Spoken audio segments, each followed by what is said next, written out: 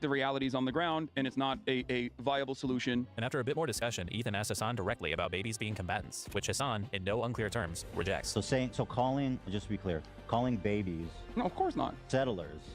Of course, they're not even living. They're not. Okay, yeah, they're babies. You can't say this in 2023. I agree. Thank you for agreeing. So Hassan using the term baby settlers was just him clarifying what someone else was saying. And as for valid targets, this is another example of Hassan getting clipped dishonestly when he explicitly said the opposite of what people are claiming he said.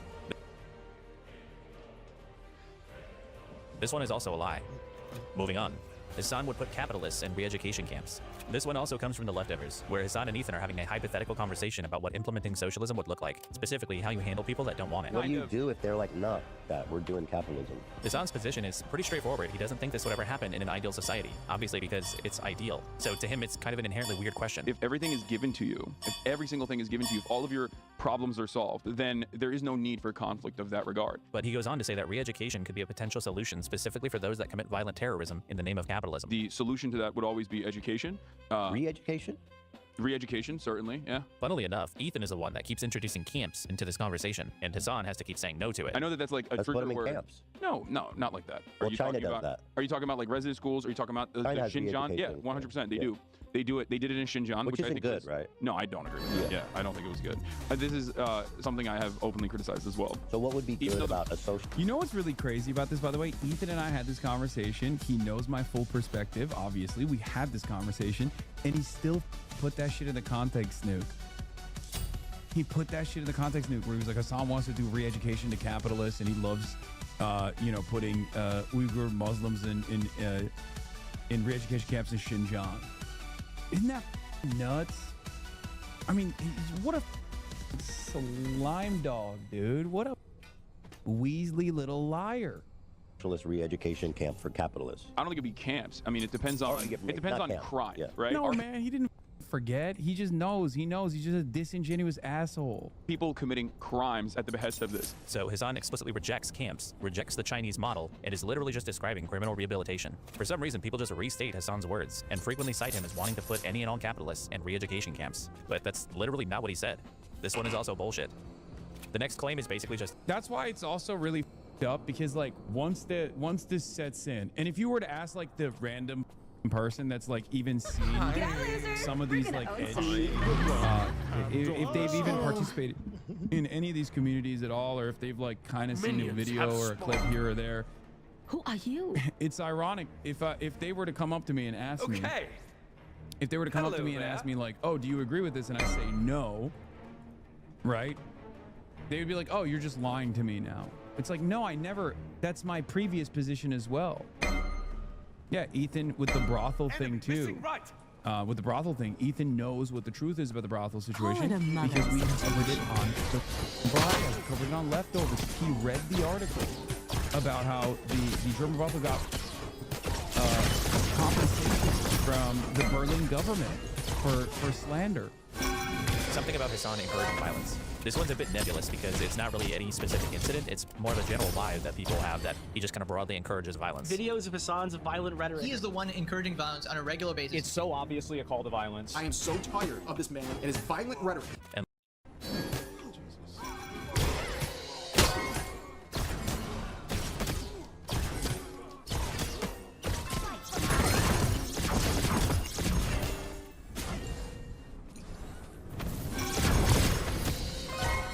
Your middle tower is under attack. I'm going for jungle buff. Take this jungle buff.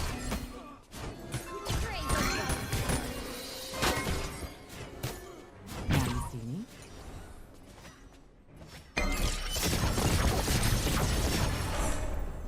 Yes. Sayonara, sucker. Fight for my... Your middle tower is under attack.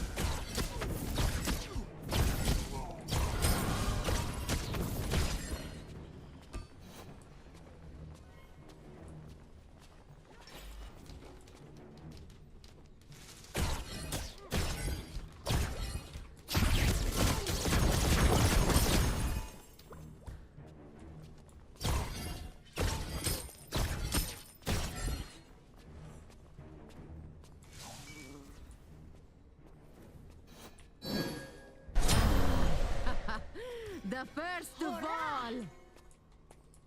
Sayonara, sucker.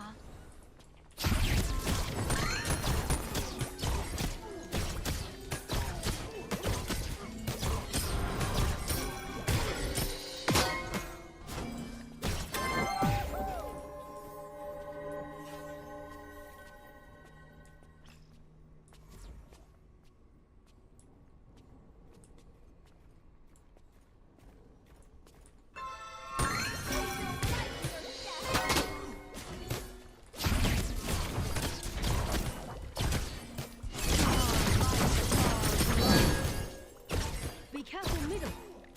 Fight for my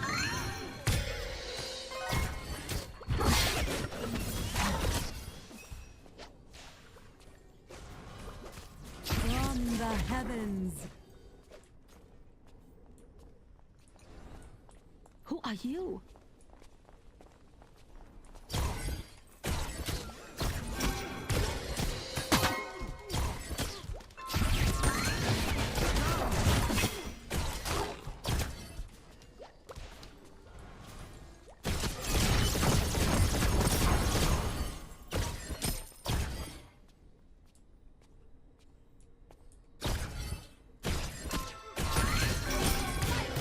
Beyond comprehension.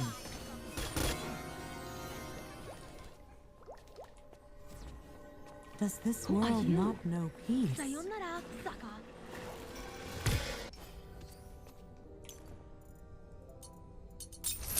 Your middle tower is under attack.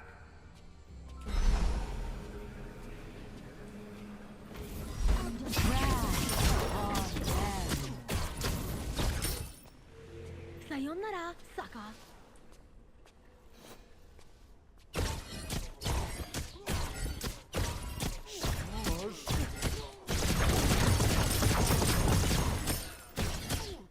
Oh, you poor thing.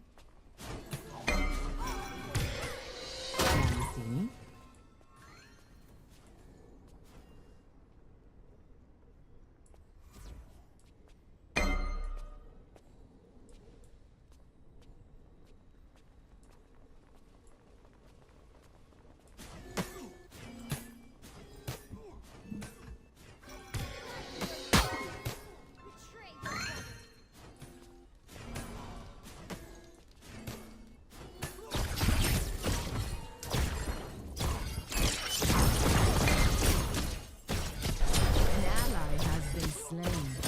Your right tower is under attack. Your left tower is under attack.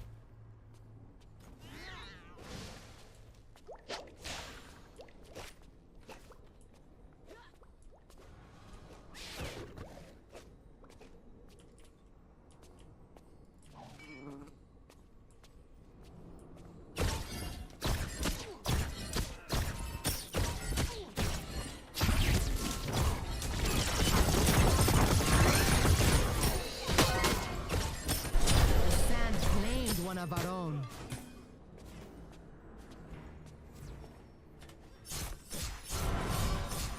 Beyond comprehension.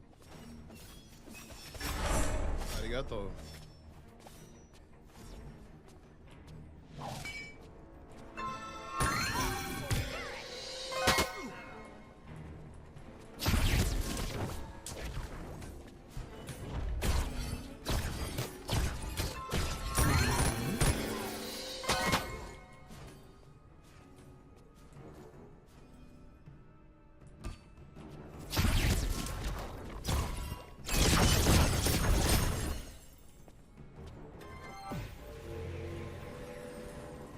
away. Attack left lane.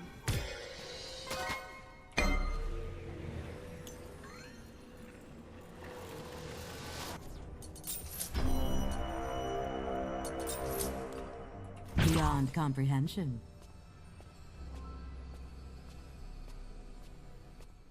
Your middle tower is under attack. Be careful left. Sayonara, Saka.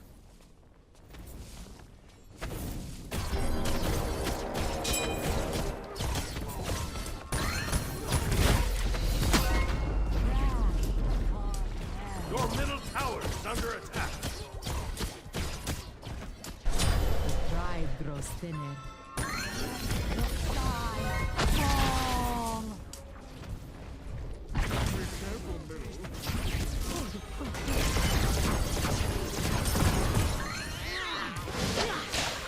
My body may die. My life to excel in every way for me. Be careful, middle. Fight for my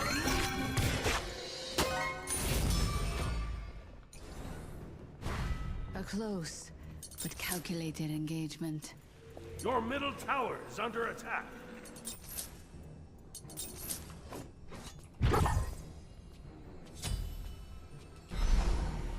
Your right tower is under attack. Your left tower is under attack.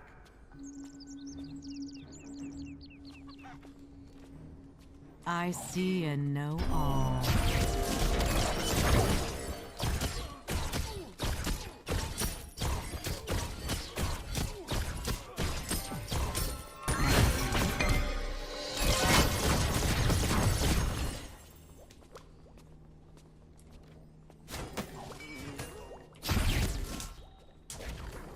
Attack!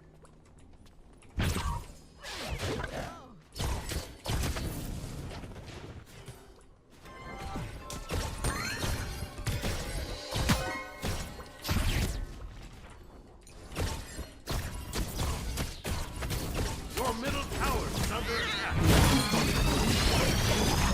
Your right tower is under attack. Rise and try again.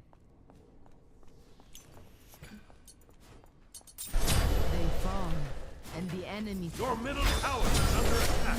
One less threat roused. Your middle tower. Sand claimed one of our own. Your right tower is under attack.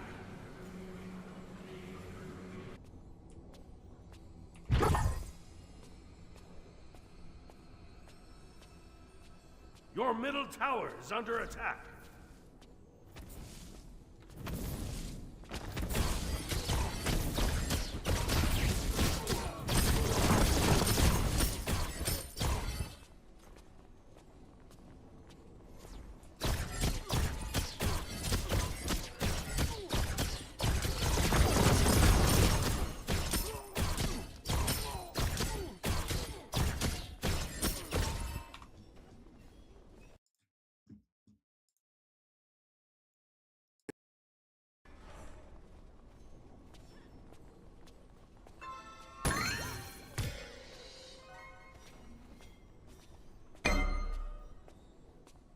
Call it a mother's intuition.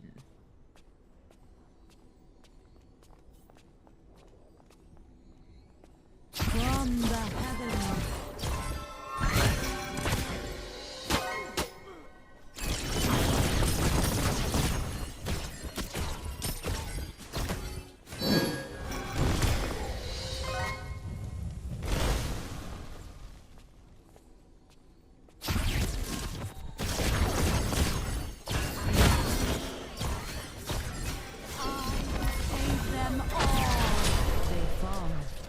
Enemy smells weakness.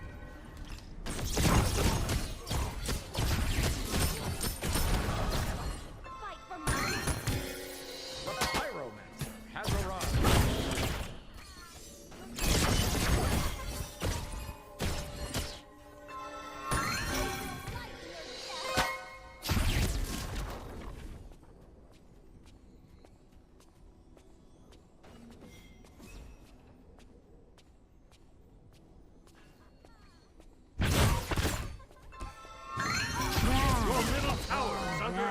Your right tower is under attack.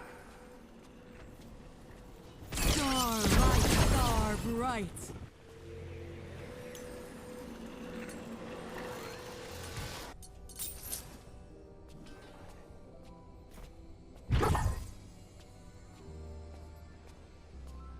An enemy has been slain. Behold the strong might.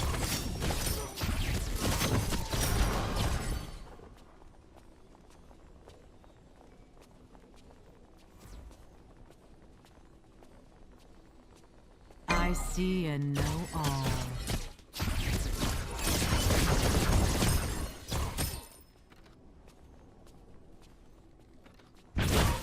On my way. The claws are finding their rhythm.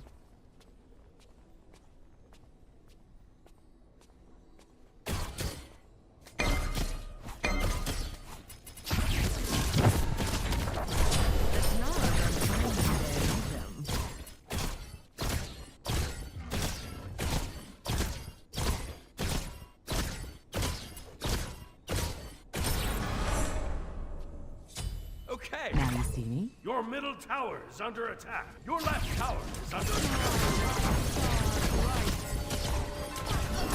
Your right tower is under attack. I know all their the claws are finding their rhythm. Just like that. Silence.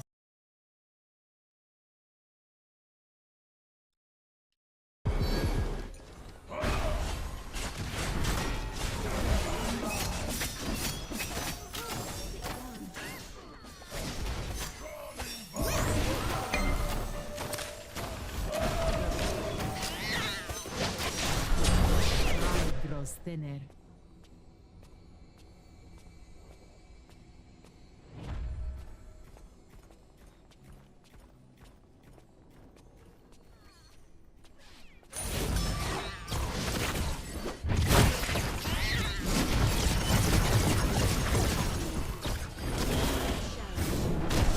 One less threat out of the field.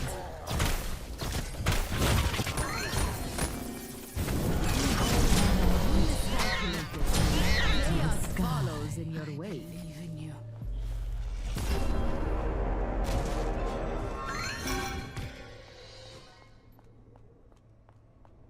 Your right tower is under attack.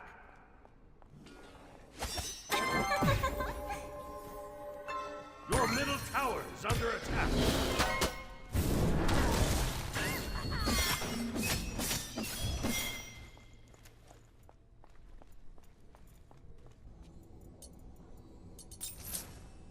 An ally has been Retreat slain. left Beyond flank. comprehension. Time to turn this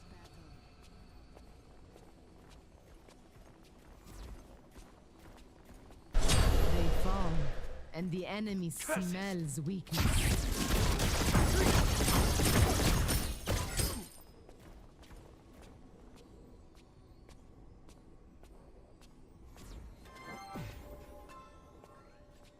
Call it a mother's intuition.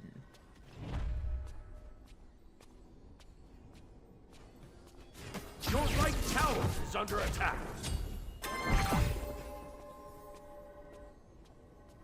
Fight for my amusement.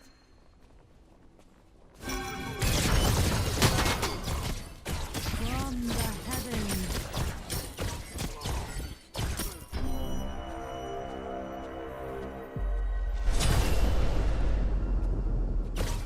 An ally has been slain.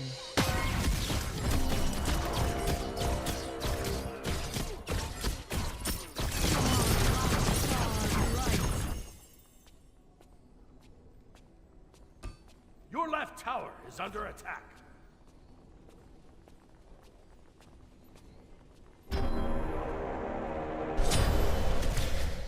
An enemy has been slain.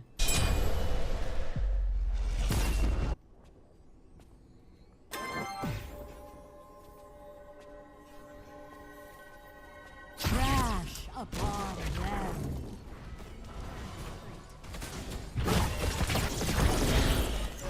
Your middle tower is under attack. Them all. Your left tower is under attack.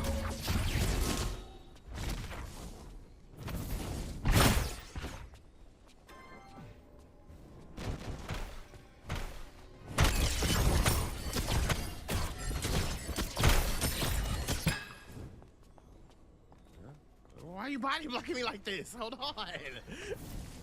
I'm trying to back up. Tank left lane. Your left tower is under attack.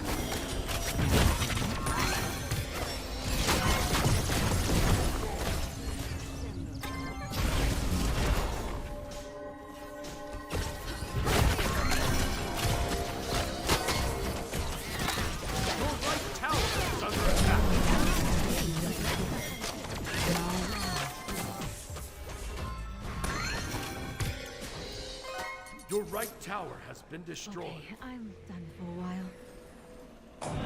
Your team has destroyed a left enemy tower.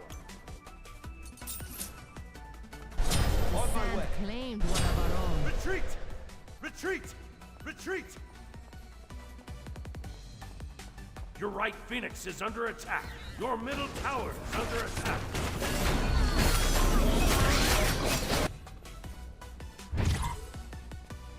Divine. I approve.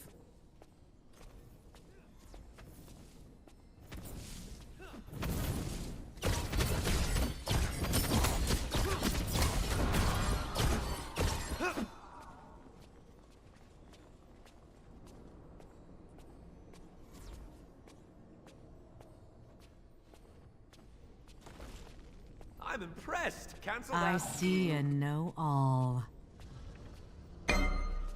Beyond comprehension. Your left tower is under attack.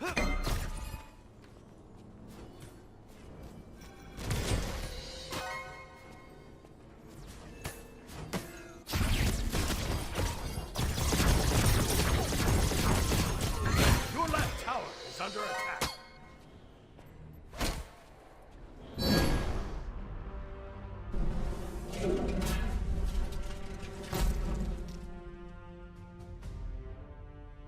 Defeat.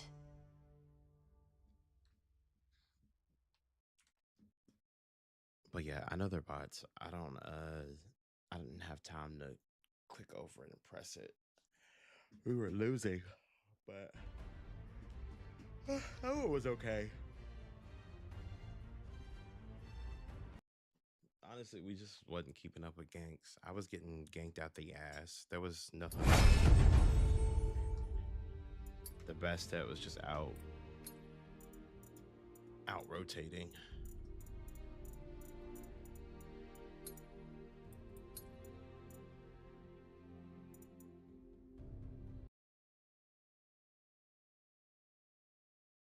Let's go back to.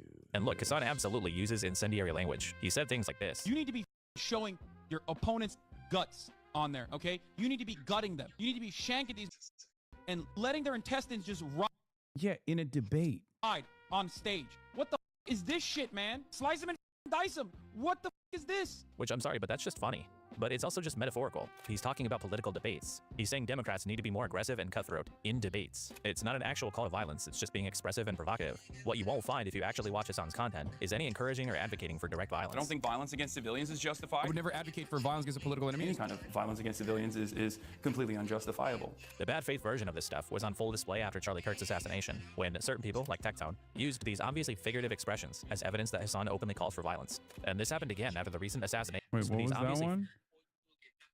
Hassan, Charlie Kirk, guys, you know someone's got to do it. I don't even know where Figurative the fuck that's expressions coming as from. evidence that Hassan openly calls for violence. And this happened again after the recent assassination attempt on President Trump, when people like Short Fed Otaku seemingly reflexively start blaming Hassan. But there is absolutely no evidence for this. In fact, that shooter seems to have been pretty openly oppositional to Hassan on social media. There's also no real evidence of Charlie Kirk's assassin being a Hassan fan either. So this idea that Hassan encourages any actual violence is very dumb, and the instances people point to as evidence for it are often entirely made up. So it'd be more honest if this critique was just that it's irresponsible for Hassan to speak the way that he sometimes does. But at that point, I just think you're kind of being a baby.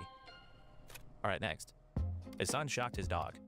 The story doesn't need much introduction. Hassan's dog, Kaya, appeared to yelp on stream when he reached for something on his desk, and the internet exploded with speculation that he used a shock collar on her. This prompted one of the most frenzied online news cycles ever about Hassan. Maybe skip this one. No, I mean, I don't care at this point. Literally, either people believe it, don't give a shit.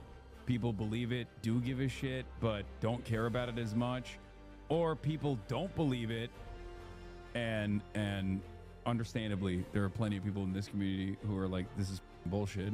But there are also people who don't believe it and keep advancing it. Okay? And I would go so far as to say the people who keep pushing this beyond like memes, beyond jokes, which many people are just doing memes at this point because that's just what it is. But it's just a meme at this point. But there are people who will go, why are you laughing about this? This is serious. This is serious. You're a dog abuser. You're a dog abuser. And the irony is those people are oftentimes in this column. And therefore nobody takes him seriously. Where for weeks, #Collargate was all anybody talked about. Hassan denied using the collar. People analyzed every frame of the incident, and it still gets brought up to this day. Now, I will say, as far as whether Hassan shocked Kaya or not, based on all the available evidence, it's probably true. But here's the thing. Kaya is obviously a well-cared-for animal. She goes on multiple walks a day, she has regular playtime with other dogs, and everyone attests to how loved and spoiled she is. I have the best dog. It's crazy. Like, if there was a dog Olympics, like, she literally clears it. She is the number one. And shock collars, while not my preference, are a legal and still somewhat widely used training tool. This is basically the dog equivalent of spanking a child. You can disagree. The irony is Fox News also destroyed shock collar gate because they snapped paparazzi pictures outside of my house of Kaya going on a walk, and people figured out that it was a vibe collar. As I've been saying, it was a vibe collar. But it is kind of funny that, you know, everyone stopped talking about that. They just don't give a agree with it, and I do also, but the idea that this represents some pattern of abuse is pretty silly. And if Hassan does use a shock collar and then lied about it, I kind of get why, considering the situation led to some people filing reports to have Kaya taken away.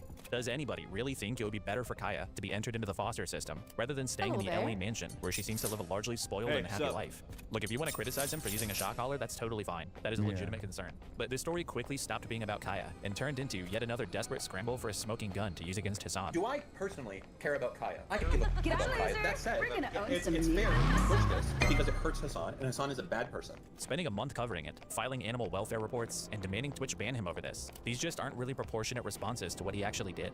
So I don't know, man, this obviously isn't ideal, but to me, even as someone who doesn't eat meat. Yeah, he falls in the camp of he did it, but who gives a shit? Is like at a certain point, most people are gonna be like, why are you like? It's very clear that this guy doesn't Minions abuse have his dog. What the spawned. fuck are you talking about? You know what I mean? It's just like it's so funny that the best thing that could have happened was me just like joking about it myself, and then all of those people getting super butthurt. And also likes dogs. It's just not that serious. Doesn't count. Next, Hassan supports terrorism. Even just engaging with this claim makes me feel like I'm losing on principle. And just to be clear, I don't really think that anything I'm about to say is particularly insightful. But what does supports terrorism even mean? Because if it means speaks positively of organizations that have been designated as terrorist groups by the US Department of State, then yeah, sure, he does do that. But when most people, especially apolitical commentators, say this about Hassan, that's not really what they're saying. They're using it as this severe Your moral middle condemnation, tower is as though under it's just attack. self-evidently true that supporting any terrorist group is morally horrible. End of conversation. But if your definition of a terrorist is just whoever the government says is one, then surely you think anybody who supported the American Revolution or Nelson Mandela is a bad guy. Highgate is still X's favorite. He brings it up daily. Brother, Gucci bag. Gucci bag. Let it go, bro. Let it go. He's gonna keep hitting every vein he can. Someone was telling me that XQC was talking about the block. Brother, can you not tell? He feels slighted. He feels up about the decisions that he made in his life that caused him, that caused him to isolate himself from people that he was friends with, myself included. And he wanted to get the bag. It's okay. He will always be recognized. He will always be recognized as a legendary content creator for a lot of young people. A lot of the FaZe boys, you know, they all grew up watching XQC. And he will forever sit around and do everything in his power to be like, you know what? Fuck Hassan. It's nothing different than this group of weirdos. Now, to be fair to XQC, unlike these losers, he's just kind of a piece of shit. He's a piece of shit. He's selfish. He doesn't care about other human beings. He's much nicer to people in person, but when the cameras are on, he's a giant asshole. And on top of that, he's been, you know, pummeling and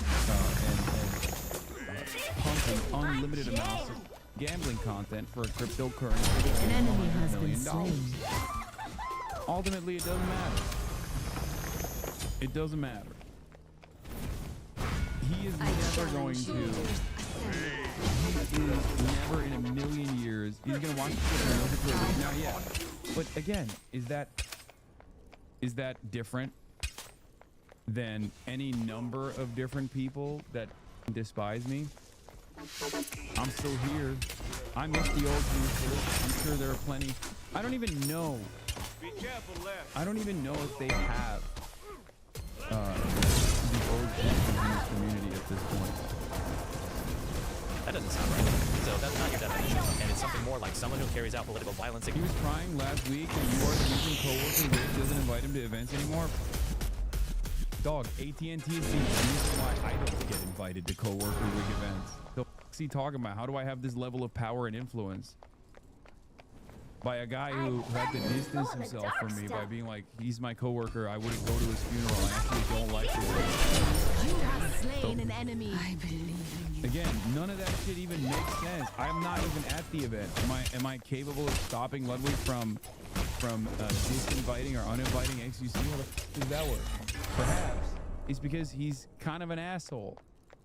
An ally has been And by slain. that, I'm not talking about Ludwig. I'm talking about XUC. He's an asshole who has, for many years, when he was at the tippy top of the game, greatly abused his prominence and his influence to mistreat people, to treat people like shit, including people like Ludwig, who was under attack. Ludwig was incredible to him. You know, I've opened my home to XQC too, but Ludwig literally opened his entire home. Not only is he super flaky and he bails on everything, but like, there's been a lot of like behind the scenes help too, and he's just an asshole. So what? At a certain point, if you're gonna consistently be a f***ing asshole, Your at a right certain point, tower you're is consistently under be an attack. asshole. People are gonna be like, all right, man, it's not worth the headache. Yeah. Against civilians, then unfortunately groups like the IDF are also terrorists, and people who call their pilots heroes are supporting terror. I think there are basically two types of people who make this criticism. The first one, which is probably the vast Also majority, this. is somebody who just hasn't thought very hard about what terrorist actually means, or how the list of them is historically just determined by the interests of those in power. Yeah. This. Clout hungry. Clout. One less Desperate threat for clout. clouds the That's field. it. Linking up with some of the worst out there. So I don't really give a shit if he calls me a dog shocker. X was also trying to poison the well by bringing up Kaigate the shit to Tyler 1, and Tyler 1 basically was just like Hassan was cool to me in person. I don't know. Yeah. Desperate. Anything else. But the other much smaller percentage of people that make this criticism are probably just saying he's supporting groups that they don't personally agree with supporting. But it sounds like way less than moral motivation, or like you just disagree. Like, are you saying your big moral issue with Hassan is that he supports the rebel group in Yemen instead of the Western-backed government, who, by the way, have likely killed far more civilians than the Houthis have? Norway is an example of a country that does have a list of designated terrorists, a list that notably does not include the Houthis. So if Hassan moved to Norway, would he then be all good to go on saying positive things about them? And furthermore, somebody supporting the cause of a group like the Houthis doesn't mean that they support all of their tactics. Any kind of violence against civilians is completely unjustifiable. Speaking positively of a group is not the same as endorsing every action they've ever taken, and collapsing that distinction is how you wind up with a completely useless definition of support. Now, there is obviously some utility to support terrorism in humanitarian and international law, but that's just not really what's typically being discussed when most people say this stuff about Hassan. Most of them are just saying he supports terrorism, and terrorism is bad, which is not really an argument. I have a lot more to say about this topic, but I'll keep it short and say that you're kind of telling on yourself if your big criticism of Hassan is that he, quote, supports terrorism. Because while he does express views that a lot of people find uncomfortable, his position on this is actually closer to that of a significant portion of international legal scholars, human rights organizations, and frankly a lot of the world outside of the West. And the entirety An enemy of has the left the game. scholarly work on anti-colonial resistance movements. Remember, my position is literally international law, okay? That occupied peoples have a right to defend themselves militarily against an occupation. That is just straight up international law. You can get mad about it, but all of this like terror jacketing nonsense, all this like terrorism, he's a terrorist, he supports terrorism, all of that is a way to sidestep the actual conversation that many of these people are not mentally equipped to have. That's it. Grassroots volunteer groups defend their town against their rising settler violence. Fundamentally describes the PLO, Hamas, PFLP, Hezbollah, and all other anti-Zionist resistance factions. When these guys get too effective, Israel will just bomb them and say they're terrorists. Yeah, Palestinians and Syrians occupy West Bank have formed a grassroots volunteer group to defend their town from rising settler violence, saying the Israeli military and their own government have proved unable or unwilling to protect them. I mean, hell, George Lucas made billions of dollars off of terrorism. So to be honest, I can't even really evaluate the truth of this claim, because it's kind of a nonsensical, thought-terminating criticism, and I don't even really know what the people are actually saying. And speaking of terrorism, Hassan interviewed a terrorist. Let's keep it brief. Hassan interviewed Rashid al-Haddad in early 2024. He's a Yemeni influencer and self-described media personality and photographer. Hassan was under the impression before the interview that Rashid was affiliated with the Houthis, probably because of the nickname that people gave him on social media, but he quickly corrected himself when he realized that he wasn't. There is no evidence that Rashid participated in seizing any ships or has any formal Houthi association. People use really dumb pieces of evidence to say, oh no, he is a Houthi, like this Instagram comment where he just says he is a soldier, which could mean almost anything, or the photos that he took on this captured vessel, which was open to the public for photos. But ultimately, it wouldn't really matter if he was a Houthi. Hassan should be allowed to interview terrorists on stream. Yes, 100%. I'm not on Twitch, but people do it all the time. Follows in your and yes, of course, I reserve the right to be able to do that, which I made very clear. That was another one of these arguments that I found so stupid, because I was like, he's not a Houthi, but I will and should be able to interview a Houthi if I want to. Like, that's what's so crazy, where I was like, they would be like, oh, you interviewed a Houthi and you're lying about it. It's like, no, I'm not. I'm just telling you what the truth is, you stupid idiot. And I'm also telling you, like, I would do it. There's just no evidence that this guy is one. Rashid is currently suing Ethan Klein for repeatedly calling him a terrorist. So based on the evidence that we have, this one's also kind of bullshit. And finally, Hassan is anti-Semitic. This claim could be its own video, and this one's long enough as it is, so I'll keep it. The evidence for Hassan being anti-Semitic is either extremely amorphous and vague, or simply not good at all. There's him calling a chatter pig dog. Bloodthirsty, violent pig dog. Suck my dick. Which people claimed was an anti-Semitic slur, even though it doesn't appear in common anti-Semitism class reads. Because they made it up after the fact. They just sit around and wait for me to say something creative. They literally, it's not. It's so not that, like, most people don't even know what it is. They're like, what? I don't really know this one. Yeah, maybe it's because you said pig, and, you know, people used to call pigs pigs. Is that what it is? I don't really fully get it, but it's fine. They made it up. It's an ad hoc response. They made it up after the fact. It's in Shrek, dude. Pussy Boots calls people capitalist pig dogs. It's in Shrek. Your right tower is under attack. It's in Command and Conquer 3.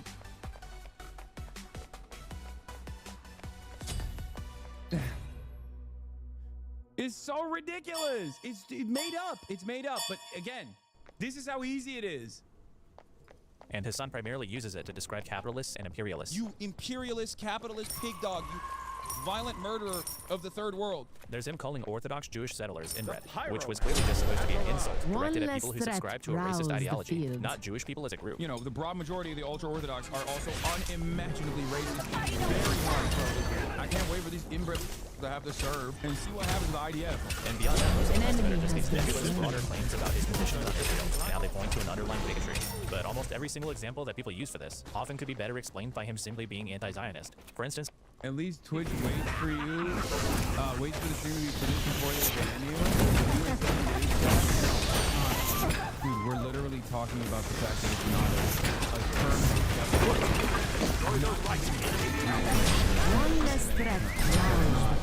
This is worse than even Cracker Day, if that's the case.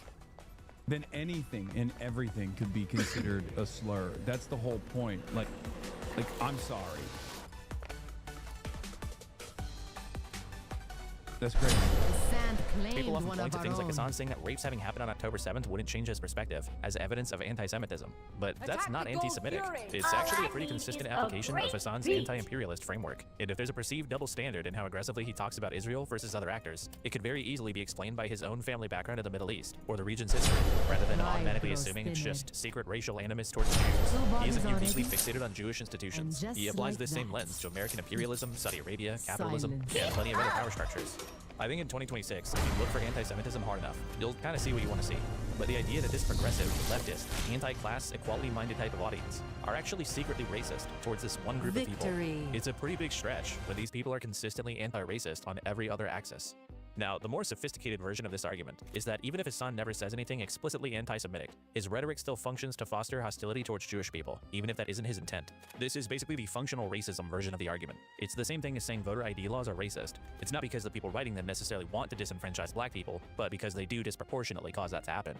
But for one, that argument requires you to subscribe to a view of racism that isn't really speaking to the character or intent of the individual, which kind of makes it have less bite. And two, that's if you subscribe to that framework, which I personally don't. So in my opinion, calling Hassan anti-Semitic isn't even misleading. It's just not substantiated. There are obviously a lot more claims we could go through, but the pattern is pretty clear. The lies about Hassan Piker that come from this side of the internet Oh, the are make pervasive. drones one, They're that was awesome. Laura Loomer loves using that. The just Allied make defeat drones to do detected. acts of terrorism. widespread, and an embarrassing number of them fall apart under even mild scrutiny. This video was focused on the drama and commentary side of this dynamic. Ethan Klein, the people around him, and what they've done to the content creation ecosystem over the last couple of years. But truthfully, this is only half of the story. Hassan also gets a hysterical level of hate from the more genuinely politically oriented crowd too, and that stuff could probably be its own video. But at some point, the commentary slop guys started getting courted by the politics sphere to the Hassan bad cause anyway. And then we have creators like Hutch, who covered Collargate for him. Yeah, that's the other side of the story. If it was just like Loner Box or Did I get the lo-fi the one? Ukraine Let's see. guy or Hutch, if it was just those guys, then it's like pretty obvious. Like the audiences that they have are inherently political. So like they're slotting themselves into a specific ideology, specific ideological tendency. But these apolitical slop tubers don't do that. So they have a broad base. And this broad base is slated for, you know, going on a political journey and learning more about the world, learning more about politics. And those guys end up developing this weird, unnecessary antagonism towards me and my worldview. And the unfortunate reality there is like, it's kind of sad that those guys often find themselves on this right-wing pipeline because they watched one too many drama slop tuber videos. You know what I mean? They watch one too many drama slop tour videos and they go, I hate everything that this guy likes. I like everything that this guy hates. And that's it. Months straight, and whose channel often looks almost indistinguishable from Nuxtaku's. It's just at a certain point, these two groups kind of start to morph together into this big, neurotic mess, and it just gets a little hard to keep taking them as seriously. Now, there are decent criticisms of Hassan. For example, in his interview with Rashid, he laughs along at the idea of Houthi pirates dancing and having fun with their captives, which could be Hassan basically sanitizing a Stockholm Syndrome type of situation. If you're gonna have this type of interview, you probably need to come in more prepared to handle those moments responsibly. He's also an extremely sloppy communicator, and at a certain point, if you're getting clipped dishonestly this much, you gotta be doing something wrong somewhere. And there are plenty of these. Dog, you literally just described the form and the function. I speak for 10 hours. Well, not 10 hours. I speak for 7 hours, sometimes 8 hours, sometimes 6 hours a day on politically charged topics from a perspective that many Americans are either oblivious to or antagonistic towards. Okay?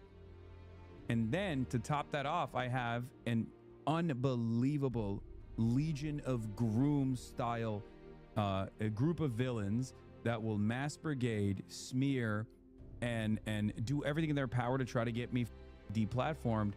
I am willing to bet, I will say this, I don't think I ever have, but I'll say it right now. I don't think there could ever be another person that would do this kind of commentary this consistently for this many years and not have the same exact level of mania associated with them, especially if they had the same level of insanity in their ops. It's impossible, and I came to terms with that reality a long time ago. It's impossible. I'm not saying, oh my God, I'm a hero or anything like that. I'm an insane person. I'm a very stubborn person. And maybe a little insane, okay? But that's precisely the reason why it's impossible. I'll give you an example. Someone who does it for shorter bouts of time, but also is seen as a villain in this sphere, Michael from Pennsylvania. And the more he starts getting motion, the more he interviews candidates, the more he's going to appear on Fox News.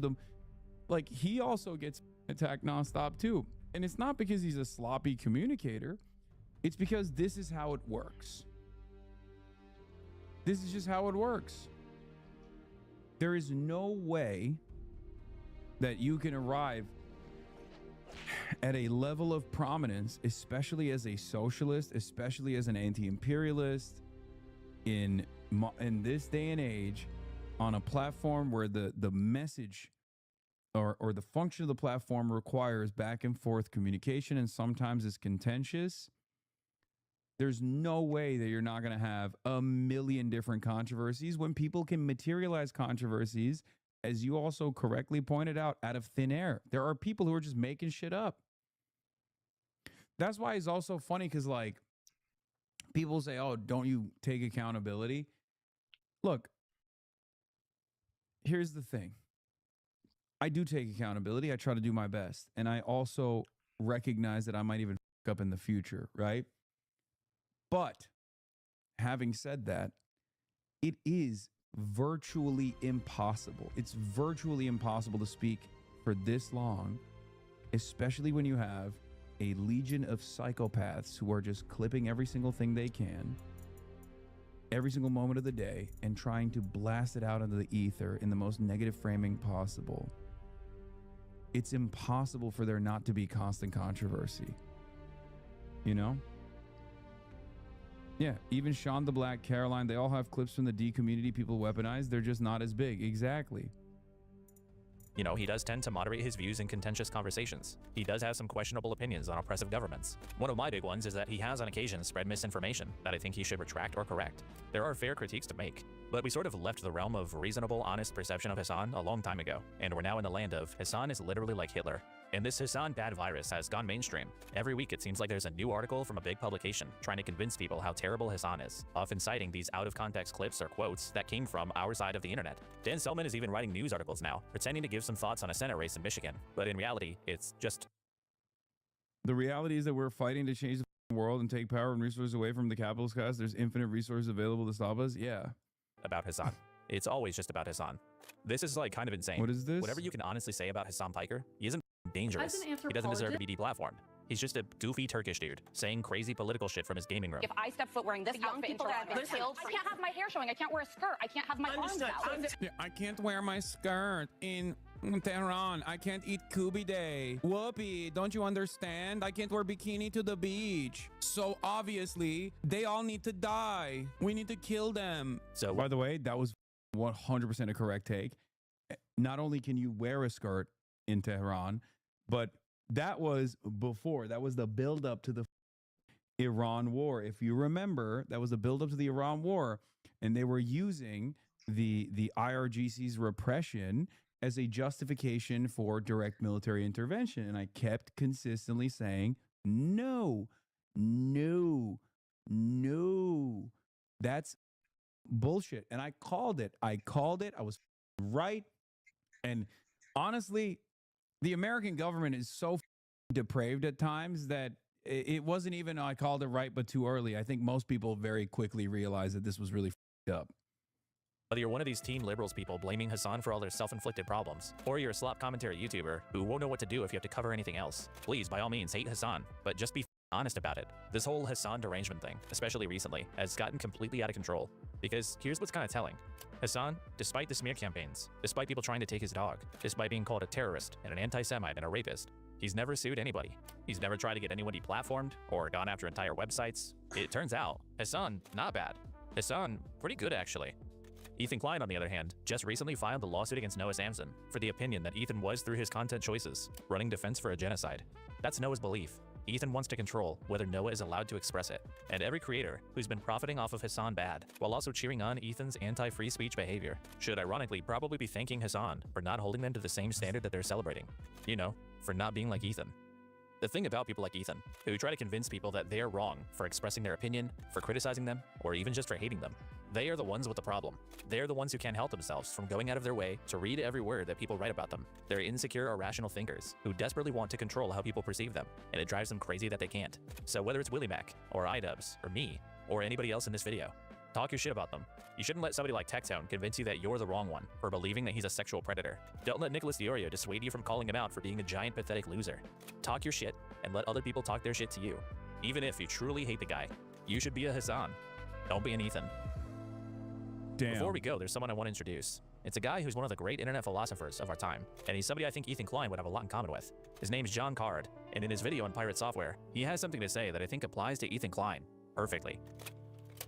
There's some people out there in the world who think it's just inherently wrong or regressive or childish to hate people, or to rail against public figures online or whatever. And those people are wrong. Wrong, and just trying to run cover for all the other people in the world who deserve criticism. When do you find someone who deserves all the hate they're getting, and much, much more, encourage that hate, feed it. Remind yourself, and others, that it's perfectly okay, good even, to wish all the worst in the world on this guy and people like him. You shouldn't just merely dislike the man, or simply disagree with his opinions. You should hate him and everything he stands for and represents. That's how a lot of people justify their hatred of me. Couldn't people use the clips, Ethan publicly relinquishing his IP in court against them, like against lawsuits or possible slap lawsuits? I don't know. I don't know how that stuff works. But that was a great video. Holy, that was a great video. This was 2 months ago. I took my sweet ass time to not watch While all it. this is going on. But go watch it. Go show it to your friends. Go show some support to it. But yeah, this video is titled "Judge Me by My Enemies." Okay. From my perspective, at least. And once again, I can't stress this enough. This literally is the tip of the iceberg. Like, that's what's so crazy about it. This is just the tip of the iceberg. Hassan Reaction is one of the best ones in the React channel.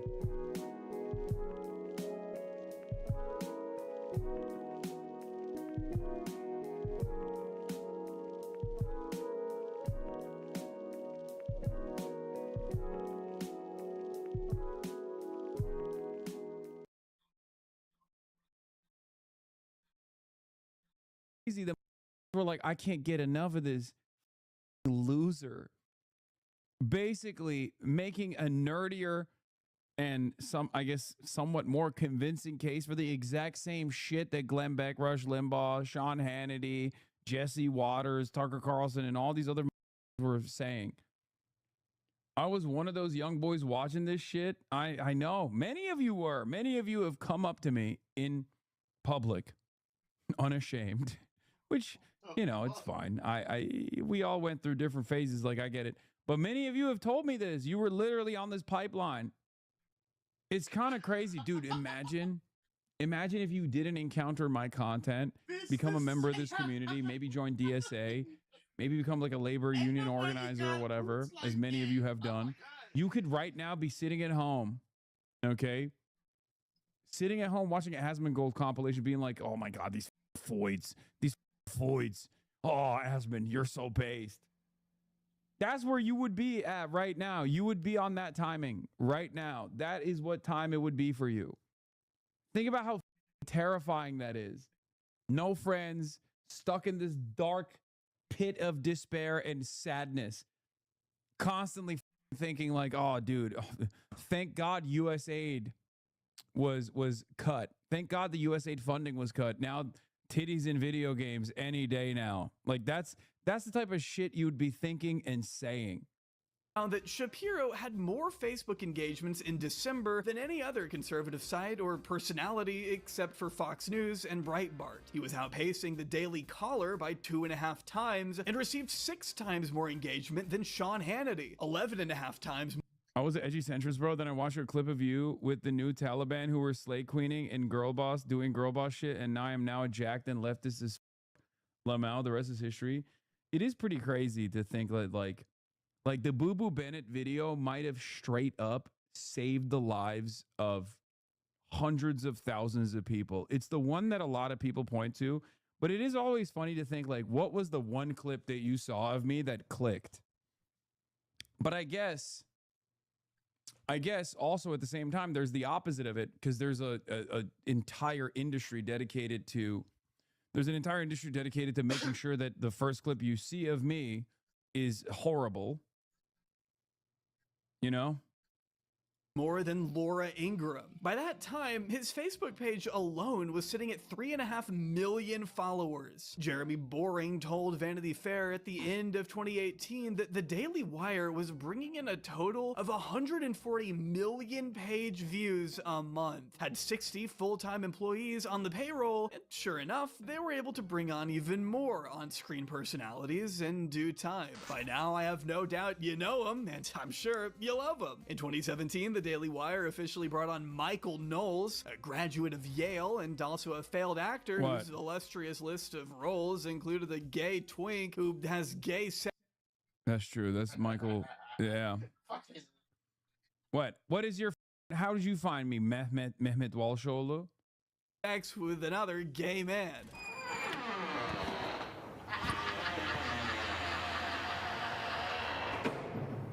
That just happened. Dog, you didn't have to wear that. That's not a Speedo. That's a thong. I debated this man on COVID lockdowns. The only reason I bring that up is because Michael Knowles, if you didn't know, is a raging homophobe who's declared that same-sex couples are unfit to have children, that their families are pretend, and has compared surrogacy to purchasing a luxury item, stating that even if they go to the baby store and purchase the eggs from one woman and rent the womb of another woman and create a child as though the child were a handbag to be purchased at Ferragamo or something, they're not fit to raise a child. He's argued that women understood the world a lot better before feminism, has decried anti-white racism, and has advocated for the eradication of transgenderism from public life entirely. So, you know, perfect candidate for the cool kids philosopher to take under his wing. 2017 was also the year that Matt Walsh joined the Daily Wire as a columnist. Before I started watching when Trump got COVID and you were openly celebrating it while CNN was praying for his safety. I would never do that. Why would you say that? Why would you say such things? being upgraded to podcast host the following year. Walsh is a man with a similar resume, though instead of acting, his past... I learned about you from Kayagate. Wait, really? What the... That's the craziest. That's like, yeah, this guy abuses his dog. I gotta check this guy out. I love dog abuse. What the... This is... Yo, my boyfriend said it was right-wing shit, lol. I was an Andrew Tate fan watching you debate him. Became your fan. Oh, nice. Consists of sitting on the side of the road and rambling to himself about the differences of consensual and non-consensual sex. No, I'm not kidding. There are non-consensual sex. Wait, so Kayagate actually caused me to get... There are hella people that are saying Kayagate. What? What was your thing? Last guy who did these owners compilations on college campuses died while arguing the racially motivated false statement about gun violence. I told a friend that America deserved 9/11, and he said, "Have you heard of Twitch?" That's what you said. I broke from watching Brian Tyler Cohen, all the same scripts he used for his videos. Man's got hella catchphrases. Kayagate was only 4 months ago. Kayagate was October 7th, 2025. Which is bad. And then we have consensual sex, which we think is always good. That's what the culture says. That's what a lot of us have, most of us, it seems like that's the idea that we have. It's like, as long as they're consenting adults who choose to do this thing, then it must be okay. But the reality is that there's a lot of bad sex. There's a lot of immoral sex. There's a lot of disordered, gross, harmful sex that is nonetheless consensual. And in the Catholic Church, you have... Wait, he's mad about... Wait, I remembered this car rant because I think this is where he advocates to minors. Okay, I'm almost certain that this is the car rant where he talks about like 16-year-olds. What I did not remember is him also railing against consensual sex that's immoral.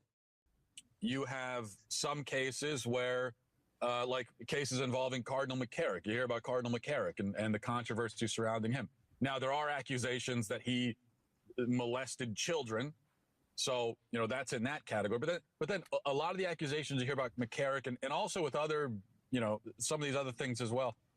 These are, in some cases, he's having sex with seminarians. These are grown men who he allegedly lured into bed and then had sex with. But as a grown man, if you let another man lure you into bed, does that belong in the same category as the 12-year-old kids? Would you believe me if I said this was also the same guy who defended teen pregnancy so long as the teen is married and that girls are technically, quote, most fertile at 17? Teen pregnancy is a new problem.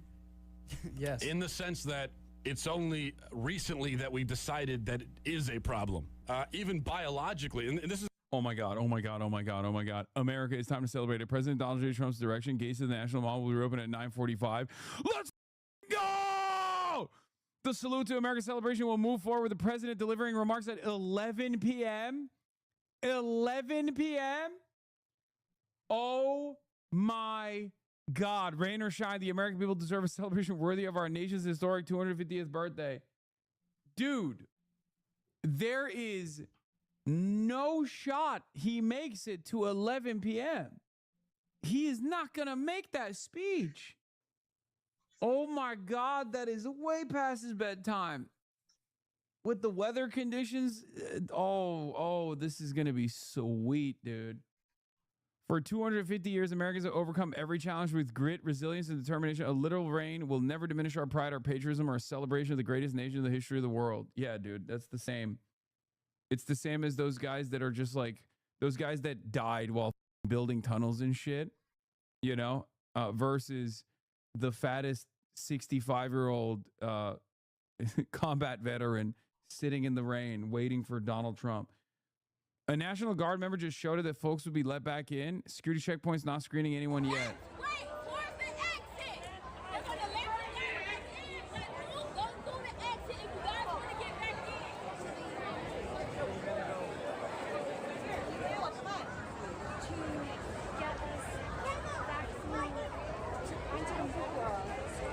That's going to get clipped. Yeah, I mean, it's past his bedtime is what I said. What do you mean that's going to get clipped? What would it get clipped for? The fuck are you talking about? Trump is having a girl shower right now. He's shaving his pussy right now. That's what he's doing. He's shaving his nussy. Fucking Washington crossed the Delaware when half of his men had frostbite on their feet in a blizzard when a quarter of his men died from smallpox, and they don't want us to get wet? What the frick? Hell yeah, dude. I'm fucking torqued to see my octogenarian president deliver the same exact speech he's delivered 750,000 times. Yeah. I wish I loved anything like this guy loves Donald Trump, man. Seriously. The mind of a hog is phenomenal. I mean, they're just cattle, dude. They're straight up cattle, but they live life so much better than we do. Let me live in the mud. I don't give a shit.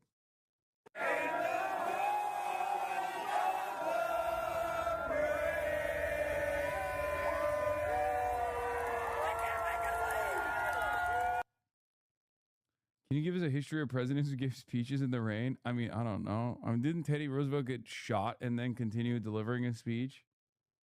So, you know. Caroline's fingers are bleeding after typing that long-ass bullshit. FDR did one in the rain in Yankee Stadium. Zachary Taylor gave a 4th of July speech in the rain, then died afterwards. What? Shut the up, dude. President Zachary Taylor did not die while giving a speech in the rain. On July 4th, he attended the groundbreaking for the Washington Monument on a sweltering day where he ate a large quantity of cherries and iced milk. He died 5 days later, likely to gastroenteritis or cholera. What? Do we? How many presidents has 4th of July taken out? What the? What the absolute man? On July 8th, Taylor remarked to a medical attendant, "I should not be surprised if this were to terminate in my death. I did not expect to encounter what has beset me since my elevation to the presidency. God knows I have endeavored to fulfill what I conceive to be an honest duty, but I have been mistaken. My motives have been misconstrued, and my feelings most grossly outraged." Diarrhea and dysentery, but not related to Asiatic cholera, the latter a widespread epidemic prevalent in Washington, D.C. at the time. To be fair, 2 of them died on the same day, so it's not as impactful, but yes, it is a surprising amount. Yeah, no, 3 presidents have died on July 4th. 1 has apparently died due to a July 4th related eating incident. He consumed copious amounts of cherried and iced milk while attending holiday celebrations during a fundraising event, which was, the Washington Monument was under construction. Over the course of several days, he became severely ill with an unknown digestive ailment. Learning American lore? Chatter was thinking of William Henry Harrison, who died 30-odd days after giving a speech in the rain. Dude, what the dude? Was that also on? William Henry Harrison died on April 4th, just 31 days after his inauguration, serving the shortest term in U.S. history. He was the first president to die in office, traditionally attributed to pneumonia from a cold inaugural day. Historians now also suggest septic shock from contaminated drinking water. Bro, these guys were getting taken out by water and iced milk and cherries. You're a nation on a native burial ground? Yeah. Dude, that is crazy.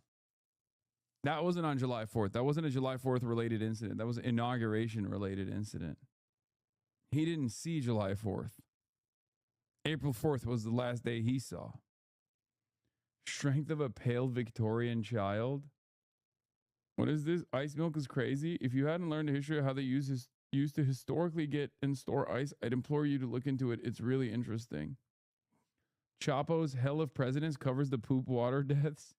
Ice was literally just frozen lake water. Honestly, I'm going to have some iced milk right the now.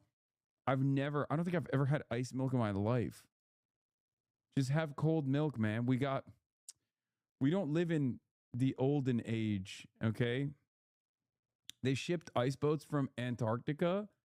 Oh my God. That's insane. That's so bad. We have 3 hours until Trump's speech. Let's go down the rabbit hole of iced milk. No, we're not going to do that. Come back, probably some. Some of them have a lot of young kids. They probably have 1 eternity later. And then when you Oh my God, I don't care. All right, let's get back to Ben Shapiro's career falling apart. Me just stating, I'm just right now, I'm going to start by just stating facts. Girls between the ages of like 17 and 24 is when they're technically most fertile. Yeah. Okay? That's biological. That's a fact, all right? I'm just stating facts. That's all I'm doing. So what I'm saying is that the problem is not per se teenage pregnancy. It's unwed pregnancy. That's the problem in society. Believe me, when I went to the University of Maryland, I was a little bit older than everybody. It was like you get there and you see these like innocent girls, and by the end of the year, it's just like the stories you've heard about them. It's like this internal need to breed, and it just comes out at the wrong time. Internal need to breed. Awesome. Another great hire there, Ben. Love the fact that Matt Walsh has sold literal plush toys of himself as a baby, by the way. Not at all strange or off-putting in the slightest. Nothing but the best at the Daily Wire, whose rotating cast of characters not only included a girl named Brett Cooper, who is essentially the gender-swapped version of Ben Shapiro, and Candace Owens, who was officially brought on board in 2020 despite a bit of a controversial past of her own, one that includes Hitler apologia, as she stated in 2018 that if Hitler just wanted to make Germany great and have things run well, okay, fine. The problem is he had dreams outside of Germany, which I think only slightly undercut some of the things he was doing. Yeah, Ben Shapiro heard that and was like, that's my gal. Ben Shapiro heard that and was like, is she pro-Israel? And Candace was like, of course I'm pro-Israel. And Ben was like, you're hired. Inside of Germany. But apparently Ben Shapiro saw that and said, we need her. Ultimately, Ben Shapiro was building a behemoth. Towards the end of Trump 1.0, the Daily Wire had been transformed into an influencer-driven juggernaut, hell-bent on waging the culture war on as many fronts as possible. Shapiro, Owens, Walsh, and Knowles were each raking in millions of views on their own respective broadcasts, and because of the constant cross-promotion that was going on, you could almost describe the Daily Wire as its own unique form of content house. Sure, they weren't living in a mansion together like Team 10, or making their money from OnlyFans like the MILF. What do you think gets Ben Shapiro braked up? Thinking about the Greater Israel Project. That's it. Nothing else. Definitely not his wife. We know that. House, but they were virtually inseparable for a time. Hassan, are you streaming on July 4th because you hate America? I love America.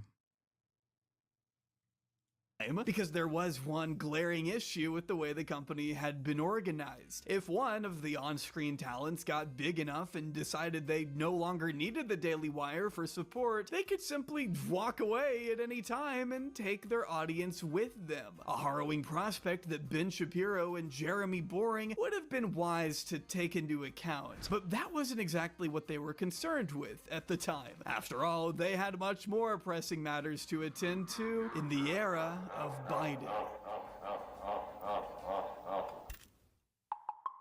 With Donald Trump officially out of the White House, Ben Shapiro and Jeremy Boring found themselves in a more advantageous position than ever. For 4 years, Ben was, more or less, having to put up a front to defend a president who he had always despised on a moral level. Now, the president was a Democrat, an old senile one that he could openly and viciously trash without having to worry about even the slightest pushback from his audience. In fact, it's what they expected him to do. And of course, Ben wasn't about to let them down. Not a good look there, Joe. Not a great look at all. He's completely asleep. So, this guy is a fail. He is a giant fail. And I've loved kids jumping on my lap. What the f?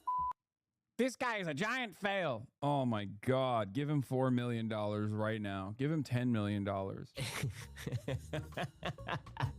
That's a great meme.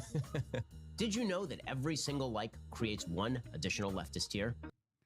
I just don't understand like what people, I mean, I guess like this is the content equivalent of doing like anti-woke razors. You know what I mean? Where it's just like a more dog shit version of something you could get that's readily available, but this time it's got, you know, you're also doing it political style. Like there's also a political movement that you're a part of. Like who the will be like, oh my God, I can't wait to watch this guy go epic fail on another Joe Biden compilation. That is just science.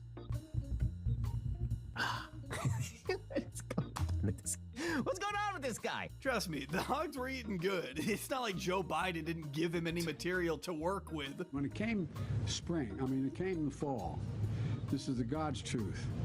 And you get in the car, and there's a little frost on the window, turn on the windshield wiper, there'd be an oil slick. Not a joke. I have asthma, and 80% of the people who, in fact, we grew up with have asthma. That's what you call a fence line community. This is the kind of person who's president of the United States. In January of 2022, Boring announced that the Daily Wire's 12-month revenue had hit $100 million for the first time ever, up roughly 65% from 2020. Having just moved their headquarters from Los Angeles to Nashville, Tennessee, the company was prepared.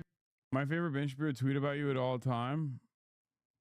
Rare W in the Ben Shapiro Book of Takes. As a gay man, I have been reliably informed that in order to truly be in a slut era, Hassan the Hunt must show hog. That's real. He did say that back in May 4th, 2022. Where did you find this? This has got to be your own tweet, I assume. To put their massive war chest to good use by introducing a wave of new and expensive projects. And I'm not just talking about overproduced commercials for anti-woke razor blades and pronoun chocolate. I'm not really sure actually, and I don't care. In June, they announced the Daily Wire Plus, an obvious spinoff of Disney Plus, though Disney Plus never offered commentary from a doddering old transphobe who has beef with Elmo for some reason. So if that's your thing, I guess it could be worth the $7 to $21 $5 they make you cough up, I don't know. They also announced another paid streaming platform called BintKey that featured content exclusively for kids and sought to answer the age-old question of, what if Bluey were a homeschooled chinchilla voiced by washed-up reactionary comedian Rob Schneider? Yeah, nothing screams family values like that guy. Full disclosure, I haven't tried watching Chipchilla yet, and probably never will, but everything I've read about it indicates it was a pretty standard children's show with an emphasis L for you, because it's great lessons to be learned there. on respecting your parents and loving your country, I guess. Apparently Boring didn't want to make this one as explicitly political, though he did explain that the point was to push back against what he saw as the worst excesses of the woke left. Okay. Kids go to school for 40 hours a week, and then they engage in pop culture for 40 more hours every week. That means for 80 hours of a child's week, you are turning them over to the left. Oh no, the exposure to new ideas and differing perspectives, God, anything but that. A good parent might spend 15 minutes a day in meaningful conversation with their kids. A great parent might take their kid to church for 1 hour, or 2 hours, or 3 hours a week. The other 80, they're watching Disney. They're online. They're in public schools. Oh my God, the horror! I would never allow my kids to endure the satanic dogma espoused by Disney Channel and Oh yeah, my famous Ben Shapiro ratio. Masculinity and femininity exist. Outward indicators of masculinity and femininity exist in nearly every human culture. Boys are taught to be more masculine in virtually every human culture because of the role of men is not always the same as the role of women. To which I responded with, Ben, you're 5'3", can't grow facial hair, and weigh 100 pounds soaking wet. If we can both be considered men, you should probably be a bit more open-minded about gender expressions. Is clearly not as rigid a binary as you try to imply. It is 118,000 likes. Yeah. This was back in the day. This is pre-Elon purchase Twitter. So you look at the replies and it's like all real human beings. I'm almost certain this caused Ben Shapiro to grow a beard, by the way. Zoran aura farming again? Hey, our nation.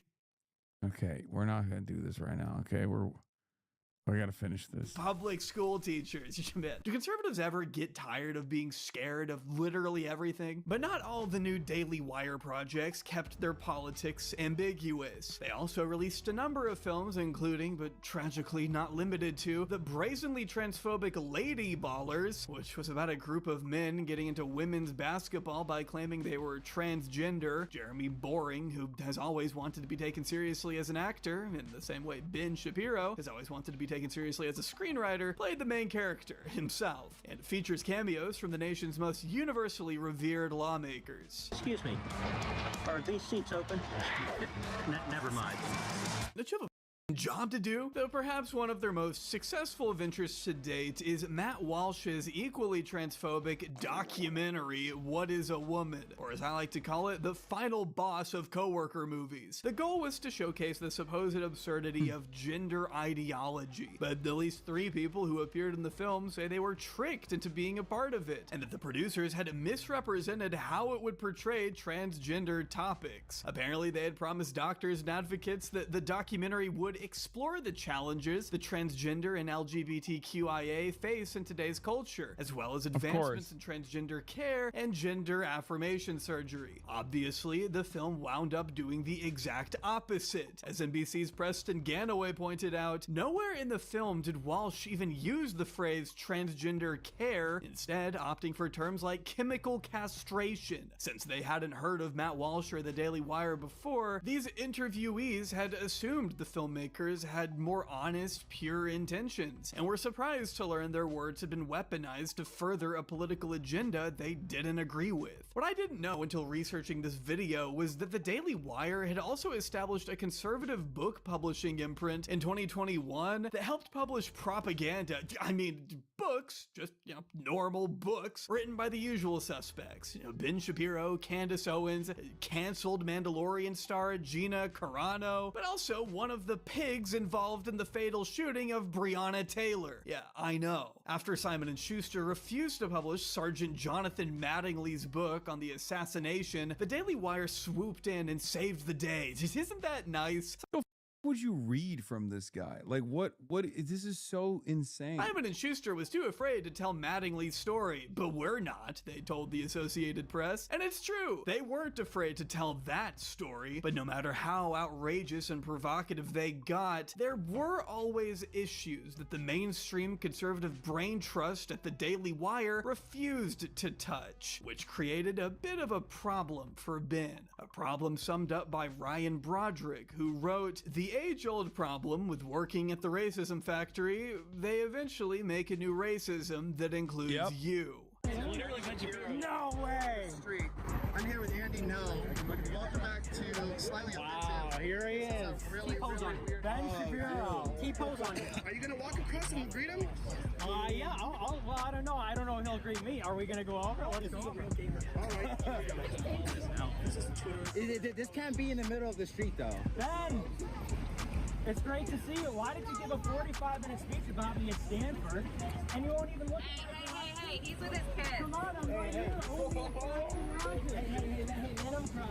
Let him cross. I know you're with your family, but I can't get through you out. I shouldn't have to spell out for you why Ben Shapiro, one of the right's most prominent Jewish commentators, and Nicholas J. Fuentes, an ardent neo-Nazi Holocaust denier, would hate each other. They've been trading blows for almost a decade. Fuentes sounds like old Shapiro, same tone. Nick Fuentes also says the same shit that Ben Shapiro says, including going back on a lot of his open farming of anti-Zionists for the last two and a half years, and now saying that, like, actually Muslims do deserve to be slaughtered. They all hate us. He even openly admitted that he was farming the Muslim audience to the best of his ability. Yeah. I'm not so certain he even hates Israel all that much. He just hates Jews. I think that's it. Like, he would probably be fine with a world where they all just went to Israel, you know? Like, that's kind of his unprincipled stance on this issue. Decade now, with Fuentes telling Tucker Carlson about their first interaction all the way back in 2017. I said, how is it anti-Semitic to just be consistent on our U.S. foreign policy? I tweeted to Ben Shapiro. I said, you know, I've never seen anything on the Daily Wire that's actually critical of Israel. And he quote tweets me. And at this time, I have 1,000 followers on Twitter. How old are you? I'm 18. I don't know. I probably got 100 likes on this tweet. It wasn't a viral tweet. He quote tweets me and says, to accuse a Jew of dual loyalty is the surest sign of anti-Semitism. He immediately called you an anti-Semite. I was like, what is this? Like, why is this guy attacking me? You know, because I don't have a platform at this time. I'm not an influential guy or anything. I was surprised at why he cared. Yeah.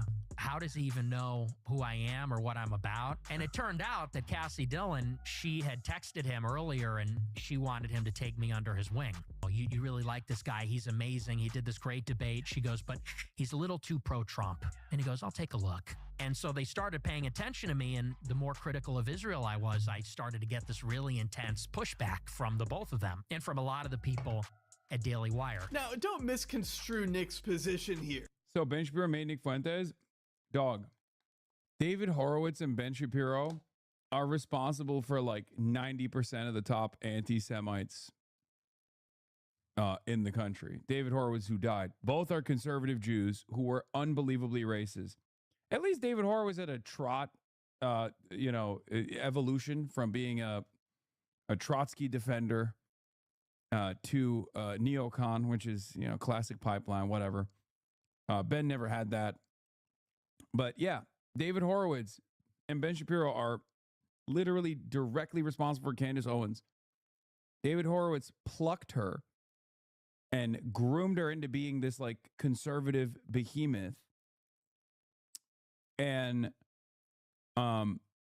then Candace Owens was Trump speaking now in DC. No, he's not speaking now, dude. The doors are open as of now. He's speaking at 11. Mark Levin also is up there as well, another conservative Jewish man. Nick Fuentes openly admits in this video, in this interview, that he learned about the Great Replacement conspiracy from Mark Levin.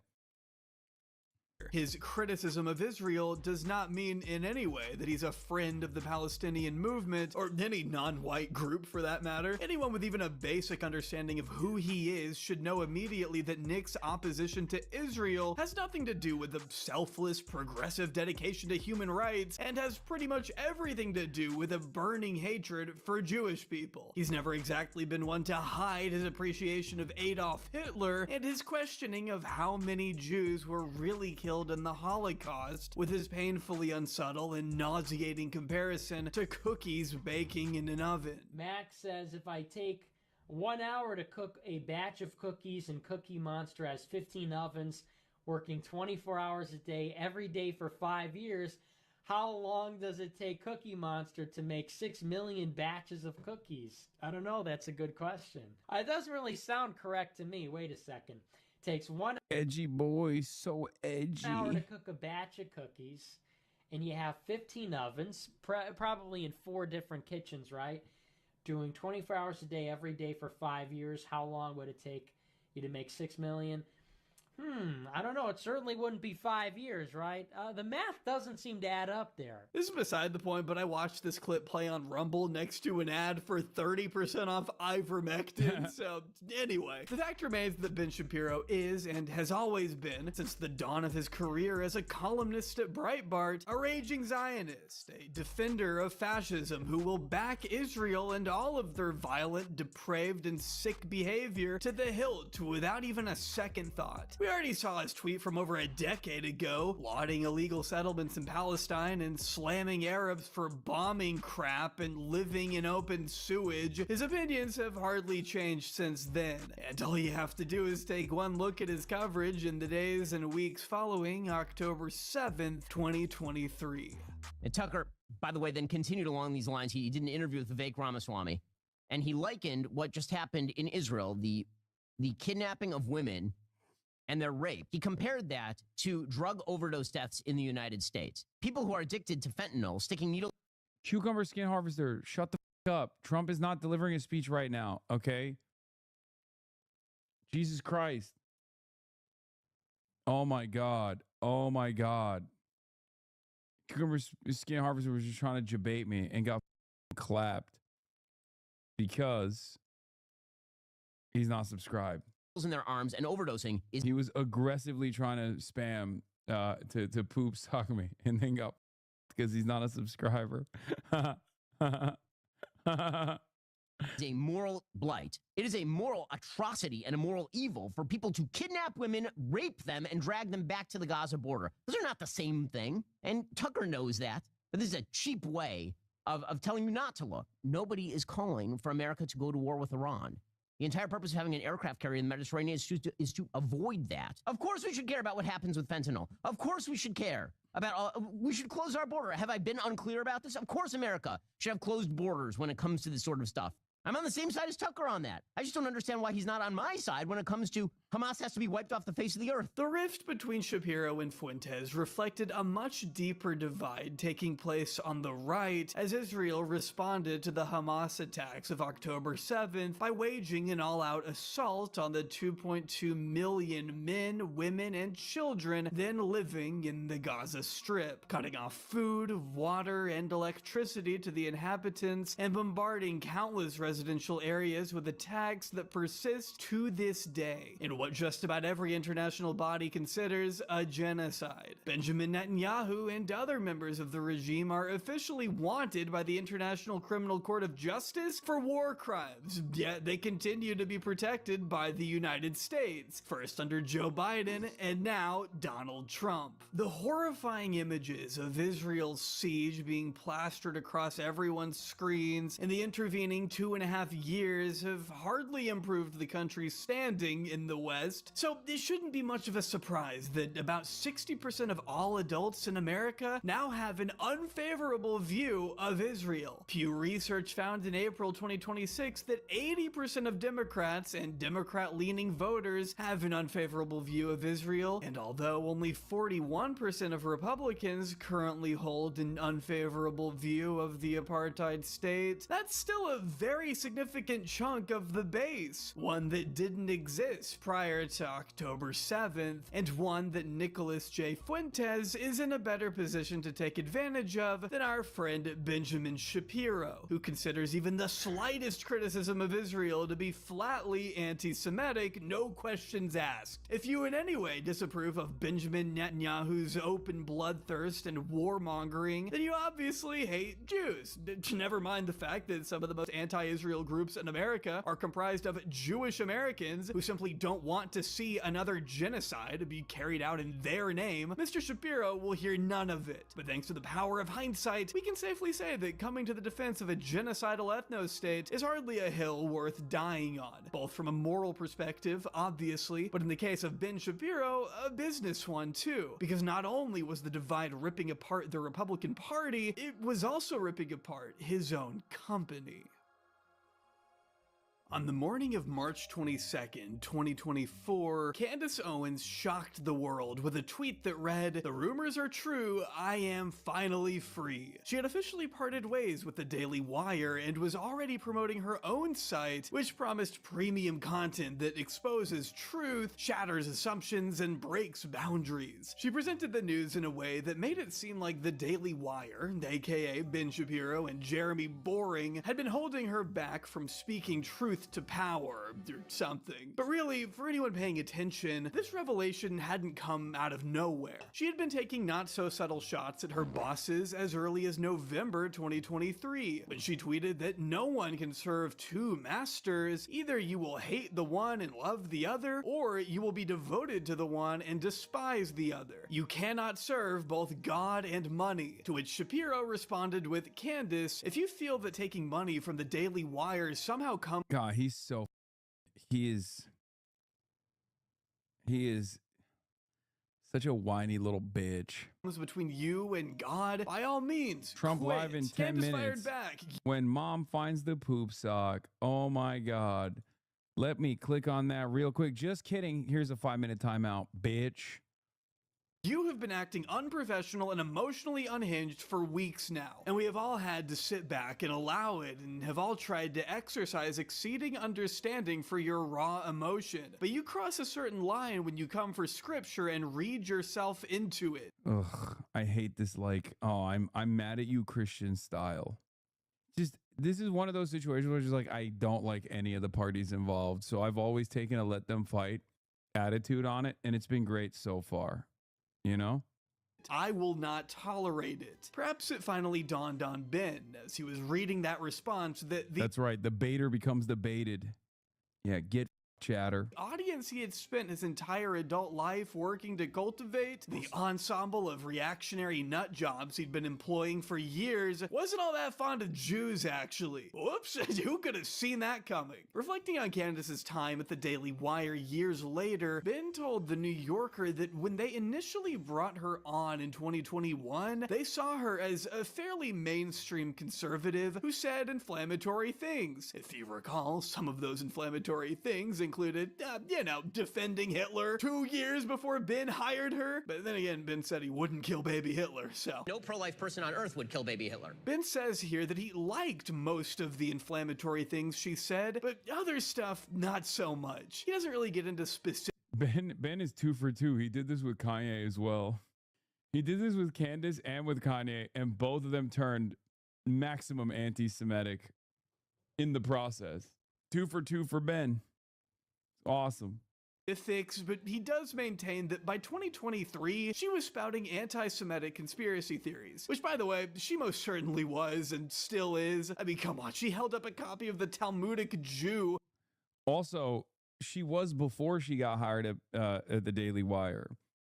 It was only when she became anti-Israel on top of her anti-Semitism, that's when Ben got mad. Never forget that. Like, there was no question on whether or not Candace Owens was anti-Semitic when she was hired by the Daily Wire. Everybody knew it. Okay? Everybody knew it already. The only reason why she was fired from the Daily Wire is because she became anti-Israel.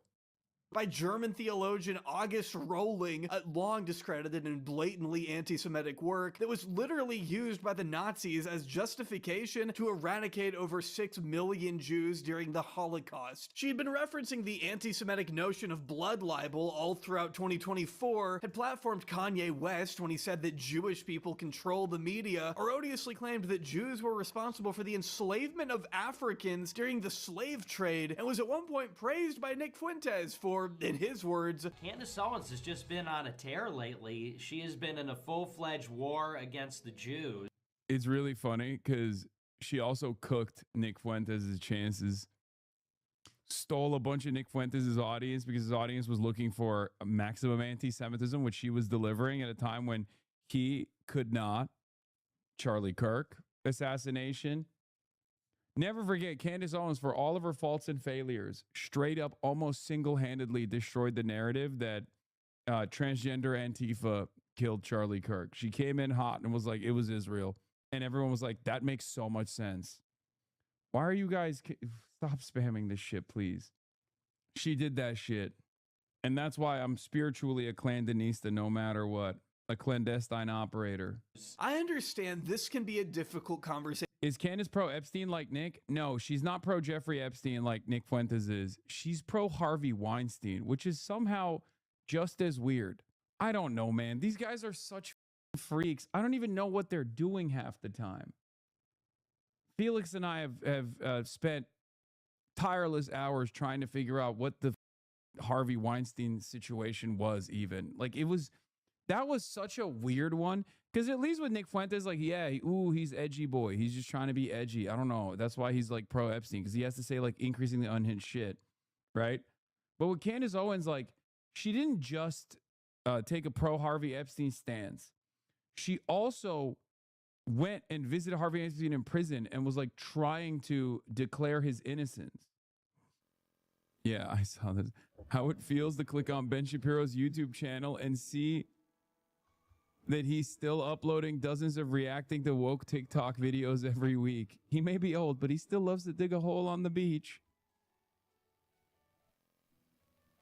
Crushing it. 36K. Finally, good news from TikTok. 46K. What's his problem? He's not a fan. Is Coca-Cola the fountain of youth? Did I say Harvey Epstein? I meant Harvey Weinstein. Sorry. Yeah, look. It's a banger. Harvey Weinstein has been incarcerated since 2020. Candace Owens did that shit on May 20th, 2025. Like, that was recent, bro. You know, looking back at it. And I want to thank you, Candace, for giving me the opportunity to... Like, how are you anti-Israel? And then you're trying to clear the image of Harvey Weinstein, who famously used a Israeli PSYOP service to harass his victims and the journalists that were covering his story and uncovering his sexual misconduct. Like, literally, Black Cube is the service that he used. You might know the name of the service, Black Cube. Former Mossad agents made it. It's an intelligence agent. It's a private security company. Okay. Black Cube was recently in the news a couple months ago because it turns out they were trying to intervene in elections in France and also the mayor election in New York.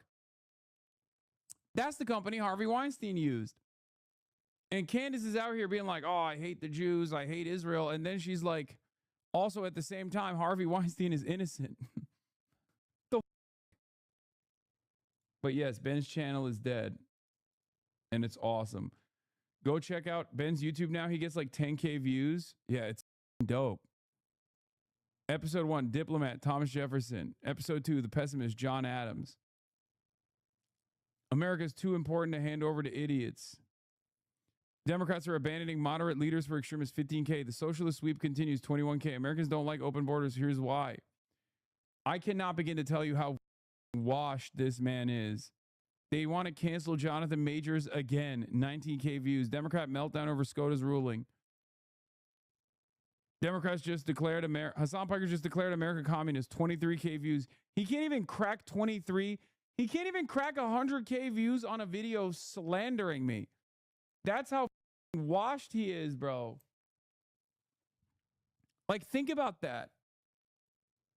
More Pegaslop is doing 10x his viewership, cutting the same video every day. A 45-minute rant being like, oh, this guy Hassan, he is such a loser. He is such a hypocrite. Oh. More Pegaslop is teabagging him, bro. It's crazy. Yeah, Trump wins SCOTUS, says send them home, 407K views. Now, the disparity here could probably be explained by the fact that they're probably bumping some of them with ads. They're probably buying a shit ton of ads to reboost the channel, and it's not working. That's why some of his videos get 400,000 views and most of his videos get 30,000. It's crazy. These clips of Democrats don't want going viral. Yep, don't worry. It's not going to go viral anytime soon on your channel, buddy. To have when even the mildest criticism of Israel gets misconstrued as anti-Semitic. But make no mistake. Please do the Matt Maroney, Trump's biggest donor. This bridge behind me is by Matt Maroney, Trump's biggest donor.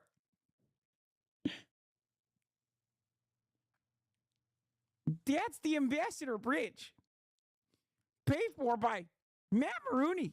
What gives? What gives? Trump's biggest donor.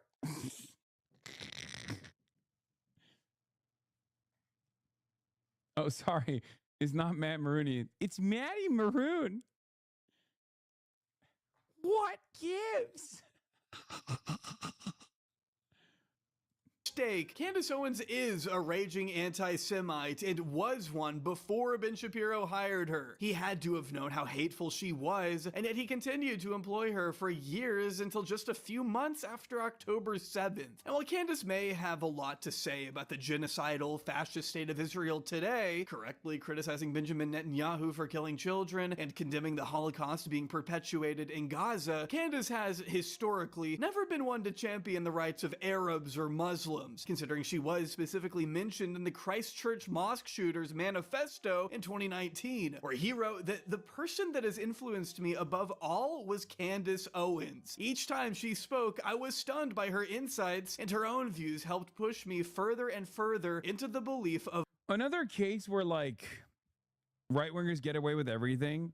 Can you imagine if any shooter's manifesto mentioned me this clearly? Oh my God, every liberals would be like, we have to kill this guy. They would be like, free the shooter, kill Hassan instead. You know what I mean? And so would the Republicans, of course. I'd be in jail. Violence over meekness. And yet, Ben Shapiro hired her anyway. The idea that she was just gonna play along and never turn against his identity as a Jewish man is a silly one that Ben should have anticipated long before spending so many years building her up. He created this monster, and now she's gonna swallow him whole. Candace spent the next 2 years steadily building up an audience, daring to go where the Daily Wire never could by actually criticizing Israel. In the case of Candace, it was coming from an anti-Semitic place, but it nonetheless resonated with those who saw the most heinous atrocities imaginable being carried out in the name of a flag bearing the Star of David. Being anti-Semitic and being anti-Zionist are two very different things. One can rightfully call out Israel's war crimes while also recognizing the reality that Jewish people are not a monolith and are not collectively to blame for the crimes of a nation state. But Candace seeks to conflate these things, and frankly, so does Ben Shapiro. In their world, you cannot denounce Israel without also denouncing Jews as a whole, and that's precisely where their rift stems from. As Israel's genocide in Gaza moved forward with the complete support of the United States, more and more regular Americans were becoming dispossessed with what they were witnessing. They turned to the internet, saw that Ben Shapiro was defending Israel Israel's crimes and compared that to what they saw coming out of Candace Owens, a person who seemed more than willing to call out the various and obvious crimes against humanity. Basically, she was beginning to steadily siphon off the Daily Wire's viewers. Media Matters reports that from January 2025 to March 2026, Candace was able to add 10 million new subscribers across all platforms, generating 81 million TikTok likes and 805 million views on YouTube. Her follower and subscriber count had ballooned to 24 million across all of her accounts, a staggering 80% increase since the beginning of 2025. She really was, for all intents and purposes, free from the Daily Wire's grasp, meaning there was nothing stopping her from getting crazier than ever before, especially in the days, weeks, and months following the fateful day of September 10th, 2025. Chaos and horror on a college campus. Conservative activist Charlie Kirk gunned down in front of a crowd at Utah Valley University. With the assassination of Charlie Kirk at Utah Valley University in Orem, Utah, Candace Owens coped with the loss of her friend by ramping up her trademark conspiracy theories to a whole new level. It's true that the investigation surrounding Charlie's death was suspicious. I'm sure you all remember those oddly written text messages the gunman was said to have typed out in the immediate aftermath of the shooting. Candace not only got to work pointing out the various inconsistencies in what the authorities were telling the public, but she was also quick to conjure up some theories of her own, even if they didn't make the most sense. First, she said that Israel had killed him, since he was supposedly coming around on his views on the country. His allies dispute that he was. She went on to assign blame to the French government, since she was, after all, in the midst of battling the Macrons in court after slandering the First Lady of France as transgender, even going so far as to say that Tyler Robinson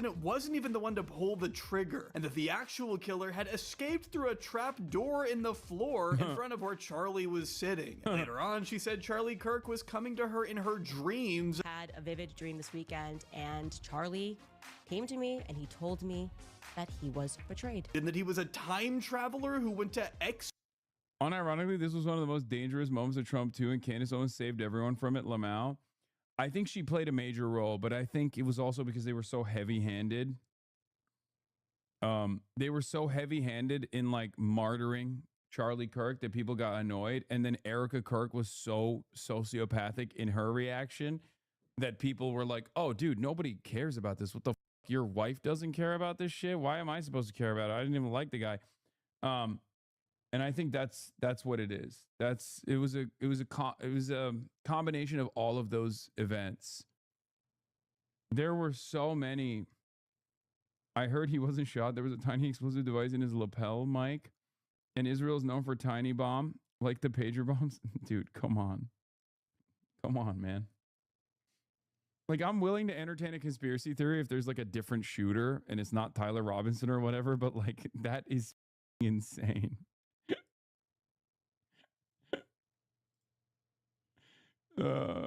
That's funny. In school? I mean, she was just kind of saying whatever at a certain point. Of course, she had previously speculated that Charlie could have been taken out by elements within the US military and even TPUSA itself, targeting in particular Charlie's widow, Erica. In February.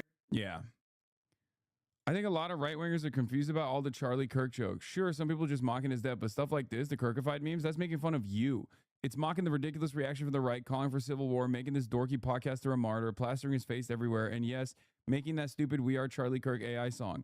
Compare this to Henry Kissinger dying.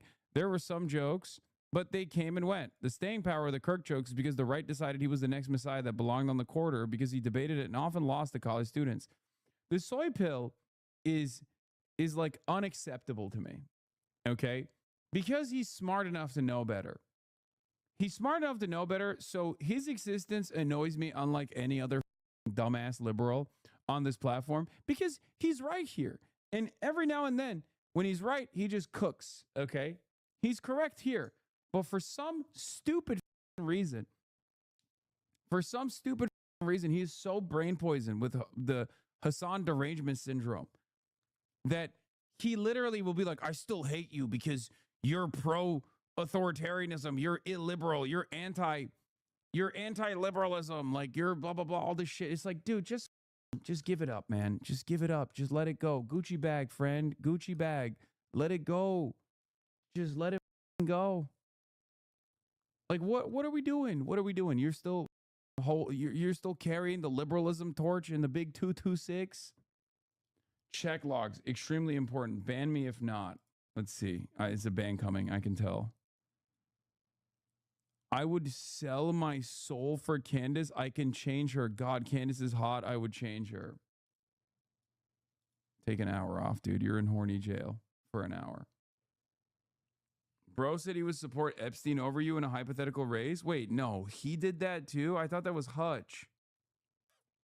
Yeah, you guys are confusing him with another Destiny orbiter. The soy pill doesn't hate you like Hutch does. He and Pissock would have a normal convo with you. No, he is like tweeted. He has tweeted like recently something in the replies. I just don't understand it. To me, it comes across as like insane. You know what I mean? I forget where it was, but he recently, like maybe a week ago or something, he's a huge deorbiter. Those guys, don't ever give him oxygen, please. Yeah, I think he's still very much. I can't tell if he's like a skeptic now. You look tired as well. I am tired. Some of these guys are not as insane, right? Like some of these, I think Hutch is as insane. Like when you say you'd rather vote for Jeffrey Epstein instead of me for president, or if you think that I'm like worse than Donald Trump, you're an insane person, right? I don't think this guy is one of those people.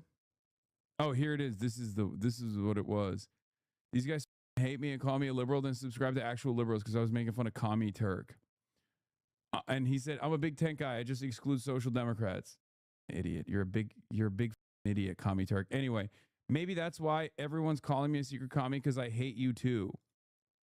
Do you ever explain why? Serious, because I can't understand why someone with largely sensible content wouldn't hold less contempt for someone with also largely sensible content. He uses platform to spread voter apathy, and when faced with the most obvious trolley problem in the world, threw up his hands and said, no, I won't use my millions of dollars and hundreds of thousands of fans to try and stop Trump from winning.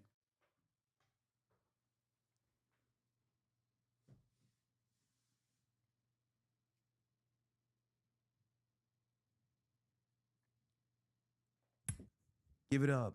Give it up. Brother, give up the Kamala dead ender shit, please. Please. It's the dumbest analysis anyone can ever engage in, okay? Like Taylor Swift couldn't get Kamala Harris to win. What the fuck are you talking about? If you still think I'm the one causing voter apathy, you're a baboon, okay? Beyonce couldn't generate enough excitement for Kamala Harris. Why the f do you think I'm capable of doing that? And better yet, how have you not comprehended that at the end of the day, what matters is the policies? You can't outflank the policies, okay? It was Kamala Harris that created voter apathy. He has signaled this year that he would not promote Gavin Newsom over J.D. Vance in 2020. I actually commend him for promoting these DSA candidates and putting his time and money where his mouth is, but it's ridiculous he wouldn't do the same to stop a fascist from winning. Oh, my God.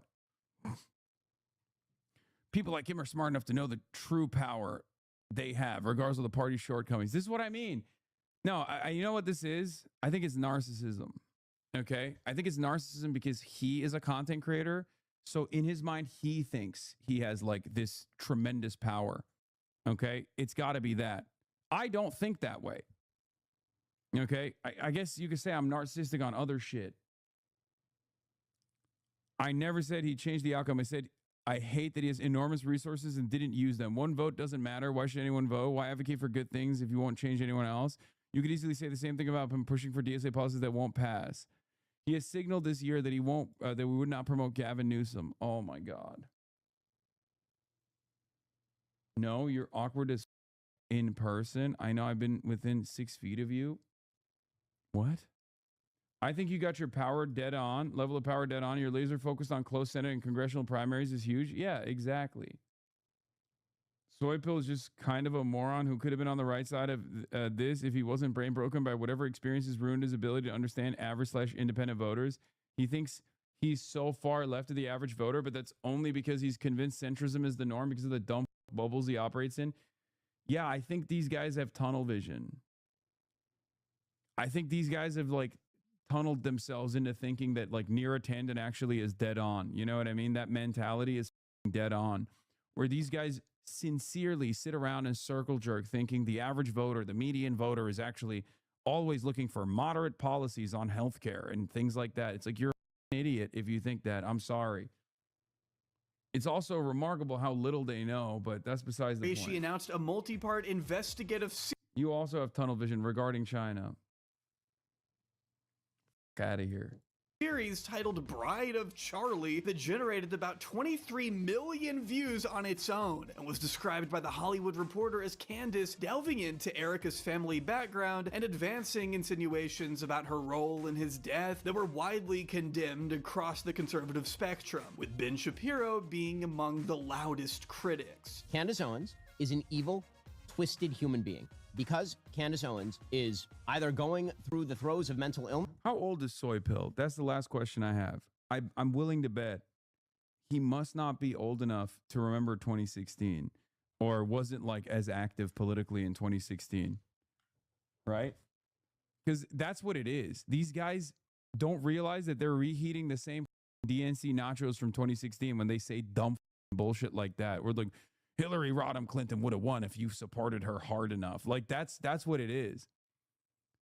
Yeah, if this is your like second election cycle where you've been sentient, if this is your second election cycle where you've been sentient, you saw 2020 and then 2024, then you don't realize that you're literally doing the same thing. Neera Tanden and I have been duking it out since 2016, okay? We've been there. We've been there. We've been there, done that. These are things that the things I'm hearing about Abdullah Syed, about Graham Plattner, about all these candidates, about us in this movement, the DSA. These aren't new lines of attack. These are the oldest lines of attack. We've eaten that dog shit and that poison over and over again. Oh my God, Warren, you called Warren a snake. What is this? Please look at the picture. He's in the propeller hat. Oh my God.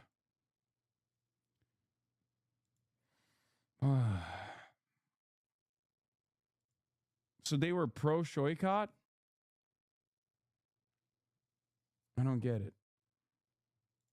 Or because she is a sick human being, or both, she has decided that she is going to turn her fire on the widow. By now, the gloves were officially off, and a conservative civil war was ravaging the movement from the inside. A war that Ben Shapiro was not about to win. Ben could get mad, could criticize Candace for being a disgusting human being, and he could be entirely right on that front, but what did it matter if Candace was pulling millions of views per stream? At the same time that Ben was bringing in 400 to 600k viewers per live show, Candace was cracking close to 3 million on some of her streams, sometimes even more than that. 9 million views talking about Israel's supposed involvement in Charlie's death. I mean, come on. Ben's numbers weren't bad on their own, but compared to Candace, it was clear which of the two enjoyed more influence within the conservative ecosystem, coasting off new momentum that still hasn't slowed much. Candace was just crowned the fastest growing right-wing podcast for the second quarter in a row, as reported in April of this year by The Writing, whose president commented that Candace Owens' skyrocketing popularity defies an easy explanation. You'd think that her baseless attacks on people like Erica Kirk, the widow of slain right-wing activist Charlie Kirk, would discuss vast segments of the MAGA universe. Apparently not,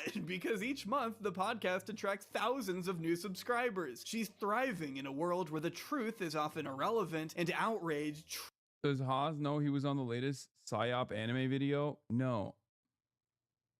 Because I don't watch dumb shit like that. Trump's logic. On December 18th, 2025, Ben Shapiro took the stage at Turning Point USA's America Fest to put the reactionary grifters and frauds on blast. He attempted to laugh. And Candace has now been in Russia more and more, and Russia media doing propaganda about Ukraine and the war now as well. Yeah, how about Russia focus on quote unquote winning this war instead of trying to get Candace Owens to do pro-Russia propaganda, okay? If they're so invested in having this come to a reasonable conclusion for themselves that's positive, and things are not as 100% as they seem, okay?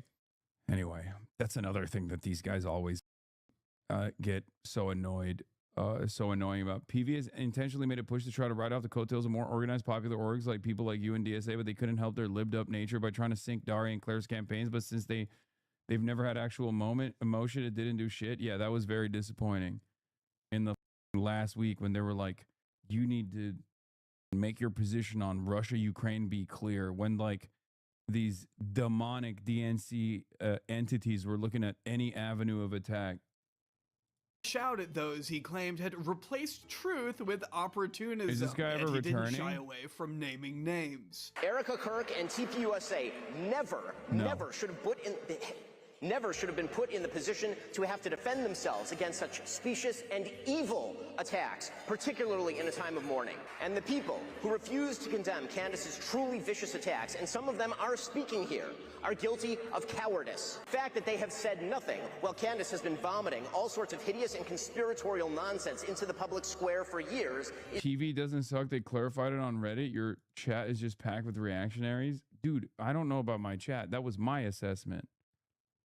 I'm telling you what my position is. Like, I think they've done good work overall. They've promoted a lot of Justice Democrat candidates, a lot of DSA candidates, but I've always said this: disagreements that are marginal cannot turn into impediments. Okay, if you are going to present yourself as an impediment to a candidate like Claire or Daria Lisa winning in any way, shape, or form, even if it doesn't work, I'm still going to pull out of that immediately. Like, it would be akin to me leaning into some of the ultras out there that are like, why would you ever collaborate with Bernie Sanders? Bernie Sanders is a liberal Zionist. It's like, because I'm not a psycho, okay? Because he is collaborating with me, not vice versa. He doesn't mind highlighting and promoting candidates that are to his left that are demanding an arms embargo on Israel.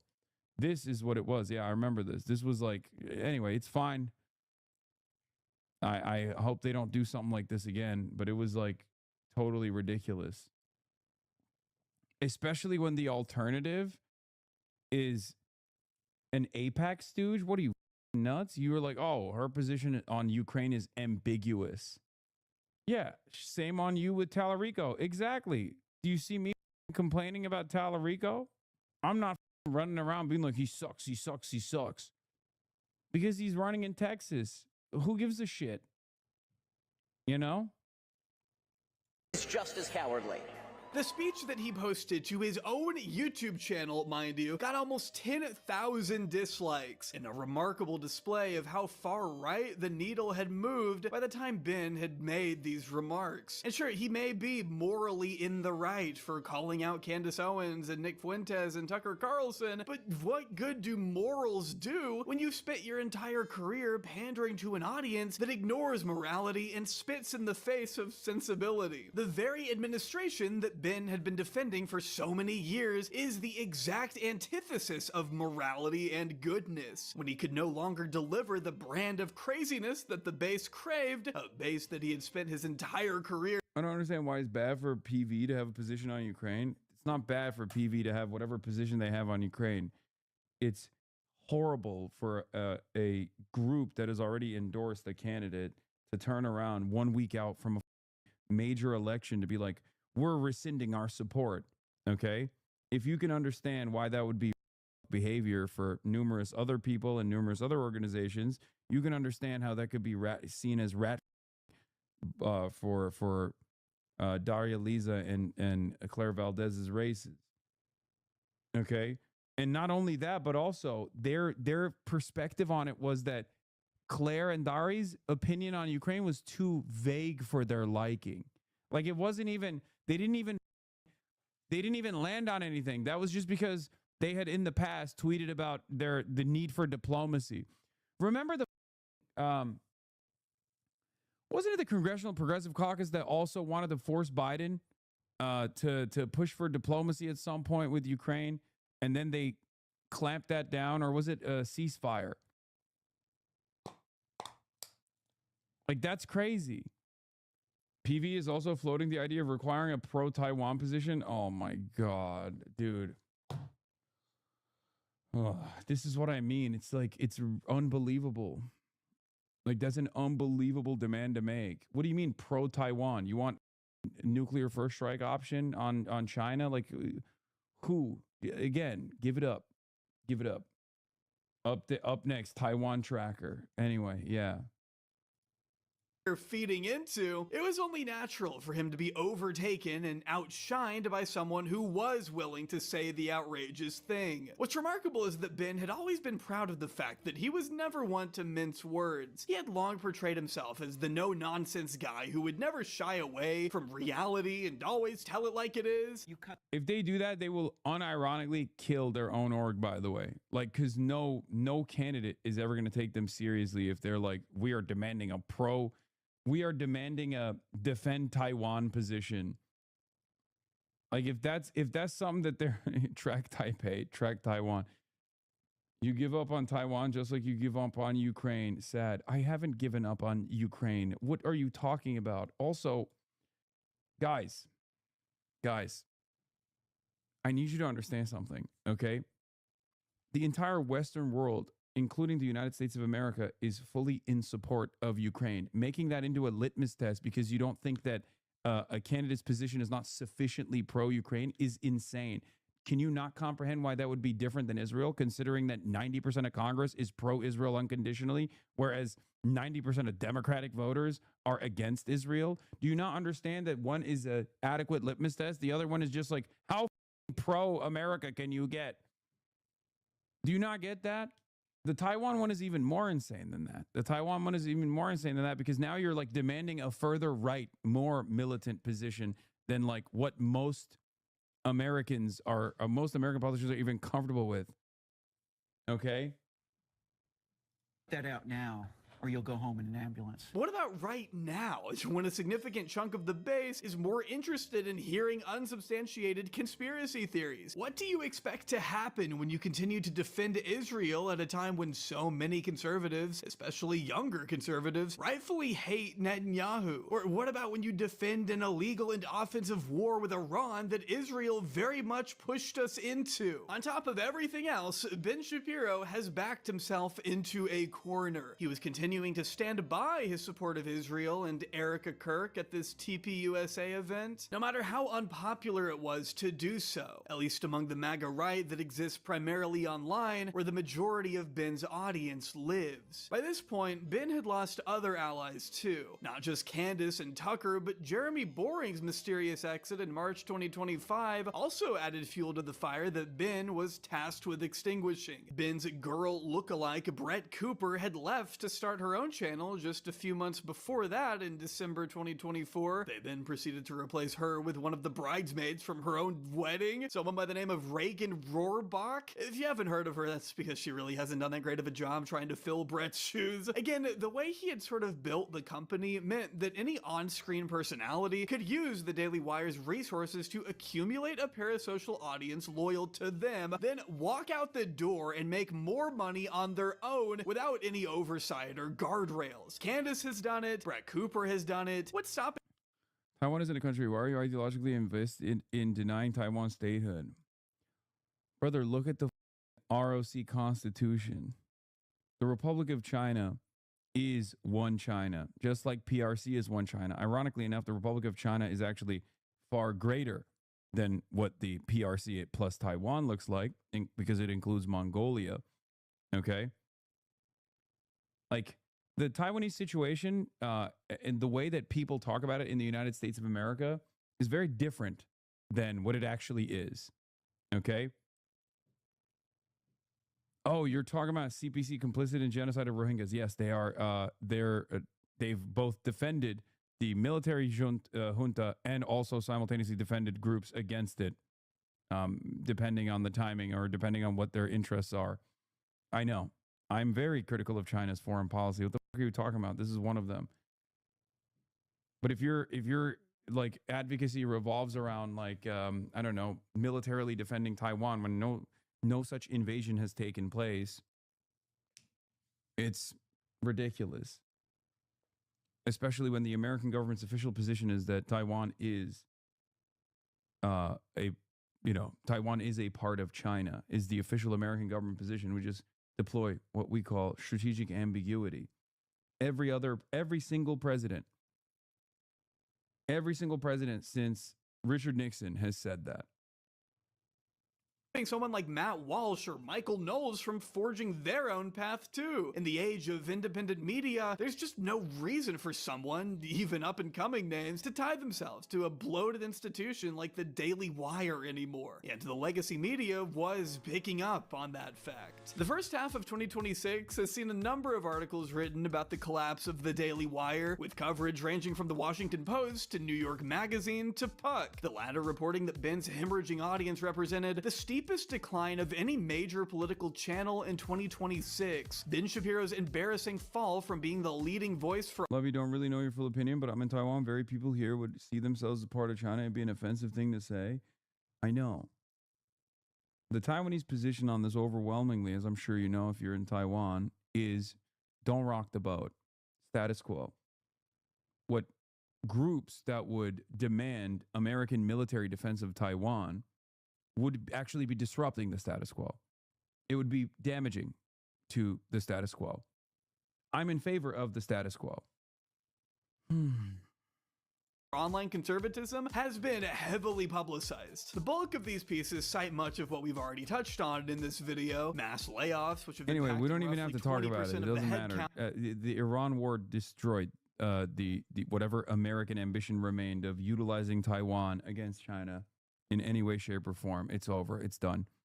You might as well, grow comfortable with that reality and hope for peace above all else. Any kind of demand to the right of that is silly. No American politician will ever take you seriously. That's it. America already blew its load, destroyed its peer and near peer adversary standoff munitions that they literally designed so that they could go and quote unquote militarily defend Taiwan in a hypothetical scenario where China would militarily invade Taiwan, which there's no evidence that they would do that. We had to panic ship THAAD batteries out of South Korea. Okay. Who's going to be on board with losing? Who's going to be on board with turning Taiwan into Ukraine and then also losing?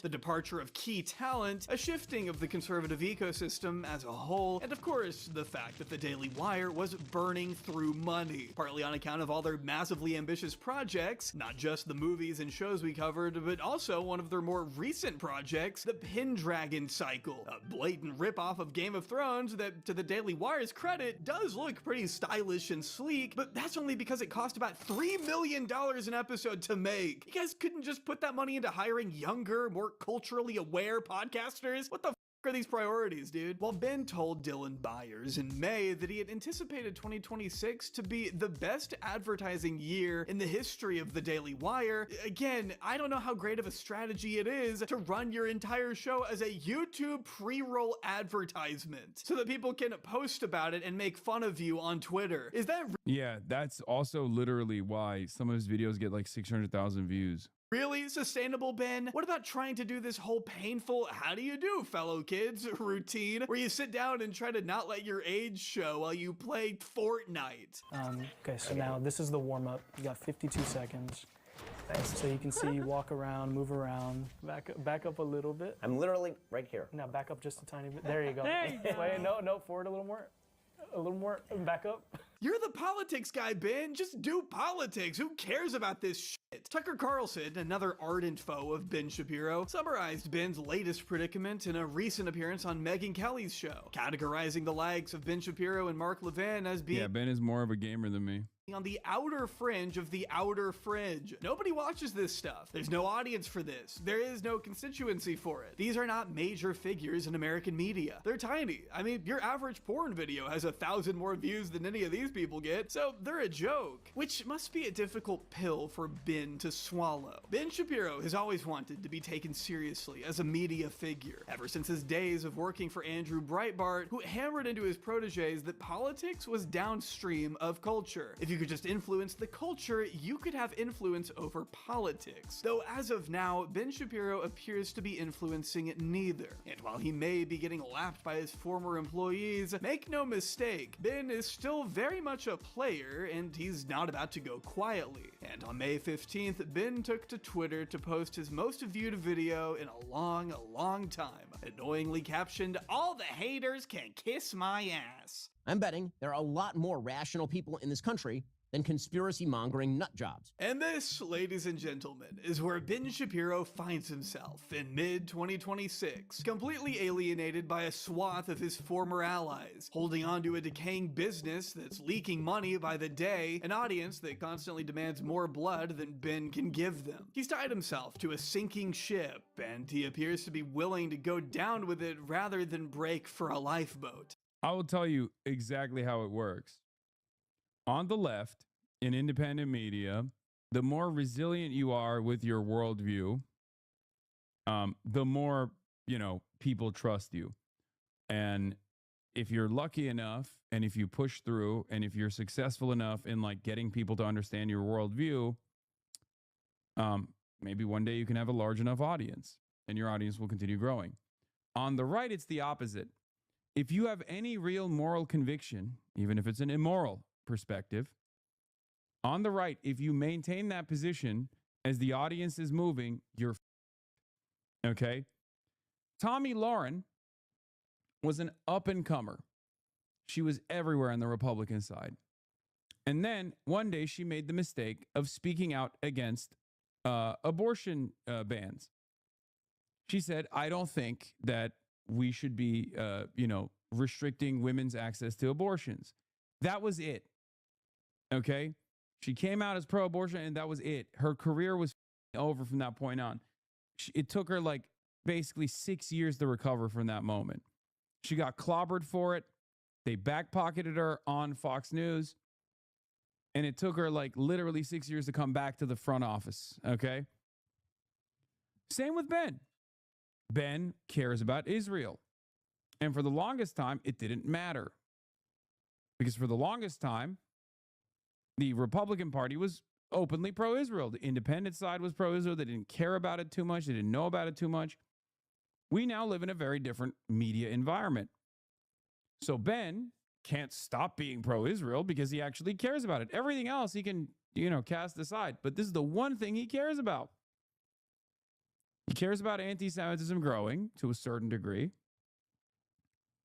Obviously, it's fine if they're pro-Israel, even if they're anti-Semitic. And he cares about defending Israel. So his audience was like, you. The world of online conservatism, or really the world at large, has mostly passed him by, as evident by the numerous replies that read, "If it wasn't for Candace Owens trending, I never would have seen this hilarious video of you. Israeli spies can kiss my ass. You're telling most of America to kiss your ass. A very Jewish message," says Dan Bilzerian, a name I haven't heard in a very long time. This reply alone got 29,000 likes, signaling clearly that perhaps Ben's entire mission was futile from the start. He spent his career attacking almost all minority groups, incorrectly assuming that his following of racists and bigots would simply overlook the one group Ben never criticized. I'm betting that there are way more people in America who believe in truth and virtue and freedom than people who revel in grievance and demoralization and stupidity. You're talking to racists and bigots, Ben. You think they aren't going to come for you and your people too? By going hard in the direction of anti-Semitism and Hitler apologia, Candace Owens and Nick Fuentes are, in a weird, depraved way, actually presenting a more consistent worldview than Ben Shapiro is. Now, it's a worldview that sucks and is incredibly harmful, but it's one that doesn't exempt a whole group of people the way Ben's does. A classic example of, well, I didn't think the leopards would eat my face. They were always gonna eat your face, Ben. No matter how you feel about it, that is the fact of the matter, which I'm afraid leads us to an uncomfortable truth, one that can be summed up in a phrase coined at the height of our subject's influence and popularity that still rings true today more than it ever has. Facts don't care about your feelings. We've officially hit 8 hours chat. No more half day Hossie. Full time Hossie back, baby. Only 3 years until stream hits 10 hours every day again. Hassan Reaction is one of the best ones in the React channel.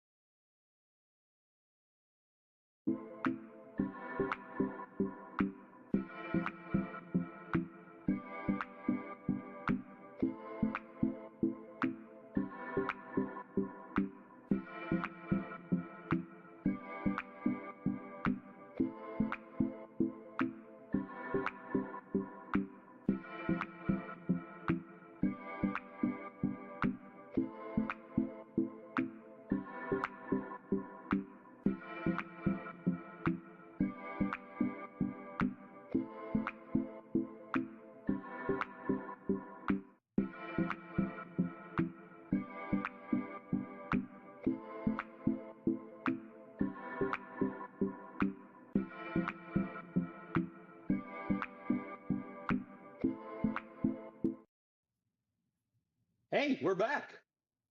Hi, buddy. Hello there, Mr. Belshi. I'm really excited to be back, aren't you? Yeah, I really am. And thank you to everybody who's joining us today. It was really fun because you and I were back in real life at the MSNBC Live 25 event on Saturday. Life too. This is also in real life. You're right, but I can't reach out and touch you. But that was amazing. That was amazing to be around people and listen to what they really wanted. And the thing I realized is for all the time that you and I have been working together, that's the best part, right? Listening to people and having them tell you what they want to know and having us answer their questions was the best part. So that's what we get to do today. People who don't know what Ali's talking about. This past Saturday was MSNBC Live's Fan Fest. We had an entire day of Ali and I, our colleagues, some featured guests. But I would just say, to echo your point, Ali, I don't have a background in politics. I don't even have a long background in journalism or television. But I think what you and I have in common is we love telling stories and connecting with people. And most specifically, over the last 8 years, politics, but really economics tied to politics. People, including us, need to understand what is happening in the world around us. And I think in this moment that we're in, with an administration that I'm not complimenting or insulting, but we have an administration that is radically changing many elements of the way this country operates, potentially our democracy operates, and then the fall-on impact of how it relates to our economy. And even though there's so many people that say, I don't understand money, I don't care about money, everyone needs to. It's crucial. Right. And you know what? People understand it better than they think, right? Because you earn it and you spend it. So people understand it better than they think. And that's why the economy is not actually science. It's much more art than science. If you feel good about how things are going, you will buy things. If you feel bad about how things are going, you'll buy the things you absolutely have to buy, but no more. And the confusion combined with the velocity of everything that's going on, just hard to understand. By the way, speaking of which, there's a brand new piece of news that just came out, and that is that a federal judge in Washington, D.C. has said that RIFs, which is reductions in force, which is layoffs, tied to the shutdown, the government shutdown, might be illegal. So they put a hold on that. Illegal with an I. Illegal, correct. Illegal with an I. This is a lawsuit that was filed by a number of unions to say can't use a shutdown to have layoffs. Now, you and I can talk about the fact that maybe those layoffs are coming anyway. Many of them came under Doge. Maybe this is the goal in some cases, but for the moment, certain reductions in force because the budget, the Office of Management and Budget Chief Russell Vogt has said there could be up to 10,000 people fired, not furloughed, meaning you get your money later, fired. This judge is saying for the moment that would be illegal. Here's one of the problems, Allie. The reason we are having a government shutdown, I'm not going to say it's Republicans or Democrats. The reason we're having a government shutdown is because our Congress has proven time and again, we're currently in the again, that they can't work together, which is exactly why the American people are so frustrated with Congress. They feel like, I mean, the fact that the government is even allowed to be shut down. Okay, Right. If you ran a business, You don't get to do that. you don't get to say, I am Yeah. disagreeing with my fellow board members. We're not coming in tomorrow. It doesn't Right. work that way.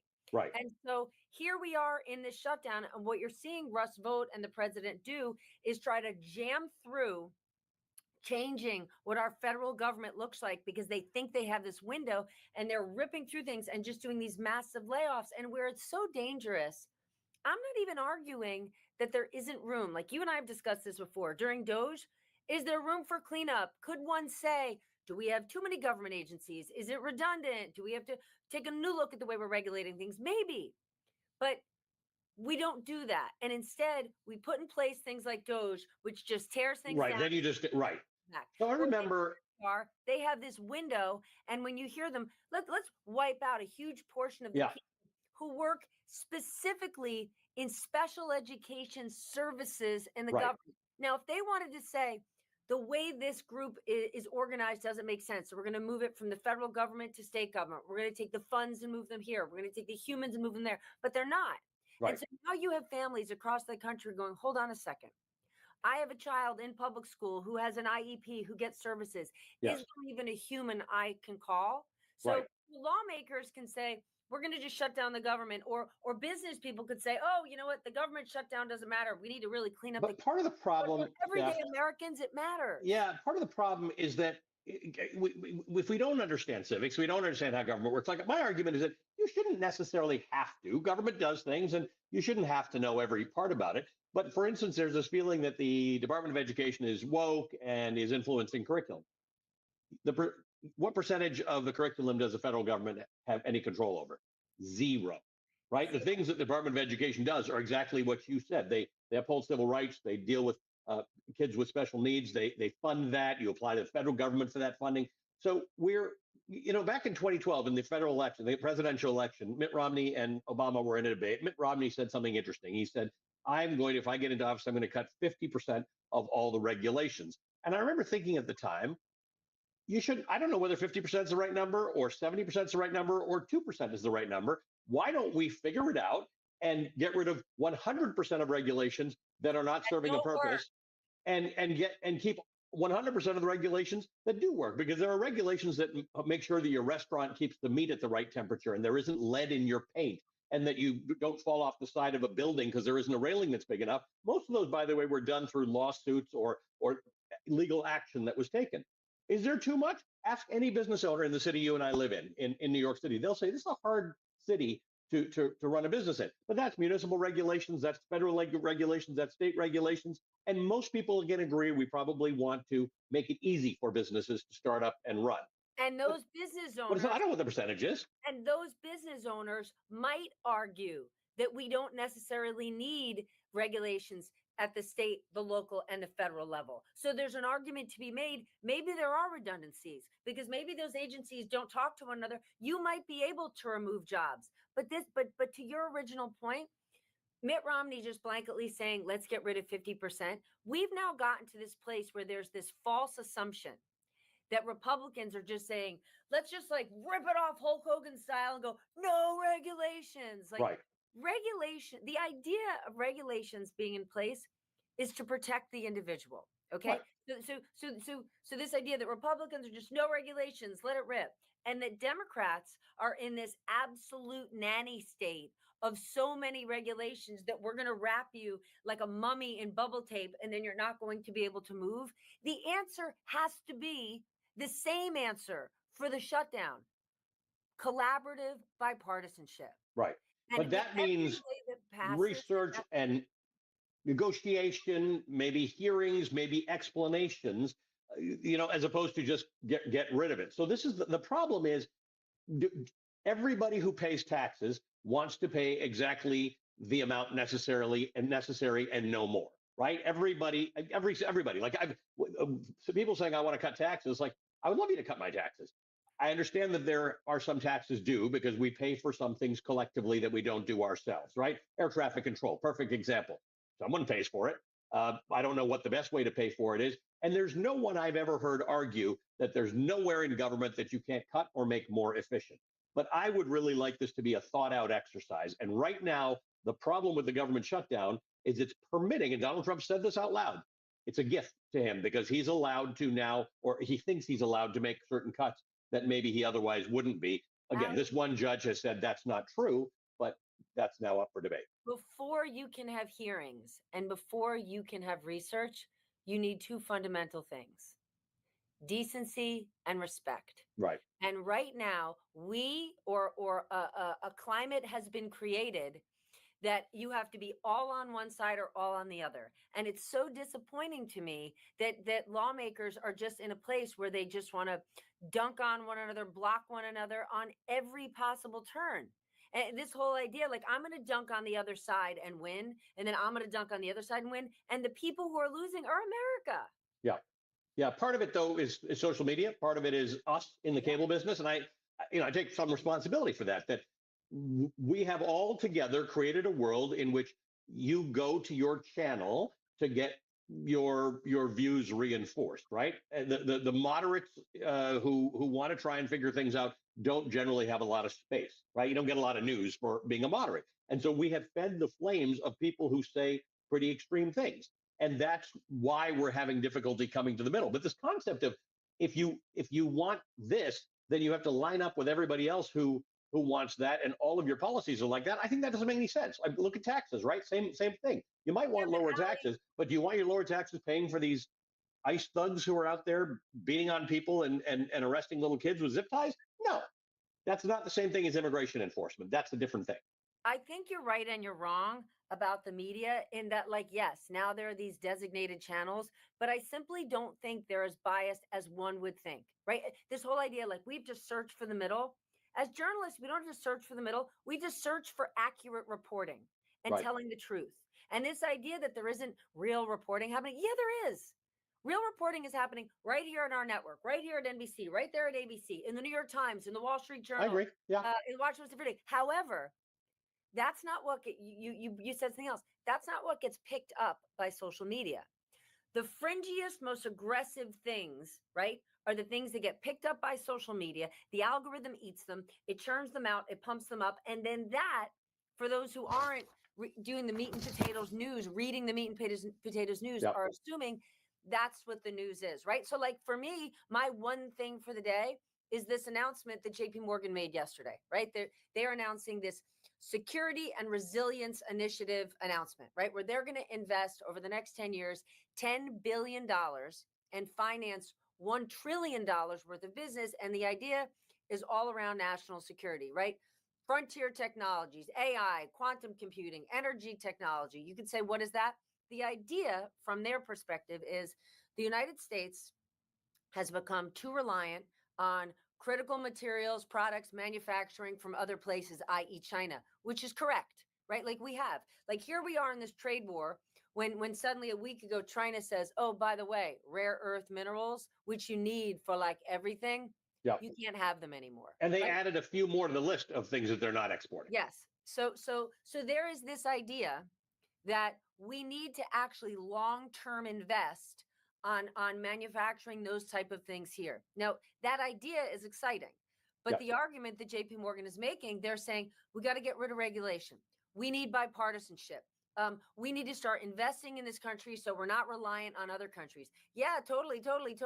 We need to amend our education system so what we're teaching our kids aligns with the jobs of tomorrow. Yeah. My question, how are you going to do it right. with what we're currently handed in our current government? And I don't the system's broken. And that's the part.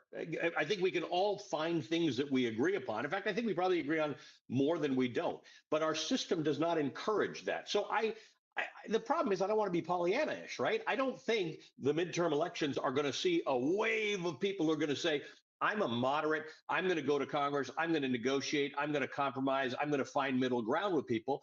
because that ship may have sailed. And the question that I'm left with, as you and I, people who are like that, are sitting here saying, is that the answer, or are we just deluding ourselves into thinking that? Like, how do you get out of this problem where extremism reigns, right? The idea that moderation doesn't have a home. As you know, I come from Canada, where they elected a prime minister who's pretty moderate, right? Mark Carney is a well-informed guy. He was the head of 2 central banks.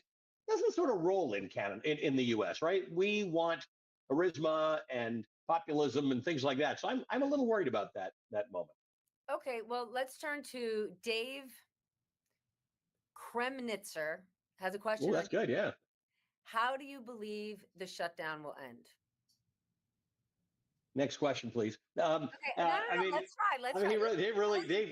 Obviously, it's how do we believe? Neither Allie nor I have a crystal ball, but I think we can both take a swing at it. Allie? Yeah. Look, so I think in the end, this issue of health insurance and health premiums that are increasing, which is not part of the continuing resolution that would cause the government to reopen, has become pretty important. More people are realizing it. So what Democrats have done is they've made a separate and unrelated issue about health insurance and healthcare costs into the central issue, and have said to Republicans, either you fix this thing or we won't help you reopen the government.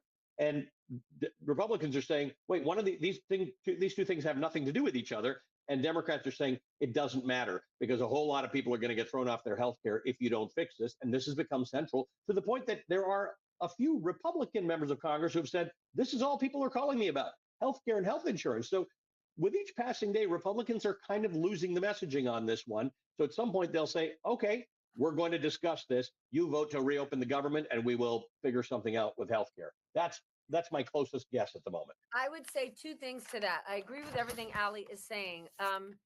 It's tricky. One could argue Democrats are causing this shutdown. This healthcare thing is unrelated, but Democrats have almost no levers to pull in this government. And they're looking at a situation where people's healthcare premiums are going to skyrocket. So This is the lever they're pulling. Now, Republicans and other people make the argument, these subsidies that Democrats are fighting for that are going to expire don't make sense. This is the ACA, the Obamacare subsidies. They would make the argument that this was a one-time boost to the healthcare system that the government provided during COVID. COVID's over, let it expire. But what they're leaving out is, in the first Trump administration, different parts of the Affordable Care Act were pulled back. So healthcare was getting more difficult and more expensive. And so while this was put in place during COVID, what we really have is a very imperfect system in the Affordable Care Act that they are trying to piecemeal together to give the most people the most affordable health care they can. And this idea the Republicans have, Obamacare isn't good, we need something new. I would say both Allie and I are absolutely open to that.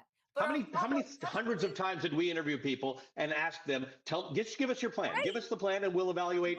I love doing that stuff. I love reading through this stuff and figuring out which one is which. Do I think that like this add-on healthcare subsidy that they did during COVID and expired and we want to make it go longer, do I think that's clean? Do I think it makes sense? No, but then show us something better. And without something better, what Democrats are saying is we don't want millions of people to go broke or lose their health care.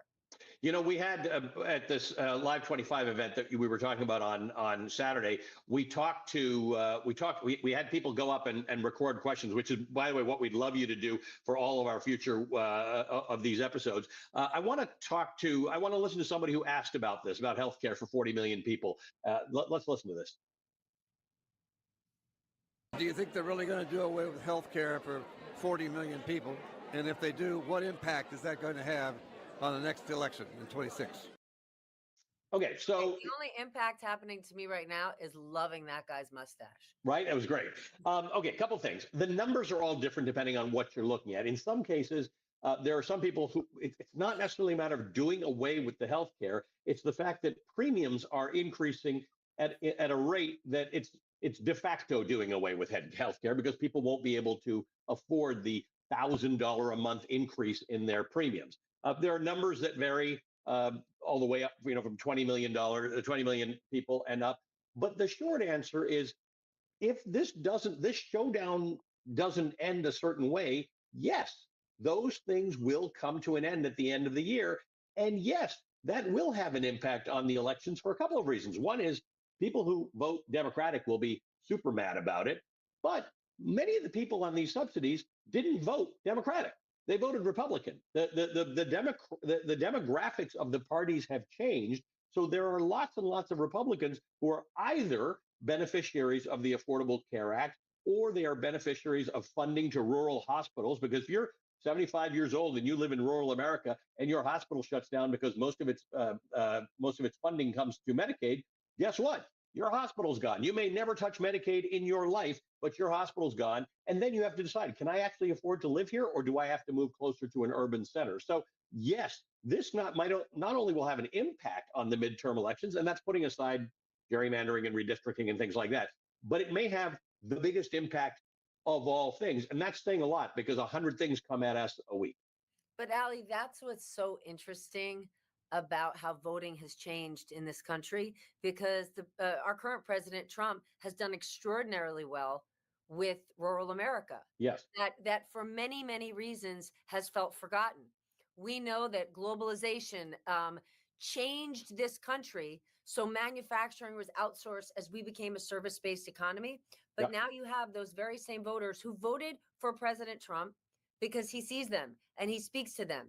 But if they are now in situations where they don't have a hospital within hours of where they live, or social programs that they're dependent on are gutted, it's going to be interesting to see how that plays out, right?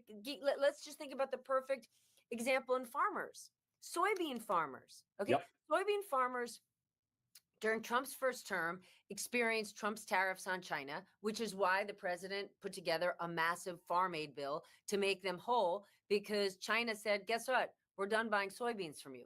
Well, we are now back in that same position, that China is now buying zero soybeans from the United States. They're literally buying soybeans, like down from $13 billion last year to zero. They're now buying their soybeans from Argentina, who we're now orchestrating a $20 billion bailout with. So while we often talk, what you were saying at the top of this, the media is divided, or there's news deserts, or people don't know, it's a vibe session. People don't know what's happening. I can promise you, soybean farmers deeply understand how tariffs work, how the tariffs on China work, and how this is impacting them. So it's going to be interesting from a political perspective.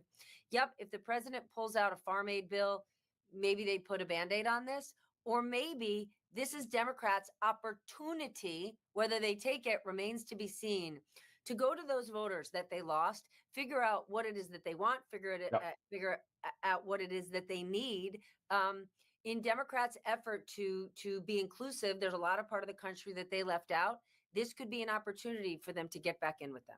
Yeah, and that's the shift in demographics of the voter is really, really important. But in the end, as you started by saying, people may not think they understand money in the economy, but they understand it better than they think, right? A soybean farmer understands, this is what it costs me to grow these beans. This is what I have to sell them for. And between the cuts in USAID and the tariffs, this is hitting them. And everybody's really sophisticated. It's like every time I go to Ohio or Michigan, where there's manufacturing, there's agriculture, there's trade, everybody knows these things in their gut. They know how it plays out. So I think one of the things Democrats have to do, and there's been an ongoing debate amongst Democrats as to whether they need to become more progressive or more moderate. I think what Democrats need to do is look like they're fighting for people. I think the fight means more than the exactly where you are on the spectrum. Things like healthcare can be solved. The way I know that is that every single other democratized, industrialized country, every OECD country, as we call them, has some version of giving everybody healthcare. Sometimes it's private insurance, sometimes it's public insurance, sometimes in Canada it's a single payer system, whatever. The point is everybody does it, and America hasn't figured out how to do it. This may become central. Economics, healthcare, access to healthcare, insurance for healthcare, and healthcare costs are going to be central to everything we discuss if this doesn't get settled very soon. Ali, people vote on what affects them, not what offends them. So we have spent the last 9 months going around a tariff rodeo. Who is this going to impact? How is it going to work? One group of people have benefited from the tariffs, Wall Street, because at this point, investors have figured out The president puts on draconian tariffs, makes a really aggressive announcement. The market tanks. Days pass. The president walks it back. The market goes back up. They trade on that because investors, you can buy an entire position and sell an entire position within seconds. Businesses, big and small, have suffered because they cannot figure out how to plan. And then the last group are the consumers. And there is a new Goldman Sachs report out saying that it is going to be the U.S. consumers, as time passes, that are going to bear more than half the cost of these tariffs. That's where they think we're headed. Now, let's explain why that happens as time passes, because in the early days of a tariff, sometimes other people can absorb it. But once you realize that Donald Trump isn't going back on tariff, and it goes back and forth, so you never really know. But once tariffs have been established, a business will say, here's how much of it we can handle. We can negotiate shipping rates. We can negotiate this. We can negotiate that. But here's the part we can't negotiate. That's going to be passed on to the consumer. The consumer then has to pay that much more for a dishwasher or whatever it is they're paying for. And then you get this mindset around inflation and tariffs, wherein some things that are not even subject to those tariffs go up in prices, and the business makes up the shortfall elsewhere. So over time, the longer the tariffs stay in place, the more the consumer actually ends up picking up of that. And that's what this study shows, that it'll ultimately be about 55% of the total cost of tariffs that will get passed on to the consumer. And here's the thing, Allie. I just spoke to a whole group of bankers in the last few days. The answer isn't tariffs are good, tariffs are bad. Tariffs are a tool to use to use your influence, right? Yes. So if we were to work with our other allies, I don't know, kind of like the Trans-Pacific Partnership, and work together against China that has been employing wildly unfair trading practices for years. Or if we want to think about this with more sophisticated, important technologies that impact national security, sure. But here we are jerking around with furniture getting tariffs, T-shirts, sneakers, right? Low margin products that we're not really looking to make here. That we don't make in the United States. Or coffee and bananas, which we can't really make more of. Correct. Now you have, whether it's farmers or stores or manufacturers or retailers, tangled up in this tariff disaster when they don't need to be. Yes. And, you know, the president really loves tariffs because it's one thing that he can use that Congress isn't involved in. And the way the president gets to exert that power, every CEO that I know has had to go to the president, you know, bringing their gifts aplenty and figure out what can they do to get an exemption. And you could say, why are they playing ball with the president? Because they're trying to stay in business. All right, we have a very special guest. And even though I loved having Vaughn Hilliard here last week, he was a great guest, we have an even better one. My dear, dear friend, Rainn Wilson is joining. Oh my God. I mean, Rainn Wilson's on our show. Indeed, he is. Is this a mistake, or did he know he was coming on? Rainn Wilson, Hi. welcome. Rainn, what are you eating, Rainn? I just took a bite of, I didn't know you were going to thrust me into the national spotlight. I just took a bite of my protein bar. Well, you're looking buff. Listen, we're glad you're filled with protein. That's first what she things said. first.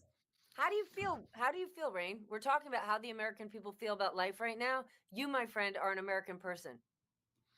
I'm an American person, and I feel overwhelmed. I think it's interesting because a lot of the work that I do, I have this Soul Boom podcast, Stephanie, as you know, and you've really been on it and helped so much, trying to have conversations about spiritual tools for mental health and also spiritual tools for making the world a more, you know, a just and kinder place.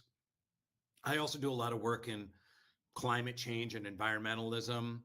And I think one of the issues that I'm really dealing with is like, there's so much happening right now. Like you guys were just talking about tariffs, and I felt my blood pressure going up.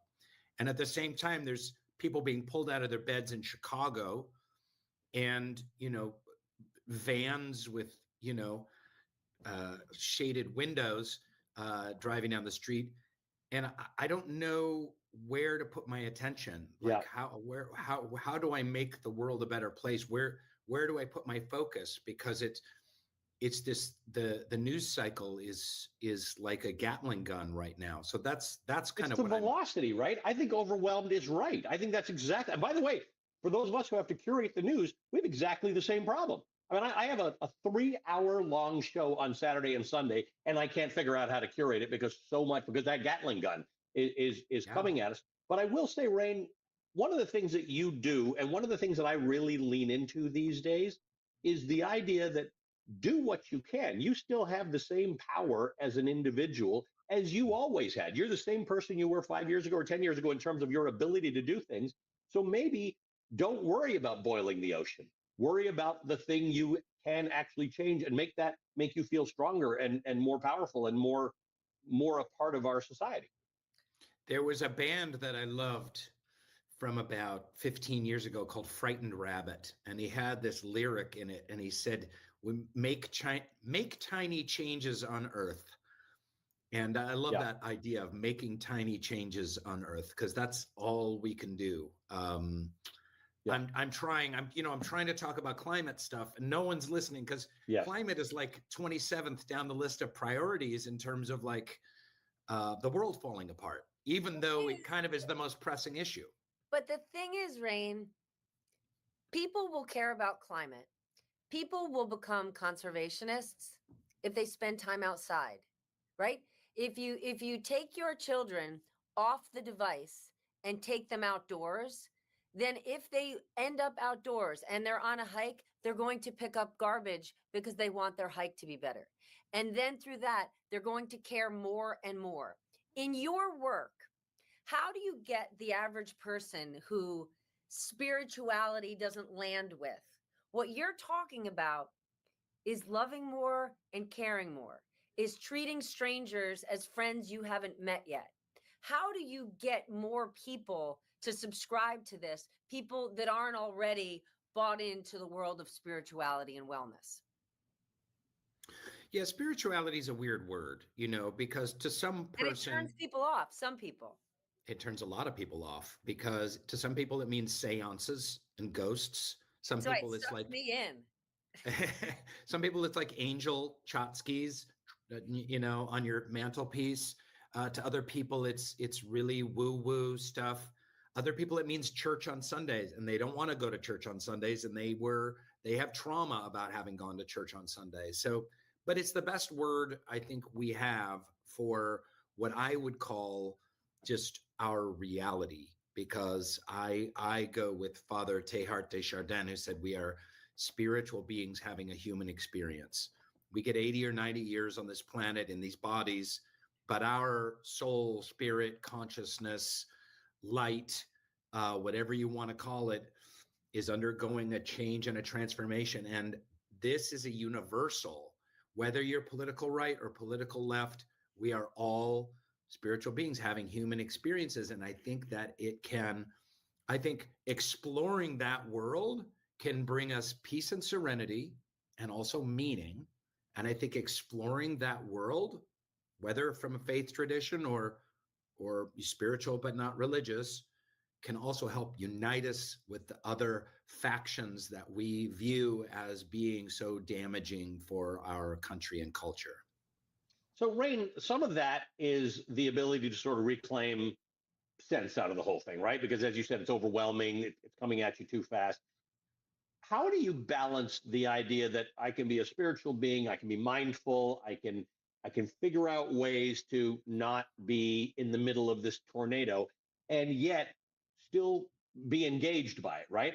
The things that you described that are upsetting to you, whether it's the climate or people being thrown into, vans with darkened windows or whatever the case is, you still want to be involved in changing. You don't absent yourself from being a political being when you're a spiritual being.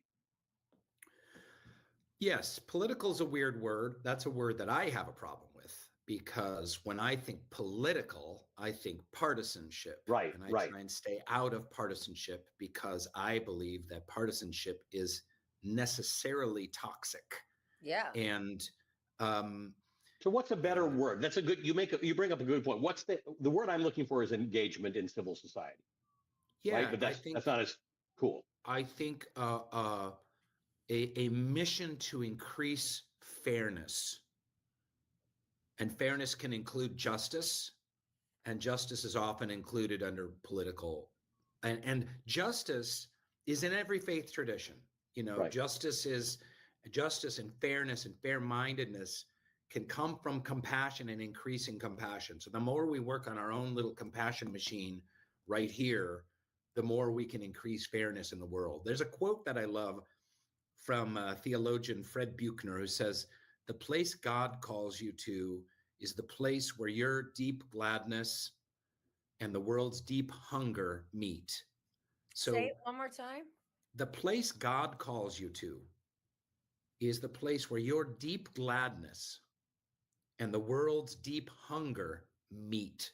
Huh. So whatever it is, this is exactly what you're talking about. Like on your cul-de-sac, in your church basement, at your school, at your local community center, at your town council, grassroots in a local park that you're cleaning up, you know, where is your deep gladness? You know, what brings you kind of joy, meaning, connection? And where's the world's hunger? And where do those intersect? Amazing. And that's where we can put our work. So I guess I answered my own question, which was like, I don't know which way to, I get overwhelmed and I don't know which way to turn. So Yeah. that's a good way to do it. And by the way, I can't believe all these MSNBC people are like, there's a guy talking about God No way. on MSNBC, that godless secular wasteland. No, sir, not on the 11th hour. The last 2 weeks, the MVP of the week was the Pope. So not on my time. But then let me ask you, the horrible things that we're seeing happening with these ICE raids, Mm-hmm. could these be the moments that touch people's souls and bring us together in terms of humanity, right? Look at even in the last few weeks, some of those famous podcasters, the Joe Rogans of the universe, those in the manosphere who many people thought, like they helped thrust President Trump into office. We actually have sound of Joe Rogan. Let's play it. The way it looks is horrific. It when you're just arresting people in front of their kids and just normal, regular people that have been here for 20 years. Yeah. That everybody who has a heart can't get along with that. No. Everybody who has a heart sees that and goes, that can't be right. That can't be right. That can't be the only way to do this. Right. Because you have to think, look, yeah, we have to have a border. Yes, it should have been secure. Yes, they should make sure you know who everybody is before they get in. Yeah. But when people been here for 20 years, like, come on, man. That's crazy. Like, yeah. Let's find a way. If they've been productive members of society for 20 years, no criminal record, they worked the entire time, they paid taxes, find them a pathway to citizenship. I can't say why I'm exactly sure why he's dressed as a priest, so I'm going to leave that here. But he says things that, to get to Rain's point, that was not a political statement. There was no politics in what Joe Rogan just said. I would argue that what he said probably appeals to most people across the political spectrum in America.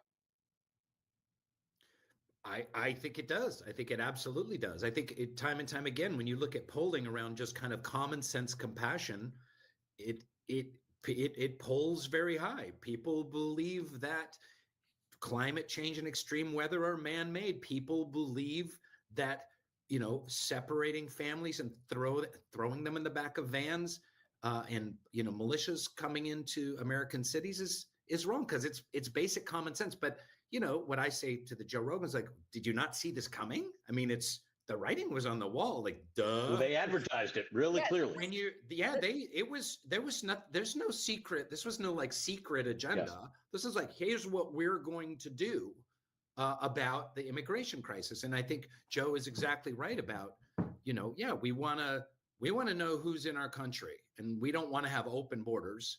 As much as people say defund ICE, we can't have tens of thousands of people crossing our borders every single day. That's not sustainable. But the writing was on the wall here. And so this might be a spark. You're right, Stephanie, to what you said before about increasing compassion for the others. And I want to say one more thing. Listen, there was an amazing study in the New York Times about immigration, and they talked about You just can't. You can't seed. I'll play it back. We're all going to play it back. It's a good thing nobody's actually watching this, right, Yeah, Stephanie? no one's watching. No, no, no, 311 no. people are watching this stream. No, right no, no. now. Go back. You were saying. No, but there was a thing in the New York Times about they talked to people who had a very anti-immigration bias and about murders and rapists coming across the borders. And then they would show them pictures of families and be like, what about this family? They're here illegally, but the Gonzalez family, the dad has an education, the daughter's going to college, the mom's working at a beauty parlor, and they're like, oh, well, they can stay. They should be able to stay. Like, as soon as you put a face on it, as soon as you humanize it, it stops being this kind of like this boogeyman that's often, put on the right-wing newsosphere of like rapists and gang members, like coming over the border, like the Jets, with their knives in West Side Story.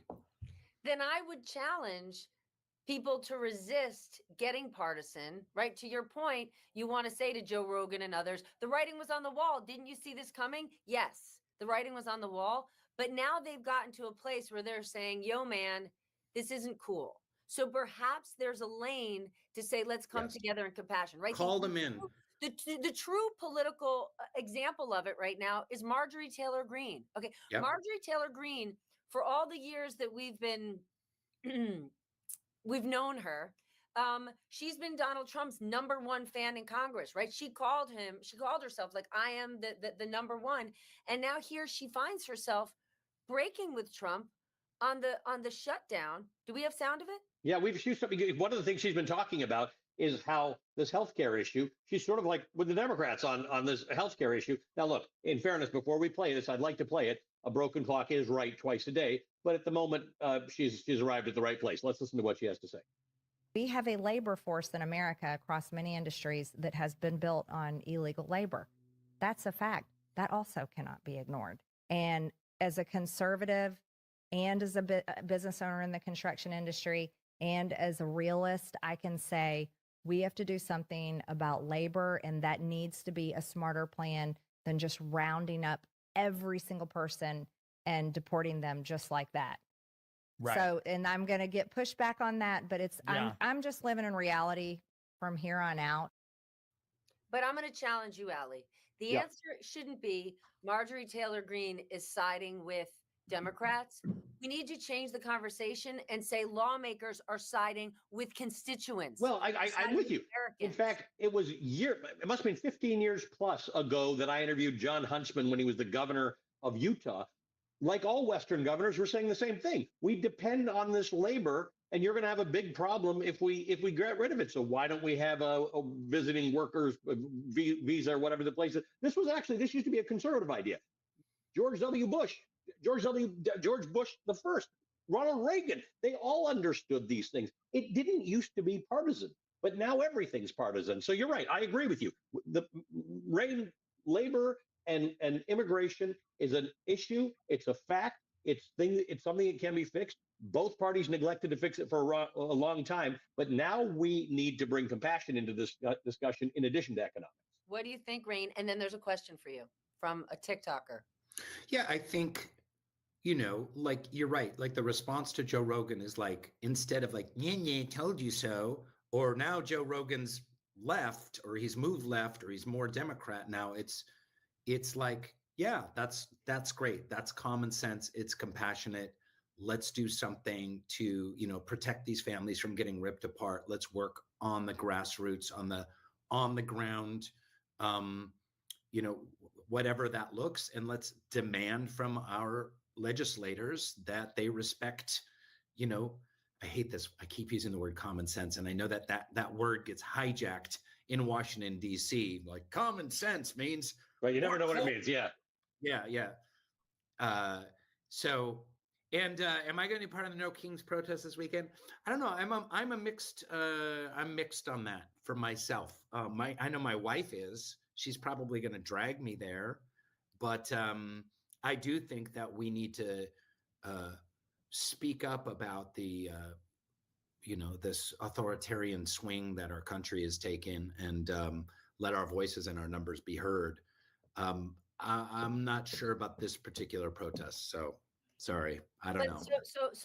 So no kings is a maybe for you, but where It's a you maybe. are making an impact is with Soul Boom, right? This is where your effort is to bring people together. Tell us more. You're very kind. Oh, look at this. I happen to have a copy of the new Soul Boom book that's coming out November 4th, available for pre-order. The Soul Boom workbook. It's not just the Soul Boom book. It's a spiritual tools for modern living, available on pre-order. Yeah, the podcast and the books are there to help people with spiritual tools to center themselves, to deal with mental health issues, for personal transformation, but then also for social transformation, because we need far deeper healing than we're getting from all of this kind of bickering and aggression.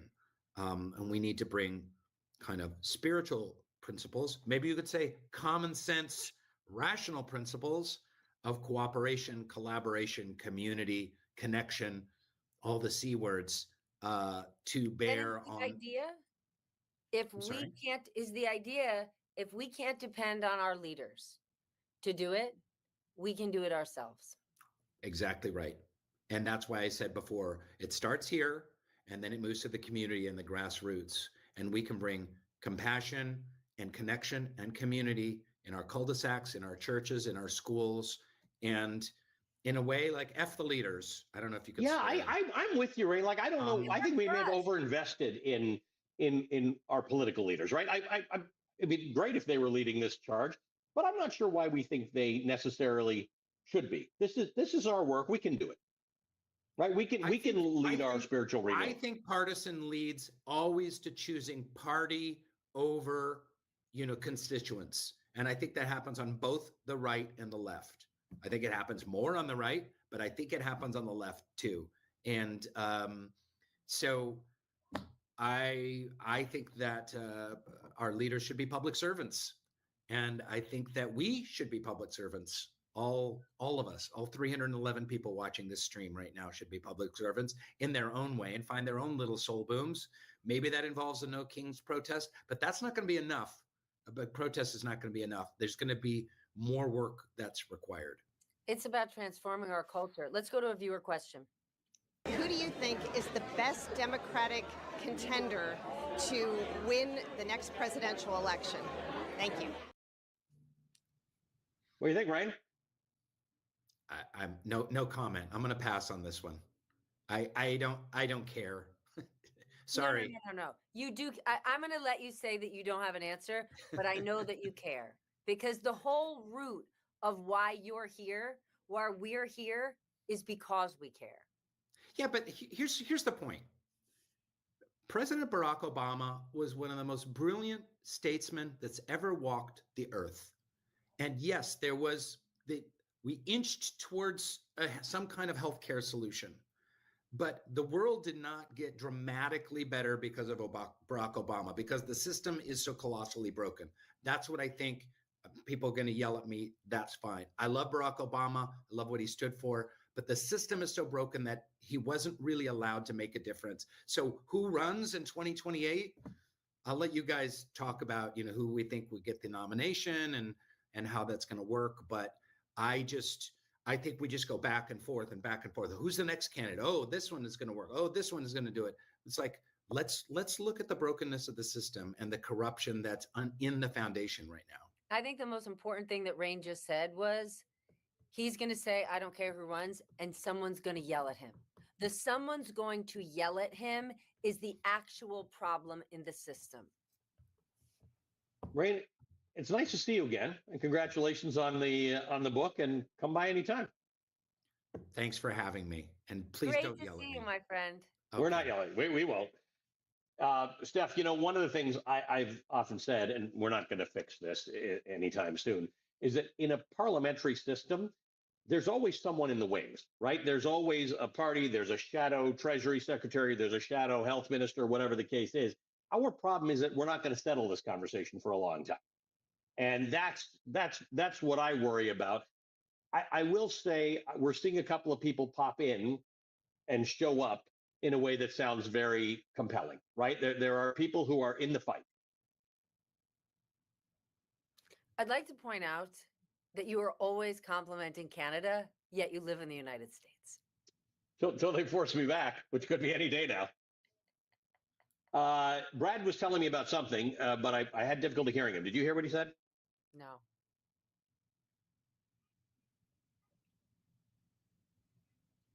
Oh, okay. So here's somewhere I was going to go with this. From a potential 2028. Who I'm very intrigued by. I have to say, this is somebody, and 2028 is a long time away, but this is someone who I think is channeling the fighter versus folder ethos amongst Democratic candidates. Listen to Illinois Governor J.B. Pritzker.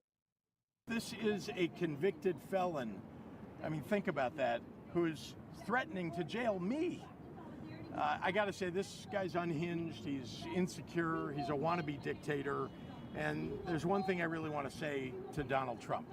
If you come for my people, you come through me. So come and get me. See, now that's, at least he's saying the things that sound like he's in a fight. What is on your face? What's going on with your face? Is there a nose problem going on? I really, it's like I got a whole like minion thing happening, and I like it. Yeah, it's very good. It's very effective. No, I mean, listen, J.B. Pritzker, I think Democrats would say right now is very exciting. Yes. He's standing up to Donald Trump, but he's also in a none of them are in an easy position. And I want to bring Jacob Soboroff into this conversation because what's happening with the National Guard? What's happening with these ICE raids? There are countless Americans. Hi, Jacob. And Jacob's in the field. There's countless Americans who are upset about it. We're saying this is unlawful. But there's also this very difficult balance of those who are saying we do have a lot of problems in a lot of cities, not just blue cities, but red cities. So lawmakers like a J.B. Pritzker or you've seen the mayor of D.C. have to thread this needle of how do you welcome the support from the federal government? How do you say we do have issues with crime in our streets without saying roll in the tanks, bring the National Guard in? Is that a question for me? Are there 387 people watching this, really? 387 million. We just left out all the zeros. Let me just write that down. Hold on 1 second. Got a million. Is the federal government really offering support? Is that what they're doing? That's not what I'm seeing. And that's what I want you to explain, because people who aren't living in those cities. Yeah, they're not at all. That's not the support. It's certainly not the type of support that a city needs. I could tell you what those guys. Thank you for having me, by the way. I can tell you what those guys, whether it's Gavin Newsom or Karen Bass, or I heard Brandon Johnson say, or J.B. Pritzker, that they would welcome actual support from the federal government, grant-based programs to help with community policing. But you know who's not training community policing? The National Guard, the Marines. It's why Alejandro Barranco, the son of Narciso, who got beaten by ICE agents while he was cutting bushes outside of an IHOP, said to me that if I treated a detainee like they treated my father when I was in the Marines in Afghanistan, I'd be court-martialed for war crimes. I don't think anybody is seeing. Again? He said to me, you know, I'm a veteran and I served in Afghanistan. And if I treated a detainee like those guys, those Border Patrol agents treated my father, beat him while they were trying to get him into that car, I would face war crimes. That's what he said.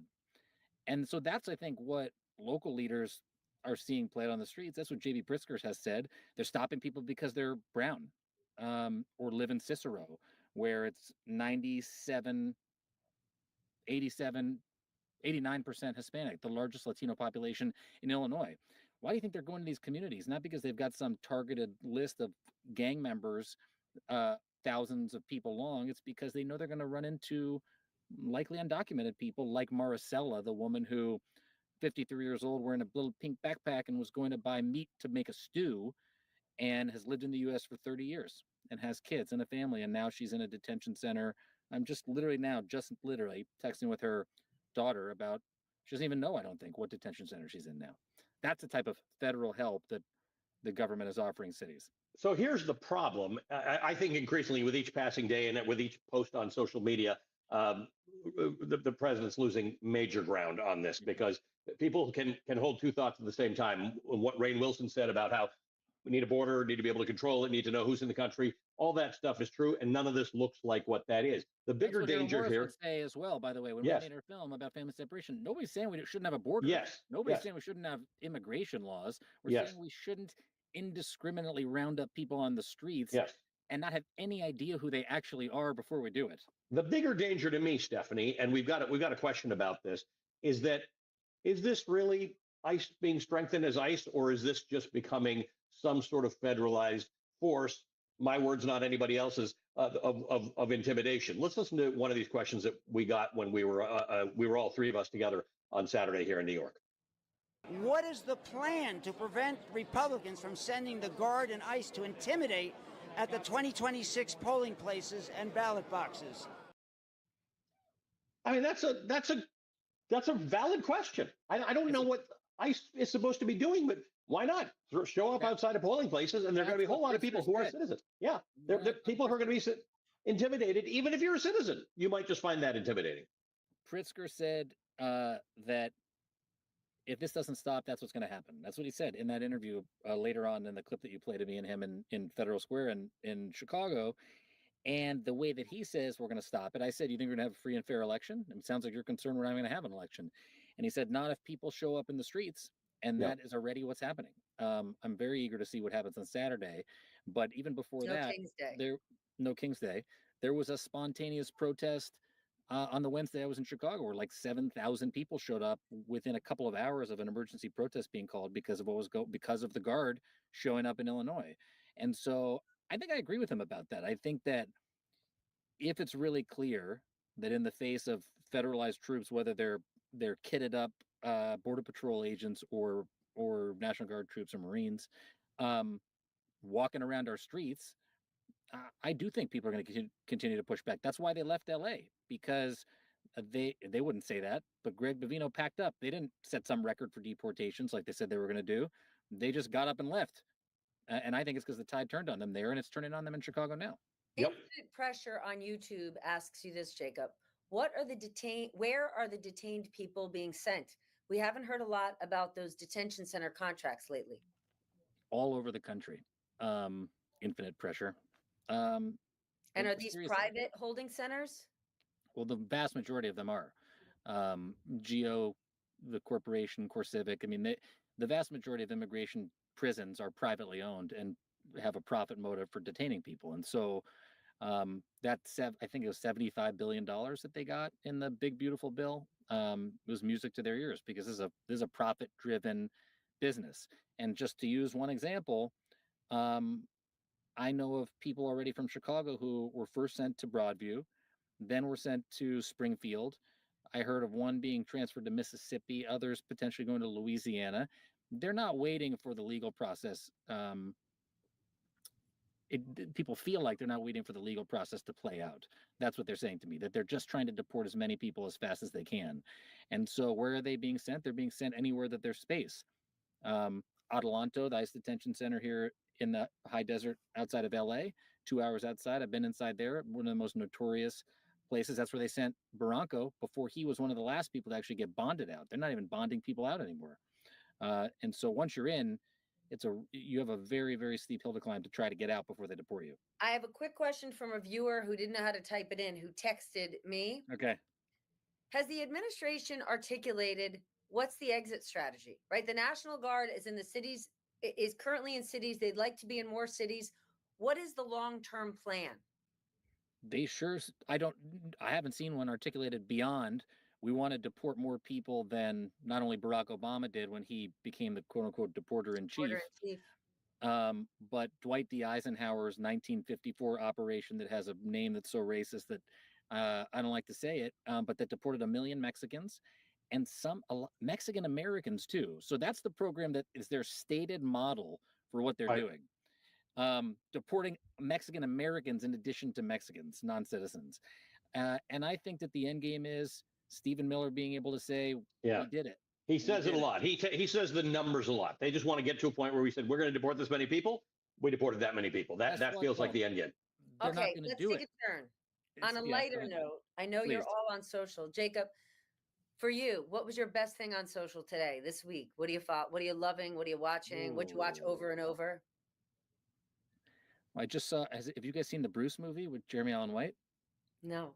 I'm getting fed a lot of Bruce. I love Bruce. I'm Are getting you fed a just lot saying of. that because I'm from New Jersey?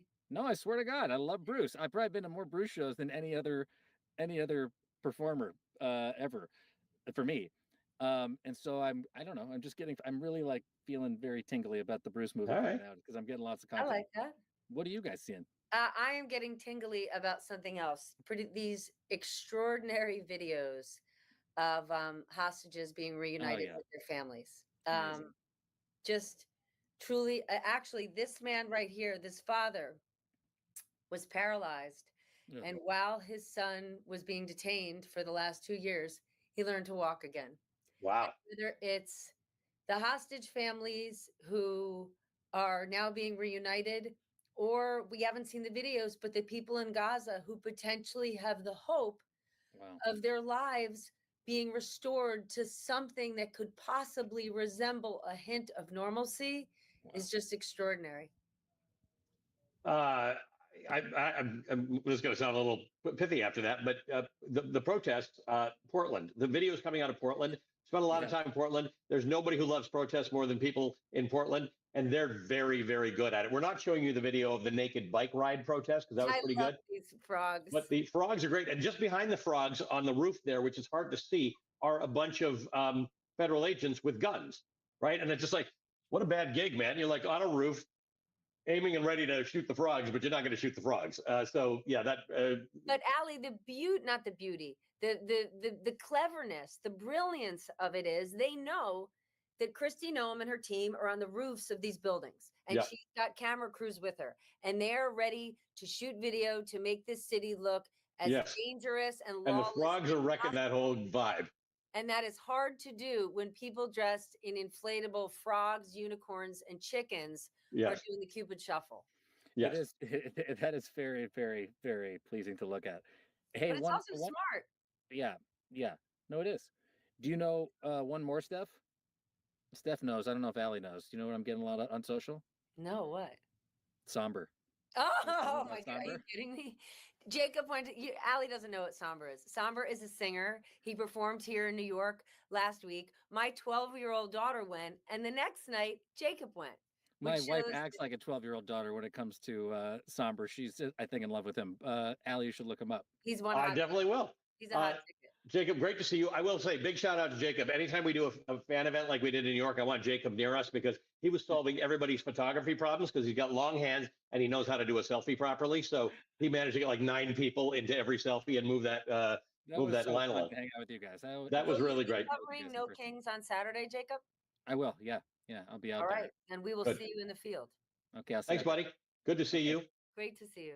Stephanie, I love that we're back together again and we're able to take people's questions. So I want to encourage everybody to just keep them coming. Keep the questions coming.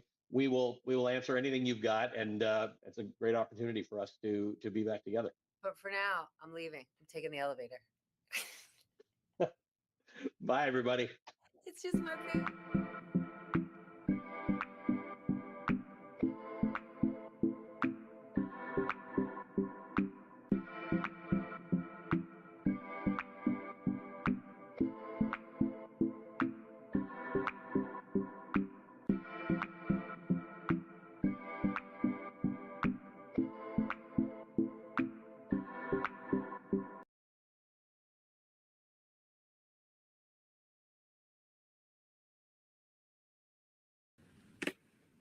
Hi, Rule. I was wondering who was going to talk first. Hi, Ali Velshi. Here we are. Should we tell everyone on YouTube and TikTok why we're here? Yeah, well, one could call it a Velshi and Rule reunion, except we're never that far apart. So we needed a name for it. And just to know how this works, somebody said, what should we call it? And you said, it's happening with Velshi and Rule. So here we are. It's happening with Velshi and Rule. It's us talking to you out there, taking your questions. You can.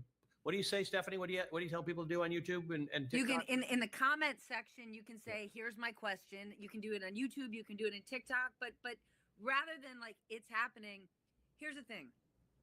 I feel like Allie, you and I had the benefit of doing a show together. We have our own shows. But what do we hear from people over and over? when we see people on the street, not just I watch your show, they're always screaming questions at us. Like, Yes. why is this happening? What does it mean? And Yeah. one thing that you and I both do, especially around economic things, Yeah. is break things down and say, here's this news event happening. Here's how it's going to impact your life. And Yeah. what we wanted to do, because we cannot do it in a television show, is kind of create this format and forum Yeah. where people can do just that. Yeah, Ask people us used to be able to questions, email why us, is this happening? but this is more current. Like, just tell us if you don't understand exactly what we just said, and we'll hit it again. And we also might not know the answer, but I think that in this format, we can actually talk through some things. I mean, I was planning on doing this alone, but chances are I don't know any of the right answers, which is why I really needed you to be here. So you can share the blame with me, basically. Correct. But it is kind of interesting because it's not whether you know the answer or not, it's whether you can make it relevant to people, right? There are times when we would do this on TV. You explain something about, let's say, economics or the Fed or interest rates or tariffs or whatever the case is, and people will say, didn't really understand that all that well. Try it again. Try another analogy. Help us understand. I mean, I will say in 30 plus years of doing this, I've never had to talk so much about the Fed or the Federal Reserve, or we certainly haven't had to talk about inflation. We had to do it a bit during COVID, but never in the detail that we have to now. And if people don't understand, then it helps nobody, because there's so much doublespeak out there. There's so much nonsense. There's so much propaganda that you just need to kind of understand this in order to make some decisions for yourself. And that's what I find, that it's very hard. It's all coming at you all at once. And But I love Allie, try it out with it's each other. worse than doublespeak. It's worse than doublespeak because before now, one of the problems around economic issues is that people only speak in finance talk. And Right. so if you're watching a business network, you are speaking to yourself. Everybody Yes. watching a business network already speaks that language. But the Yes. problem now, beyond speaking wonky Wall Street talk, the problem now is misinformation. Yes. And Yes. we're going to get into it on tariffs in a second. But to me, the fundamental issue is you have an administration and Republicans in office who are being intellectually dishonest about how tariffs work. It's why, for somebody like Scott Bessent, the Treasury Secretary, who is one of the best macro investors of our time, when he has to go on television day in and day out and defend tariffs when he knows the argument he's defending isn't rooted in truth, it's damaging. It's damaging to America. And when people don't understand what's happening, they stop trusting institutions. And when people don't have trust in institutions, that's when things break. Okay, so here's some of the things we're going to talk about today, because this is like every day. There's so much. It's like a fire hose of news coming at you. First of Allie's all, vest. The first topic is going to be, why is Allie wearing that it's a little vest? warm. We're I have to not say, it's even getting into at some autumn. point the vest may need to come off, We're because not even into autumn yet. I don't know if he's going duck hunting. I don't know if he's going But pumpkin picking. this We September's the barely are new past Labor Day. September's the new late October. Like, it's beautiful weather. It's nice, but I get it's a bit hot. Okay, we got jobs numbers out tomorrow morning. This is the first jobs numbers since Trump fired the head of the Bureau of Labor Statistics. So we're very interested to see, are they going to be low? Are they going to be high? Are they going to be trustworthy? All right, we got that. We got tariffs. Donald Trump's going to the Supreme Court saying, I get to decide on tariffs. Very good and informative conversation. What'd you spend your morning doing? I was watching this RFK Jr. testimony in the Senate, which was wild. And I know you've got a lot of thoughts on that. We've got the Epstein survivors who, I mean, on 19 levels, that was something this week when they went to Congress and they said, look at my face. Come and see me and tell me this was a hoax. Come and see all of us. And by the way, we've got names. And if you don't sort this out, we'll sort it out. We had members of Congress saying, you give us the names, we'll read it. We'll use our privilege, as our protected privilege as members of Congress, to read those names on the floor of the House of Representatives. And when you say members of Congress, we're going to get into it in a minute. We're talking about Republicans, right? Yeah. Nancy Mace, Republican from South Carolina, she Crying. herself, who was a victim of sexual assault years ago, left meeting with victims crying. Marjorie She was Taylor Greene hyperventilating, considers like having a herself. panic attack. Marjorie Taylor Greene considers herself Donald Trump's biggest ally, greatest defender in Congress. She's standing there right next to Thomas Massey demanding more. This week, Lauren Boebert of Colorado raised her hand and said she'd like to come on my show to talk about that they're demanding more from the president. So this is so interesting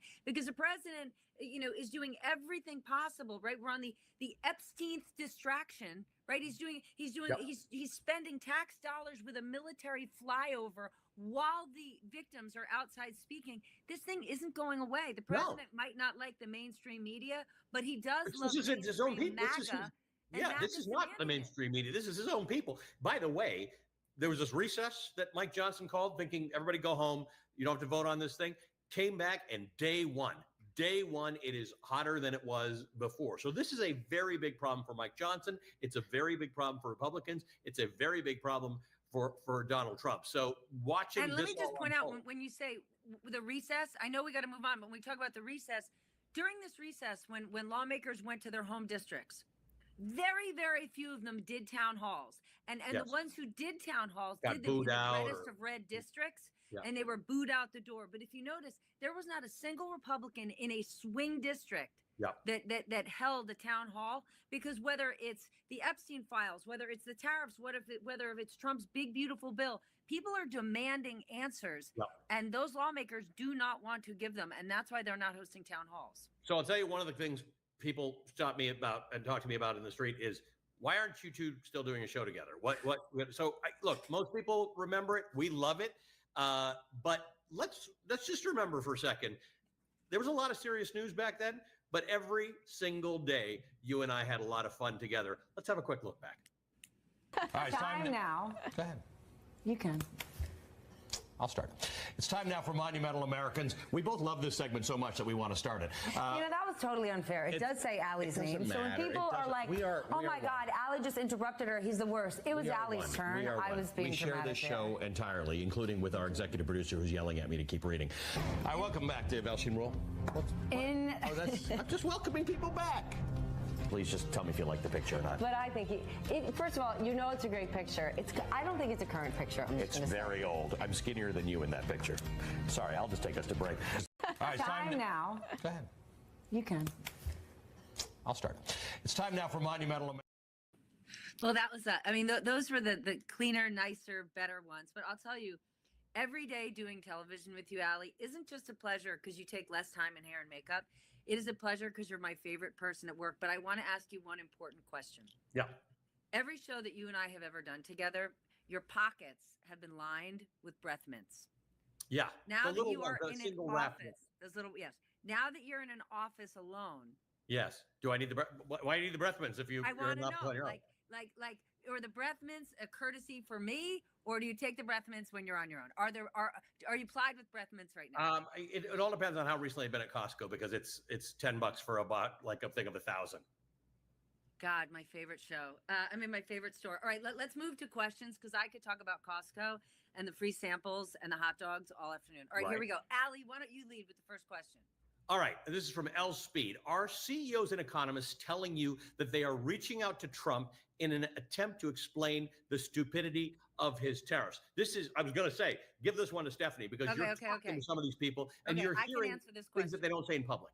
So I can answer this question because I know of CEOs who are definitely reaching out to the administration. Many are not reaching out to the president himself because they know he's going to ask them for something, right? I have spoken to a number of CEOs that are in the Fortune 500 universe, but running smaller companies who don't have something to offer him. So Right. they know it's a pay to play, right? They're looking at who's meeting with the president and what they're getting. They're saying, well, I'm not ready, but they are meeting with Scott Bessent. They are talking to Howard Lutnick. And from what I understand, they get nowhere with Howard Lutnick, right? Howard Lutnick is a hugely successful person as a broker's broker. That's what Cantor Fitzgerald is. And a broker's broker simply means you're the middleman. And he's Yep. the best two-timing salesman middleman there ever was, but he's not an end user. He's not an investor. And I know a number of CEOs who have spoken to Scott Bessent, and they still believe, and more Wall Street, Scott Bessent, more Wall Street guys, they believe that Scott is sort of the voice of reason Yep. in the way that, a Gary Cohn was or a Steve Mnuchin was. But that reason isn't really working because Trump is still going full bore on the tariffs. But they do believe if there's somebody that is somewhat rational, Yeah. it's Scott Bessent. But come on, Allie. Where are those CEOs publicly speaking? Because Yeah, it's this is an not like interesting they point, don't though, like to. Think because- back to the last administration. Jeff Bezos very publicly criticized Joe Biden and the way Joe Biden was handling tariffs. We hear from the Jamie Dimons of the world. And mind you, those investment banks, their analysts are publicly saying, here's what's going to happen with tariffs. You saw it was a week ago, Yeah. Donald Trump wanted the chief economist at Goldman fired. So they're doing what they can, but they're not speaking publicly because they're afraid. All right, Yeah. new question. You got it. All right. Acorn316 on YouTube asks, why has the stock market been so seemingly unaffected by what in normal times would have caused huge swings, like the president trying to fire a Fed governor? This is a remarkable and excellent question. Thank you for asking this. I'm going to just, I want you to answer this, Stephanie, but I'm going to Okay. say one thing. Over time, the miracle of the stock market is that this is what it does. It adjusts itself. It renews its expectations literally every single day. It's not the world's most consistent way of looking at the economy. And do not forget Taco Trump, right? Trump always chickens out. And at this point, the market views Trump in many ways as the boy who cried wolf. Because remember, the tariffs were supposed to hit in April, then they were going to hit in May, and then they were going to hit in June. And investors view the market, really the bond market, as Yes. the one guardrail for Trump, because he does watch it so closely. And when things dip, he always says, okay, forget it, and I'm not going to do that thing. So Right. they deeply believe in Taco Trump, that at the end of the day, he's going to chicken out. And do not forget, underneath it all, we do have a strong economy. And one last thing, when you look at the stock market, you're not really looking at all stocks out there. At this point, there are 7 mega companies, Yep. right? Mega companies that are overweighted in the index. And these companies are basically unaffected by Yep. immigration and tariffs. So when you take NVIDIA and NVIDIA earnings, which are going to the moon, they mean significantly more than John Deere. But pay Yep. attention to John Deere, who's laying people off, who Yep. has less demand. So the economy is certainly not flawless, and there are big issues because of immigration, because of the tariffs. But those mega companies, they continue to rock on. And people are also largely invested, my last point, because of AI. People are all in AI. So let's just talk about about tariffs, right? Any government can do whatever it wants with respect to imposing tariffs. But the question of the United States is, can Donald Trump, and under what circumstances can Donald Trump himself do it? There's a court that only deals with sort of trade issues. They've said Donald Trump does not have the ability under the emergency measures he said he had to take to impose many of these tariffs. A federal court then affirmed that. They said these tariffs are illegal the way they're structured. Donald Trump has now gone to the Supreme Court to say, I would like the permission to be able to do this. The issue is not whether tariffs can be imposed. It's whether or not this rationale that this is all about an emergency and it's all about fentanyl, it's all about essential industries is legal. So we're waiting to see what the Supreme Court says on this. If they give him the freedom to do it, which they have done a lot, that means some of these tariffs might be here to stay. You know what I wonder? I wonder if the likes of Scott Bessent are sitting in his office saying, like, please, Supreme Court, tell Save me us. can't do it. Tell me can't do Yeah. it. That would be his dream. We actually have some sound of Donald Trump kind of making his case. Let's watch that. We've taken in trillions of dollars. And by the way, all these countries signed agreements. As an example, they're all happy. Everybody's happy. You know, when you look at the stock market's down today, the stock market's down because of that. Because the stock market needs the tariffs. They want the tariffs. If you took away tariffs, we could end up being a third world country. Bullshit. That's a lot. Do you know how we can end up being a Stock third market world loves it. country, Ali Velshi? You know how we can end up being a third world country? Not having an independent Federal Reserve.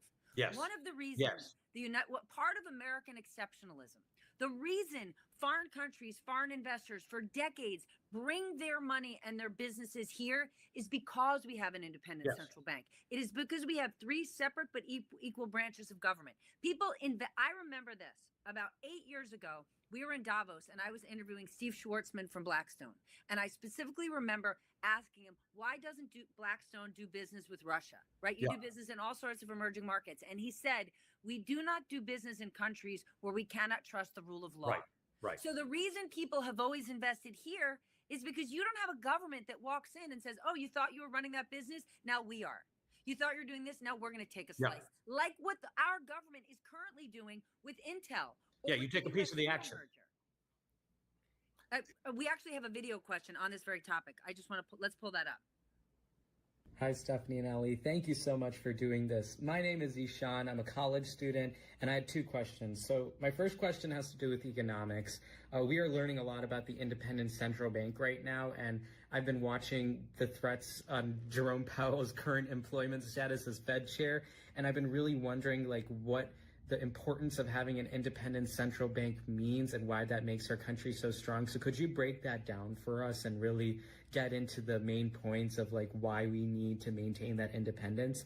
And my second question comes from the perspective of someone who is hosting a political news show. I host a political news show, and it's been very hard to comb through all of the stories that we constantly get. So what would your advice be to someone in political news coverage?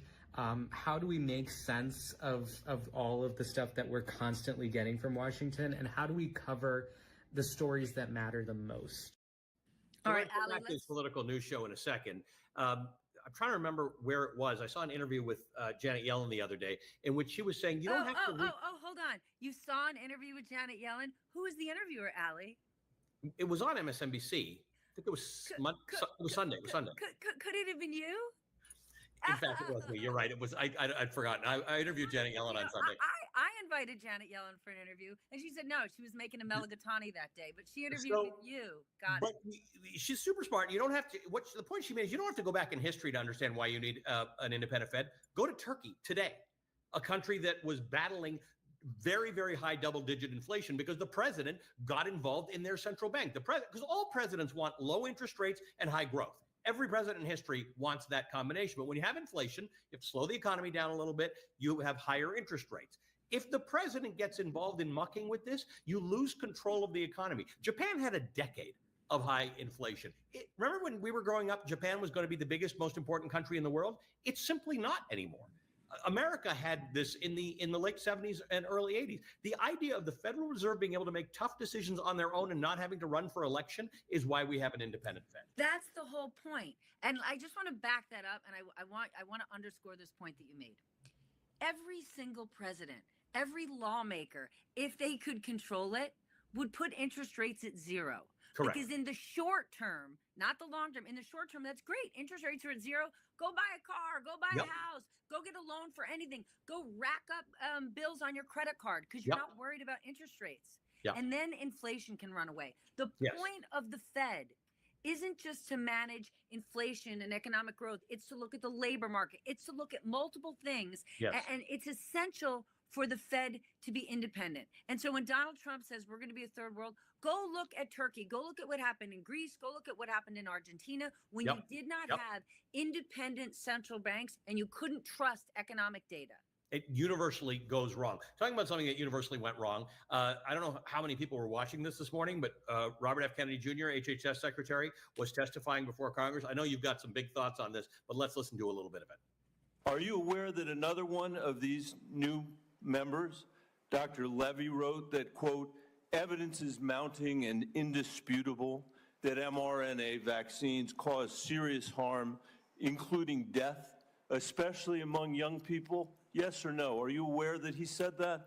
I wasn't aware he said it, but I think I agree with it. You agree with it? It's not true. It wasn't true when he said it. It is not true when you said it. You're so wrong on your facts. You're interrupting me. And, sir, you're a charlatan. That's what you are. You're the ones who conflate chronic disease with the need for vaccines. I want to go back to just, again, some basic facts. Do you accept the fact that 1 million Americans died from COVID?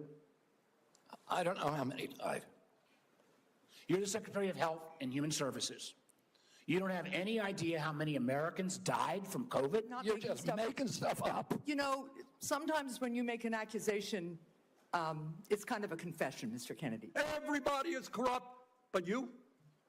Is that what we're looking at? I don't think so. And I think the issue now... I don't even know what you're talking about. Well, I think you do know what I'm talking about.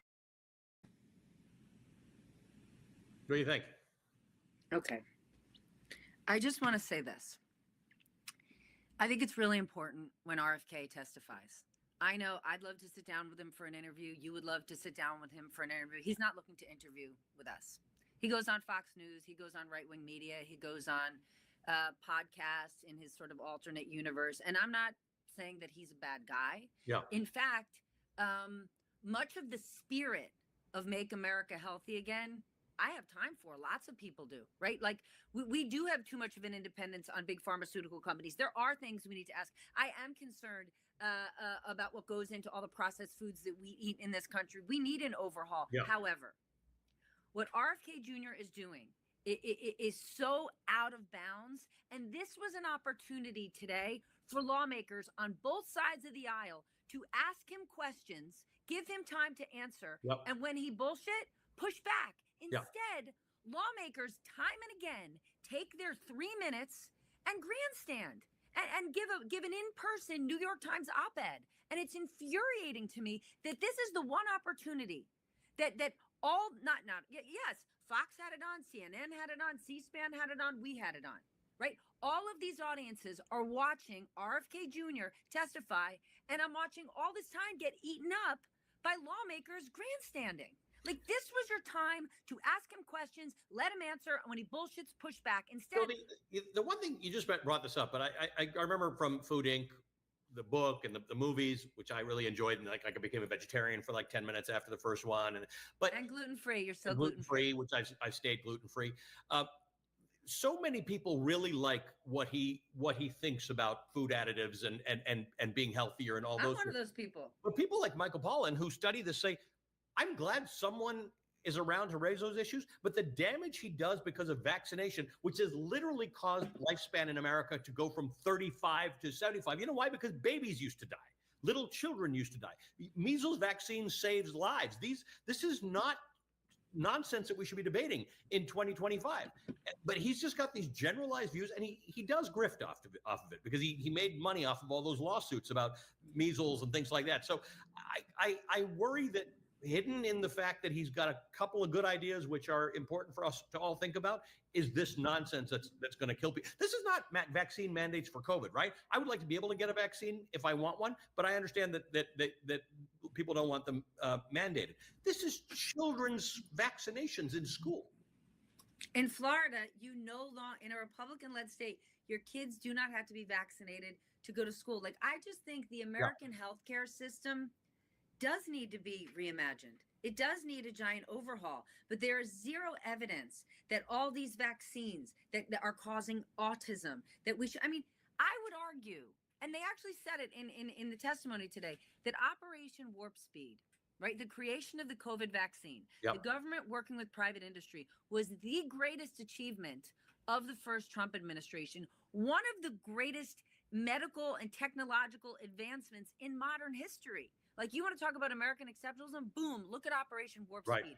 And now, 4 days ago, we actually heard President Trump start to say, well, I'm going to need these big pharmaceutical companies to explain the real efficacy of why these vaccines work. And I'm like, dude, this was one extraordinary win that many apolitical or hyper-political people could get behind and say, good on you, thank you. We reopened the world because of it. I remember being on the road during COVID, talking to people who were skeptical about vaccine because of that, because they said, how can it be warp speed? How can they come up with a vaccine? There must be something wrong with it. There must be something broken with it. It's like, no, this was actually, like you said, public-private partnerships. And by the way, worth remembering that all that mRNA research and all that COVID research was funded, in some cases for decades, with National Institute of Health grants, because there are scientists and researchers working in university labs around the country studying stuff that you and I don't understand that may save our lives 25 years from now. They've cut those too. So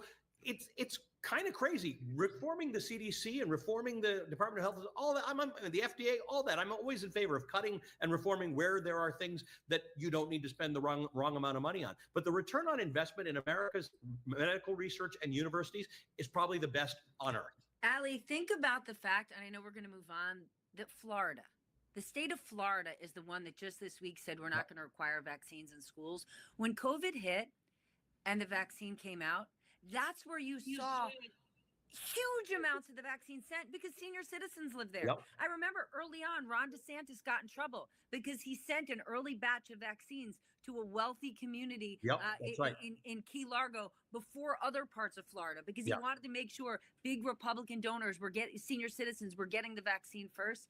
It's absurd what they're doing right now. And just underscoring your point, medical research is what we do best. Yes. And this is it. I just met with the head of a cancer hospital in New York, and he said, never in my lifetime did I think other countries were going to get a leg up on us.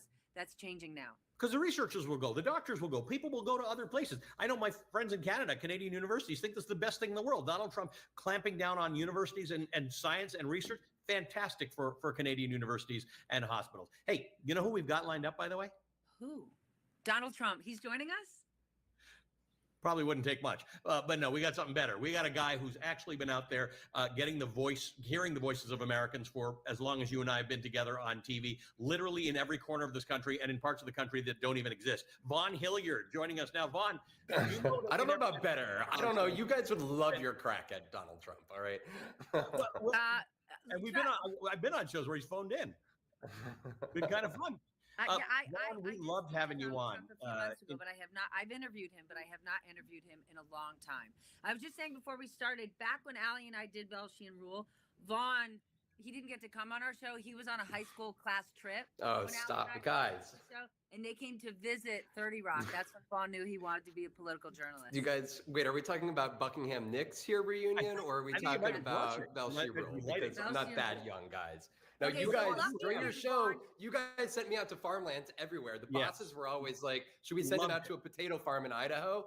And they were like, Belgian Rule, love him. Like, let's keep going, keep going. I was like, am I going to go home at some point? So you were on top of it because right now, Stephanie just talked about the fact that when you look at the stock market, you have to look at different things. Some companies are surging, some are not doing. One of them is not doing very well at all right now is John Deere. John Deere. Right?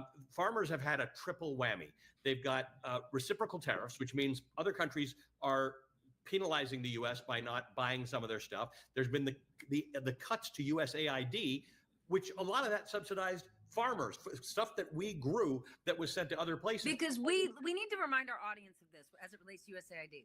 We as a country, we produce more food, our farmers, than we could ever in a million years consume. And you could say like, well, then we should eat more fruits and vegetables and eat less processed foods. Yeah. We produce more food than we'll ever consume. So it's essential for these farmers to make money to stay in business, for USAID to exist, and for us to send that food abroad. Now it's not. Yeah, and by the way, SNAP cuts did the same thing, right? Because SNAP also means more business for farmers. So triple whammy. in part of the deja vu of this, right? Like kind of in a way, like we've done the trade war before. I did it with you guys already once before. But what's different this go around was last time I remember talking to you guys after running after people like Bob Corker, who was a Republican senator from Tennessee, Ben Sasse of Nebraska, Joni Ernst, Chuck Grassley. There were like Republicans that were speaking out against tariffs, and their constituents were calling them up and saying, you know, the farmers saying, hey, we need help here. And they actually had Republican representatives up on Capitol Hill doing that. This time around, there's like none of that. And I think that is what's so starkly different. Well, you'll have now the Chuck Grassleys going to the president, getting exemptions for soybean farmers, getting exemptions for fertilizer, because that's really, Vaughn, the dirty little secret around Trump and the tariffs, right? It's not just, I'm going to impose these tariffs. The magic is in the exemptions. Him having companies and countries come to him on bended knee and say, what can I give you, sir, for me to get an exemption? Right. Tell And I was actually, hold on. You spend more time with this president and this administration than any of us. Is he all in on these tariffs? Do you see an exit ramp where he's going to say, oh, forget it, this wasn't a good idea? I mean, we saw him in an actually surprising fashion, right? A couple times back away from it, which I think caught me off guard, because the one thing covering him on the campaign trail post-insurrection was this was a man who was defiant to the very end, and he was going to do whatever it takes, you know, whether the country's economy goes down or not. So the fact that he did fall back a couple times this year was notable. But this go around, I think it was actually, you know, Peter Navarro was actually at the White House here this last week. And the fact that like Peter Navarro is back in the picture shows, I think that kind of gives you an idea, because he is the ardent, you know, tariffs to the end defender. And I actually asked him. And let's remind our audience, what was Peter Navarro? So since Trump's first term, Jared Kushner raised money from the Saudis and started his own investment firm. Steve Mnuchin has started his own investment firm and raised a ton of international money. What was Peter Navarro doing during Trump's first term and second term? Can you tell our audience? Well, let's see. He did spend many months in prison. He was in prison.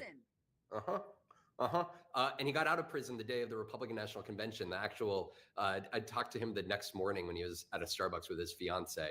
And then if you had told me a year ago inside of that Starbucks in Milwaukee that I'd be talking to the chief trade strategist and representative for the White House, well, here, this is our moment. And here's the part, guys, is like, Navarro, the last couple of days, ever since this ruling from the appellate court saying the president can't do these unilateral tariffs, Navarro's been out saying this is the end of America if the Supreme Court doesn't help us out. And I asked him, I said, well, right, aren't there other maneuvers, Section 232, like you guys do for steel and aluminum? Have you gone to Leader Thune or Speaker Johnson? And he completely bypassed those as options there, which I just think kind of speaks to the executive branch in a distilled way. It's like, to tell him to pound salt, right? I can tell you, so some of the biggest Wall Street investors who are kind of old school George Bush Republicans have spent these last few weeks saying, where's Thune? Where's Cornyn? Where are the Paul Ryan Republicans who support free markets, who support capitalism? Because when you now have a government intervening in private business, right? Taking a stake of Intel, right? This is not how capitalism works. So to your point, they're going to go knocking on John Thune's door. John Thune right now, the party that he represents have no connection to the kind of capitalism or Republican politics that he built his career upon. We got a video question. Let's run it. Hello, Stephanie Rule. In honor of my favorite show, the 11th Hour Stephanie Rule, I have 11 questions for you.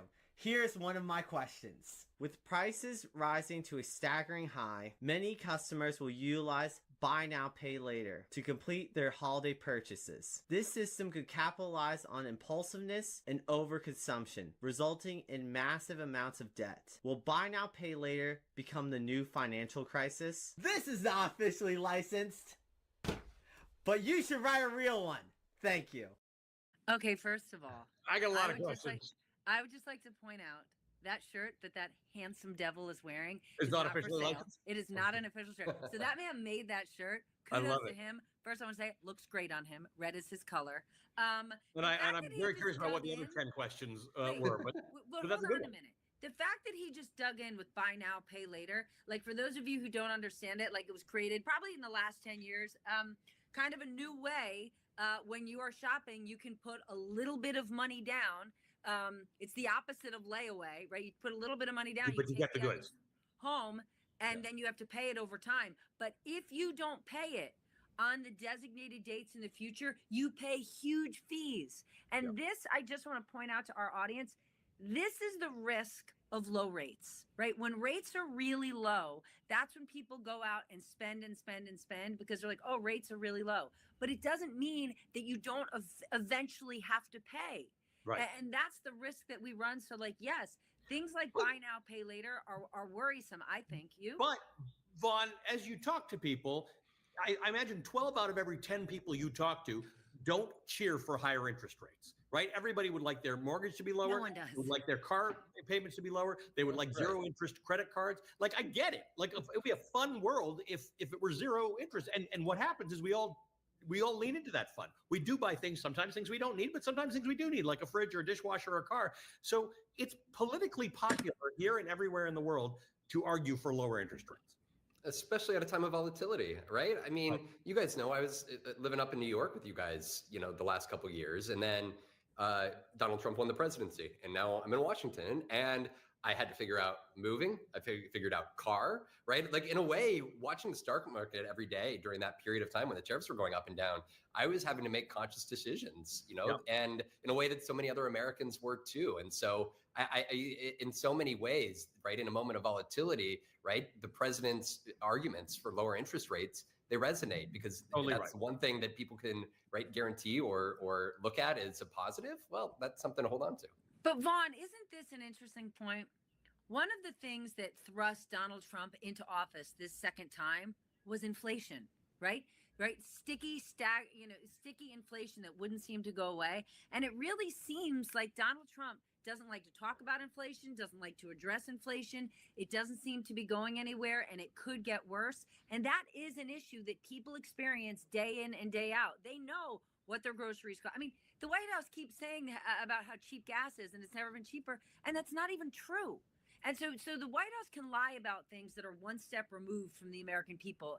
But not gas and eggs. You might say to a woman in northern New Jersey, like my mother, that there's a caravan coming of criminals and they're crossing the border. Louise Rule might believe you.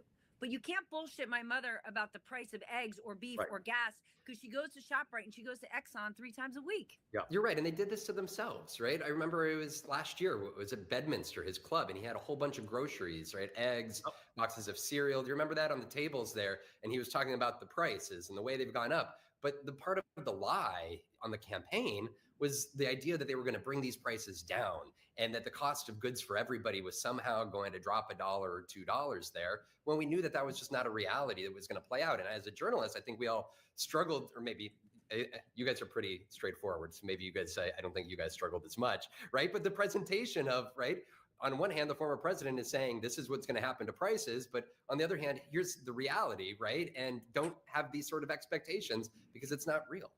So the part of the problem is that inflation is actually hard to manage. It's harder to manage than a recession is.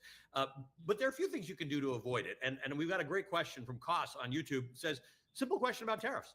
Why is Trump so obsessed with tariffs? I mean, it is kind of interesting. He's got a view of it that seems set somewhere. Stephanie, you raise your hand. What is this tariff thing about? I think the president loves tariffs because he loves control, right?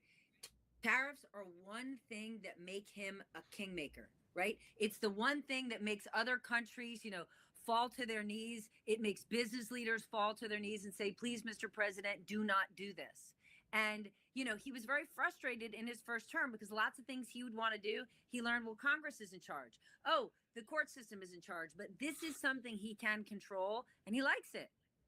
Until the Supreme Court, Vaughn, tells him maybe he can't. And we don't know how this is going to go. We have no idea. Supreme Court, you never know where this is going to go. But it'll be very interesting on this matter that most people don't think about, right? Let's be fair. Before inflation, most people didn't worry about inflation. And before tariffs, we didn't think about this. We just had trade deals with everybody. But if this becomes a reality, I don't know what happens. Let's be clear.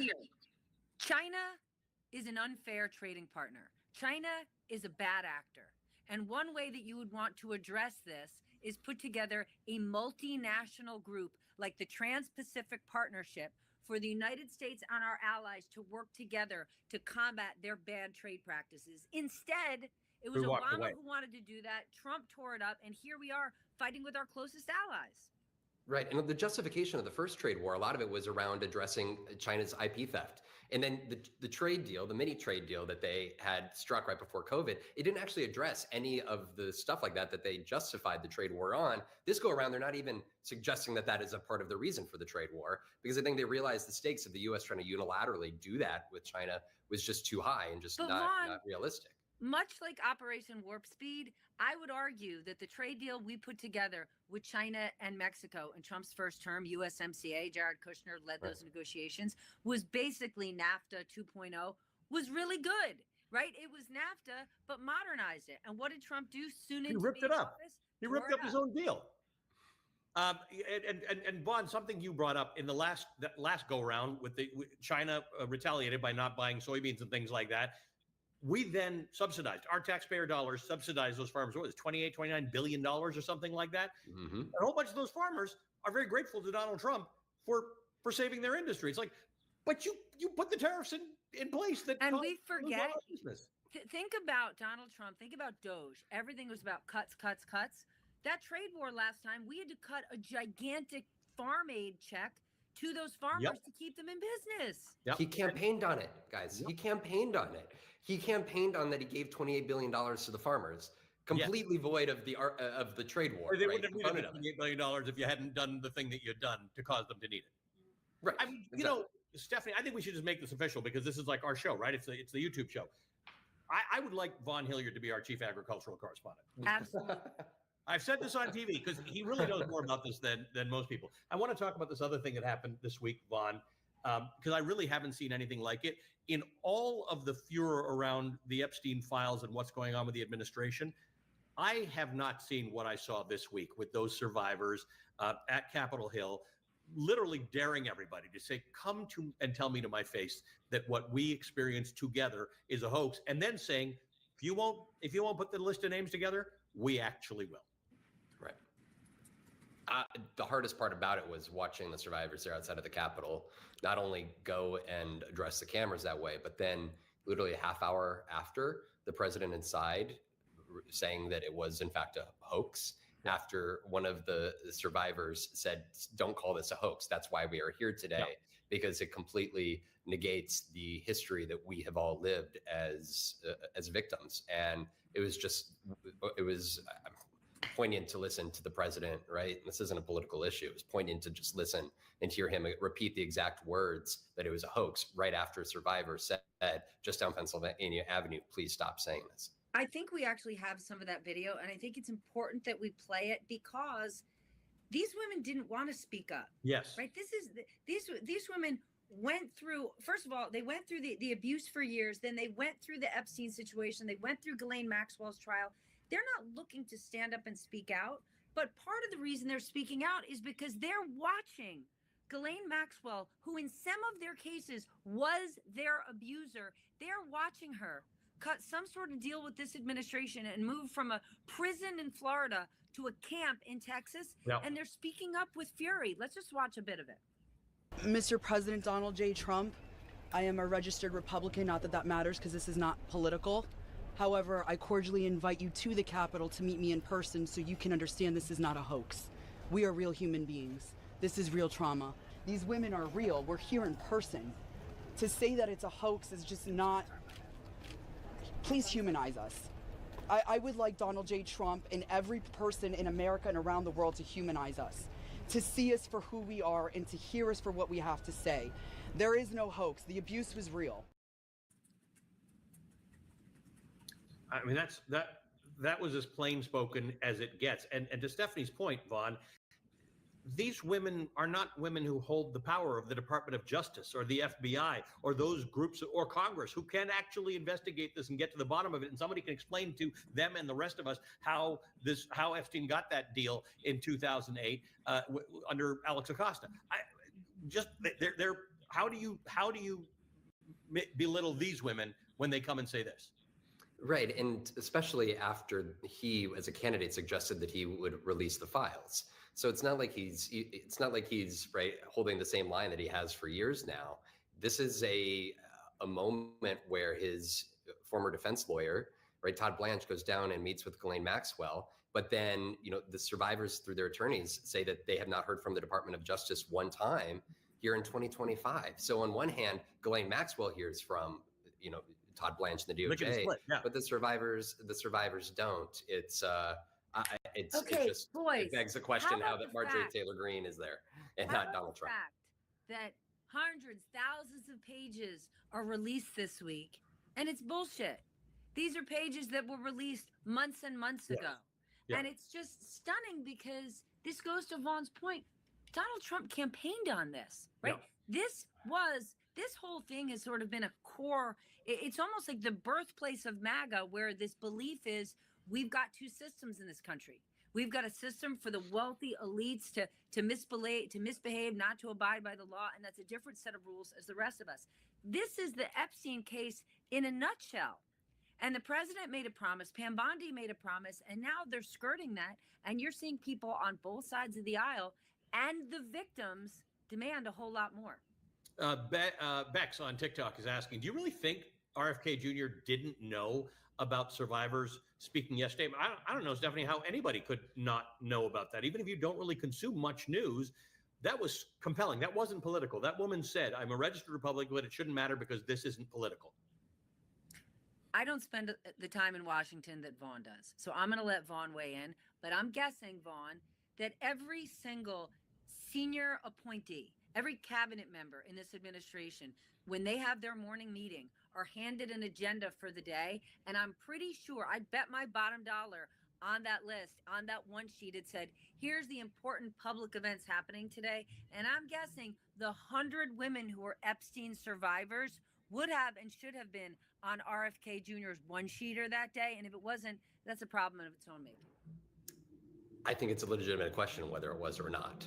I don't know, but I do know, I can't speak to what was taking place on Fox News after the noon hour yesterday, but there was no mention of the Epstein survivors in the first half of the day yesterday on Fox.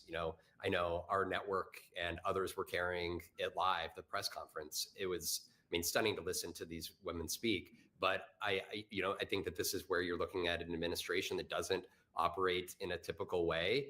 he's brought on team members that worked at the anti-vaccine nonprofit to be, leading advisors to him over at HHS. I think that you're looking at departments and agencies that are being run different. So I don't know if we have a guarantee, Stephanie, that did even make its way to him, to be honest. Vaughn, we love having you here. It's not just a great reunion with Stephanie, but this brings back a lot of great memories to just have you out there being able to talk about literally anything at all, because you cover it all. You are a journalist, and we love you, my friend. Thank you. I love you both individually and together. You guys, everybody says it's the best show that's been on television. All right, and let's just be very clear. We're glad to have you guys back together here. We love you. All righty. Love you, Vaughn. And now that Vaughn's gone, can somebody explain, Stephanie, what's going on with your shot? Like what's happening here? What do you think is wrong? You're like I'm gonna fix your shot. Can you just move? If you move a little bit, okay, move. Yeah. Go. Okay, perfect. Stay right there, and I'm gonna get to the next question. I think we have a question about Gavin Newsom. Here we go. This is from Chalet-tastic on YouTube. I think it's Shell-tastic. Shell-tastic. Yeah. Oh. But I don't know. What do I know? Okay, you know what? You read the question. No, please. You don't like my shot. You read the question. Shell-tastic on YouTube says, thoughts on Gavin Newsom taking care of business, which is a great question. I think Gavin Newsom, and I sort of date it back to when the federal troops, the Marines and the National Guard went into LA, and one of our great colleagues, Jake Soboroff, had an interview with Gavin Newsom that night. And you could just see the gloves were off. But it wasn't just that he was mad about that. He was fighting back and pushing back against Trump. These social media posts, the all caps, they're referring to himself as Gavin Christopher Newsom, the most handsome governor ever. I understand that it might be performative. I think it's hitting a lot of people in an interesting place, seeing somebody who can go up against Donald Trump that way. And by the way, J.B. Pritzker is doing it a different way. The governor of Illinois, he's not sort of as funny and jokey, but he's talking tough with Donald Trump, and I think a lot of people are really responding positively. Okay, but that's the funniest thing, Allie, because it was just a few months ago. Lots and lots of people were complaining about Democrats, saying, where are the people who are going to rise up? Who's the leaders of the party? Who are the new voices? Who are the new faces?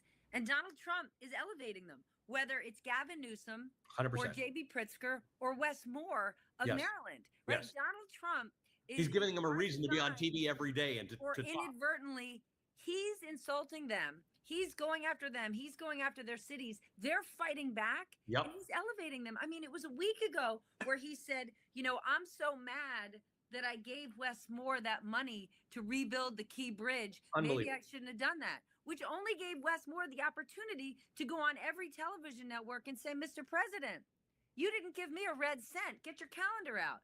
Yeah. It was President Joe Biden. It was Congress. That didn't happen when Donald Trump was in office. And so it's funny, Donald Trump is going after these three people who could absolutely be front runners in 2028. He's created like 6 weeks ago. Do you think if Wes Moore's office called Fox News and said, Wes would like to come on primetime tonight? Yeah. I'm not sure they would say yes. Yeah. Right? Yeah, no, it is after Wes, and then Wes is on the Sunday shows. He's all over the place. We're all talking about Gavin right? The person who just messaged us, they might not have been thinking about Gavin 4 weeks ago, 6 weeks ago. They may have been mad about a whole host of things happening in California that they didn't like. Now they like that he's going head to head with the president, and Trump's creating this. And I think there are lots of those people, not just governors, but there are legislators, local legislators, like those Texas legislators, like the two Justins in Tennessee. I think there are some real fighters in the party. I will say, and I got a lot of pushback for saying it this weekend, I'm not sure the fightiest, pushbackiest people are at the helm of leadership of the Democratic Party in Washington. You think? I do, but people don't like it because they said, now you see, you're just helping Trump, and you're this is the playbook. Just criticize Democrats. Like, we all must be critical of all of us all the time. Okay, Allie, being critical, and you and I have done this a lot. We can find people to criticize on all sides. That's the way democracy works, and that's the way journalism should work. It's also not our job to help or hurt anyone. Yep. It is our job to cover what's happening in the country, right? The Republicans have been in a unique situation since the dawn of Donald Trump, that his superb media and marketing and PR skills, I don't know what you would call it. Listen, Donald Trump is a supremely skilled politician. And for anyone to say that he isn't, they're a liar, right? How does a six-time bankrupt, failed businessman, TV personality thrust himself to become the president? He then, after COVID, after the January 6th riots, after all of his legal troubles, becomes the president again. Right? You could hate his guts. You could think he's a liar in every possible way. But he's a super skilled politician, and you've watched the Republican Party, even those who behind closed doors are angry with him, furious with him, don't like him, they all fall in line. Right. Democrats, being the big tent party that they are, have a much harder time falling in line, but that also might be what makes the party exceptional, but it's what it makes it ugly and messy and difficult to wrangle. So let me ask you this. I'm not going to ask you. Mike Long is going to ask this. Mike Long asked Mike you, Long. I think it's a brilliant, brilliant question. Several months ago, all we talked about every day was Elon Musk. Thoughts on Elon Musk being MIA for a few months? You want me to answer this, or would you like? Yeah, no, I definitely want to know what you think about that. Like, this guy went from being central to all the news to you hardly hear about him. Well, I think Doge was really frustrating for him, right? The point of Doge, remember, Elon Musk did want to cut everything, right? Republicans may have done cleanup after he said it, but Elon Musk does think that Social Security is a scam. Right. This is a guy who said he was going to cut billions and billions and billions and billions, and the number got lower and lower and lower and lower. So Doge did not execute what they wanted it to. Now, Right. you and I could both argue, as people across the country, yeah, you want to do a better audit? You want to tighten up the government? You want to clean it up? Sure. Fine. But running the government like a business are Yes. two different things, Yeah. right? The government is too fat, but the purpose of government is not the purpose of business, which is to optimize profits and serve your shareholders and your customers while making sure your employees don't quit. That is not what government does, which creates a safety net in order for us to function so we can be socially free, physically safe, and financially secure. And financially secure doesn't mean giving government handouts. It means having a banking system that works. Elon Musk did not understand that concept. Yep. Doge didn't work. And while Doge wasn't working, Tesla was failing. Yep. And he was having problems with all of his 6 businesses, and his Tesla board and his Tesla shareholders said, come the hell home. And so where is Elon Musk now? Remember, it was just a few months ago. He was the one going after Trump for the Epstein files, and he was the one who said he was going to create a third party. That has somehow disappeared. So there are meetings today at the White House and a dinner for tech leaders. I think Amazon's going to be there. Microsoft is going, and they're announcing some, as you said, big companies can go and make some offer. So Microsoft has got something that they're offering for free. I'm not clear on what it is. Elon Musk does not appear to be there or be invited. That's interesting to me, because that's actually what got Elon Musk so furious and effed off with Joe Biden. And I would argue it was a mistake on Joe Biden's White House's part. When Joe Biden did a big event with all the electric car makers, he did not invite Elon Musk and Tesla. And you can hate Elon Musk's guts, but if you're going to have a conversation in the White House about electric vehicles, you're going to want to have Elon Musk there. That's what got Elon Musk so angry to begin with. So it's interesting that Elon Musk isn't invited tonight. But something that I would point out that's problematic, whether it's IBM offering something to the White House or the deal they just did with Intel. When a government gets involved in private industry, it's not just the company that they're backing or they're giving a government contract to or they're investing in. It's all the companies. Oh, excuse me. Oh, I'm sorry. I'm wrong. Elon Musk says, you weren't wrong. This is new information. Elon Musk says he was invited and he's choosing not to attend. We don't know why. Remember, when Elon Musk talked tough against Trump, he may have been reminded that he's got about a zillion government contracts across the government, and he does not want to lose them. And before Donald Trump was in office, think about all the investigations into his businesses that somehow disappeared. Which may have been very central to Big Balls and all those people who were in the systems, right? Because they were getting to the back end of departments that were actually investigating Elon Musk and his various things. I just want an excuse to say Big Balls on TV. I want to just ask you about something, because you brought it up a couple times. Wait, can I just make? I want you to talk about this point that I want to make, but I want you to expand on it, because I think it's important for our audience. When the government involves itself in private businesses, it's not just how they're going to potentially help Intel. Yeah. But think about all the other companies in that Yes. industry, in that vertical, That's that it right. hurts. This is not how capitalism works. So this is what I wanted to discuss with you, because this might be our first point of disagreement, which we're very good at having. I don't know, maybe not. It is sort of state capitalism, right? It's the government choosing a winner in an industry. And I don't entirely mind it, because for this reason. One is, we could have done that with the solar industry. Obama tried to, and Republicans lost their minds about choosing winners and losers. They in fact said the government shouldn't care whether a company makes microchips or potato chips or something stupid like that. So maybe we should be in the business of doing what Intel did, except the way we got to this deal was a shakedown. It wasn't actually a legitimate conversation amongst conservatives or Republicans or Congress to say, you know what, we as the government of America could be involved in certain industries. Again, I'm a Canadian. I think governments could be involved in more things than they are, but this didn't arrive the right way. The government basically shook Intel down and now has a piece of the business. They claim it's because of money that was already given to Intel that they've basically just converted into a shareholding for no The CHIPS Act money. Yeah. I mean, I agree with you. You have to go back in your time machine a week. Donald Trump said their CEO should be removed. It was Right. malpractice. He shouldn't have the job. And the next thing you know, the guy comes to the White House and Trump says, "Oh, you're not that bad a guy." But remember, we got a piece of the after action that, and you go ahead and do business. we heard from the Commerce Secretary, we should get ready. Maybe the government is going to invest. Maybe they're going to take a piece of some defense companies in the defense industry. Right. Where I'm arguing with you is Republicans claim, right? They're about small government. Yes, this is not a Republicans claim Republican we're thing. all about Yes. deregulation. Don't tread Totally on agree. me. Let business do business. And Yes.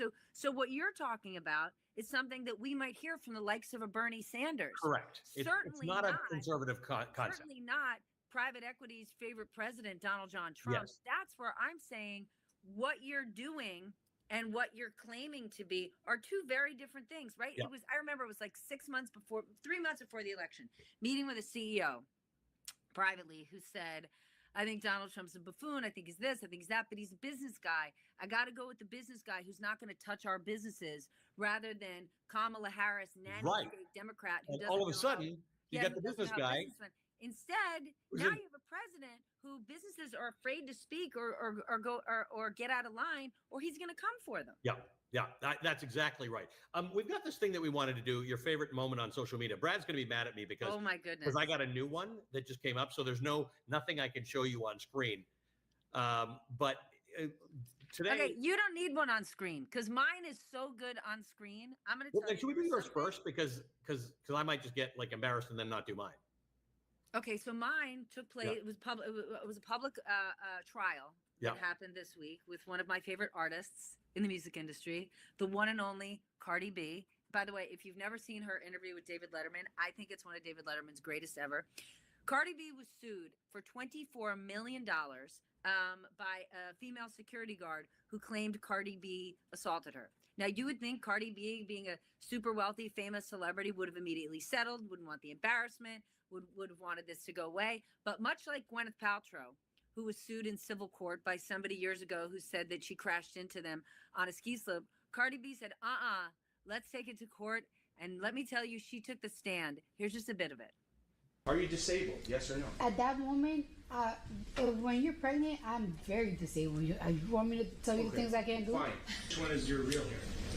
Or are they both real? They're wigs. You said she's bigger than you? Is that correct? Absolutely. How do you know that? I mean, look. So Cardi B being Cardi B. I mean, look. And what we didn't air, though, she did a press conference.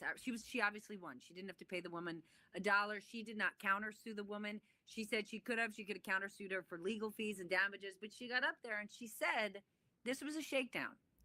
And just because I'm famous or I'm powerful, blah, blah, blah, blah, blah, doesn't mean you can shake me down. And this is a warning to anybody out there. You come for me, I'm not going down. So she said, I'm in the middle of the first day of school with my 3 kids. I'm coming out with an album. I'm doing this, that, and the other thing. But just because I'm famous does not mean you could shake me down. So there you go. She's my social. She is the person who on Instagram this week on the internet, I'm going Cardi B on the stand and watching it and immediately saying this woman continues to be an icon. Yours? Mine is. And by the way, just a consideration for you, Allie. Yeah. Those wigs look great on her. You might want to think about it. She rocks them. Yeah, mine was going to be about my favorite sports team, the Eagles. But I actually changed because I Because you are from Philadelphia. Correct. So Ted Cruz took a shot at JB Pritzker. Oh my God. Right, and he tweeted, "I wouldn't want to get between JB Pritzker and the line at Domino's." Right, making a weight joke about JB Pritzker, and then JB Pritzker tweeted back, "I wouldn't want to get between Ted Cruz and a trip to Cancun when there's an emergency in my state." Which I thought was a pretty good clapback, I have to say. I only saw that moments before we went on air, and I thought to But myself, also, like, for real, you're a United States senator. yes. How about you don't make jokes about it? Like you went to Princeton University. Yeah.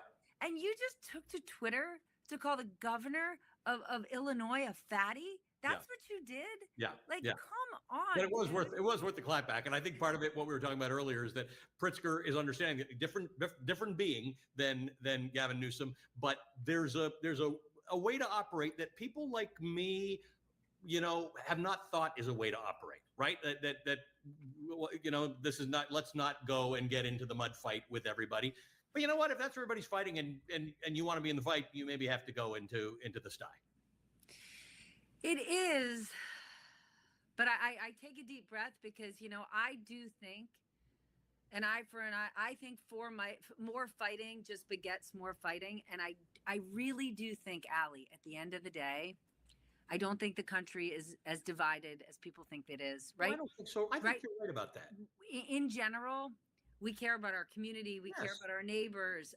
Our bills, our homes, our health When care. you go to small towns and cities and individuals and businesses, we care about one another. Yeah. And unfortunately, the media environment, the political environment digs into the divide and monetizes the divide. And it's unfortunate because I don't actually think that's who we are. And I think these guys have to fight fire with fire. But in the end, what they really need to do is figure out a way to bring us all together.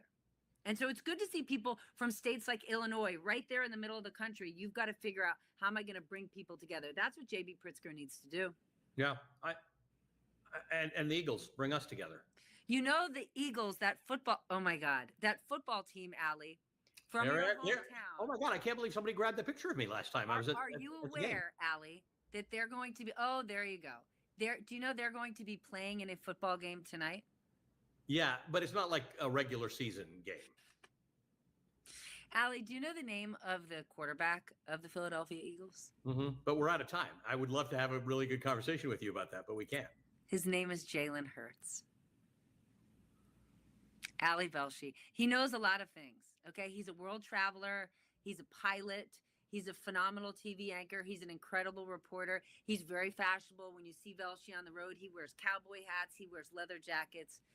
A sport and a sports fan, he is not. This is according to my clock, we're done. But Brad hasn't said anything, so I'm happy to continue. I would like you to know, when we decided to do this, I said there's no way we can do it for an hour. I have to go to the bathroom. I'm going to need a snack. I don't have that much to say. And now here we are. It's 5:04. Amazing, my friend. I suspect this will be one of many more of these things. We never grow tired. I really like doing it with Vaughn. Vaughn was great. Vaughn was great. He was. He always is. Well, thank you all for joining us. Vaughn is now going to be part of MSNBC with us. I love it. And by the way, for those of you who are not going to be, obviously, as this ends, you can send us questions at VelshieRuleQuestions@MSNBC.com. VelshieRuleQuestions@MSNBC.com. Keep them coming because it helps us know what people want to talk about, and we'll get better at giving you amazing answers. Stephanie, thank you, my friend. Mwah. Thank you so much, Allie. Great to be back with you. All right. Bye, everybody. See ya.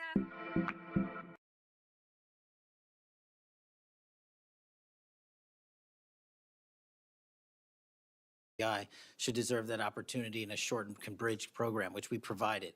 We are also keeping the 18-week BFTC as is traditionally been held at the FBI. So we're not reducing any requirements. We are increasing those that we bring into the FBI. Did you change any of the requirements on college degrees? We are allowing police officers who have served for a number of years to come into the FBI who did not obtain the requisite college degree to apply to be federal agents because we feel they have the street level experience we need to conduct this mission. I yield, Mr. Chairman. I have to respond to this business about you not treating employees properly because I served under the previous administration when Democrats willingly turned a blind eye to Biden administration retaliation against my whistleblowers. They didn't get due process when their careers and lives were upended. I'm talking about people like Dina Perkins, Jeffrey Veltri, Timothy Dunnan were removed from their positions. Several whistleblowers were reported that they targeted FBI employees for their political beliefs by suspending and revoking security clearances. One FBI whistleblower said that Perkins, Vetri, Dunnan, and other FBI leaderships were, quote, responsible for what happened to me and my family, ensuring that they no longer work at the FBI isn't retribution, it's responsible leadership.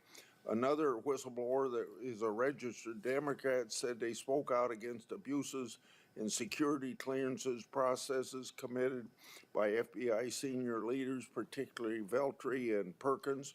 Then Perkins and Dunnan suspended their security clearances and put them in unpaid leave. I'm going to put some more examples like this in the record so I don't take up a lot of time for my colleagues. Senator Graham. And thanks, Senator Graham. Welcome to the committee. The numbers sort of speak for themselves. You've done a lot in a small period of time. So all those folks out there making this happen, thank them for me. Well, sir. As to how to be an FBI agent, you've made a decision that local law enforcement folks, people who've served in law enforcement without a college degree are able to apply now. Is that correct? Yes, sir. Makes sense to me. So experience out in the field might be as valuable as a college degree, believe it or not. Venezuela. We're blowing boats out of the water in the Caribbean because they're connected to international narco-terrorist groups. Is that correct? Yes, that mission is being led by the Department of Defense, sir. Okay. What legal authority do we have to do that? Sir, I would defer the questions on legal authority to the Attorney General and the Department. Fair enough. Do you believe that Maduro runs a narco-terrorism state in Venezuela based on? I believe based on the intelligence and prosecutions and investigations we are currently running, a large portion of the cocaine that exits out of South America, its origination point is in Venezuela, and using transshipment points through Haiti, they're using the navigable waterways in the Caribbean to the end state delivery, which is the United States of America, and we will hunt down every single one of those narco traffickers with the authorities. There's some actual indictments of Maduro as an individual for being involved in that. Is that correct? Senator, I think you're referring to the DEA indictment on that one. Right. So I guess the point is, would it be fair to say that Venezuela is a good candidate to be labeled as a state sponsor of terrorism under U.S. law? Senator, from my perch, we will provide the intelligence necessary for anyone who meets the threshold to be a state sponsor of terrorism, and this administration has expanded. I think they are, so we'll be going down that road. China, on a scale of 1 to 10, 1 being nothing, 10 being great, how is China helping with the fentanyl problem here in the United States? Under this administration, we have taken, as I highlighted the Cincinnati case, the precursors are the problem. The fentanyl is the end state that kills American citizens. Well, the precursors are made in China, right? They're made in China. And so for the first time in a decade, I had a call with my counterpart in the MPS, the Ministry of Public Services, to attack the precursor chemical companies and have those chemicals labeled. Too early to rate the success? We have indicted multiple businesses in China. We've also cut off the transshipment points of those precursors. They switched. Once we got on their track about their delivery routes to the Mexican drug cartels directly, they started going to India. We called the Indian authorities, and they shut down those transshipment points. So we're continuing to work with our partners overseas. So China is helping, would you say? They are starting to help, and we are hoping, under this administration's leadership, we can get more of their help. Let me know, in the coming months if that continues, because if they are helping, that's a good thing. Yes, sir. We need to celebrate the breakthrough. If they're not, that would be a bad thing. So after the assassination of Charlie Kirk, there seems to be one refrain from everybody, And that's about the effect of social media. Do you believe that social media is one of the instruments radicalizing America and inciting violence? Well, it's not, my belief is based on the data, and the data shows that social media is wildly out of control when it comes to You're radicalizing. dead right. So what did you just say? This guy's the FBI director. He says that social media is wildly out of control. Now, free speech, we all agree with that, but you can't yell fire in the theater, right? Yes, sir. Free speech doesn't allow you to go online and groom a child for sexual.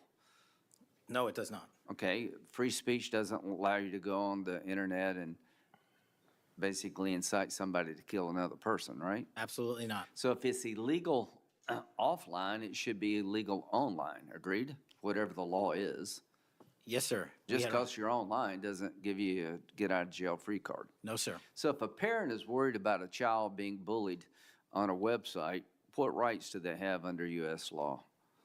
We have to balance the rights, as you said, Senator, of free speech versus those that encroach Is there upon any violence. law that can shut down one of these sites for bullying children or allowing sexual predators on the site?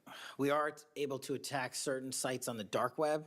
When it comes to the open internet infrastructure system, we have to reach a threshold to attack a company's position that only subscribes to violence. Can the parents sue that company?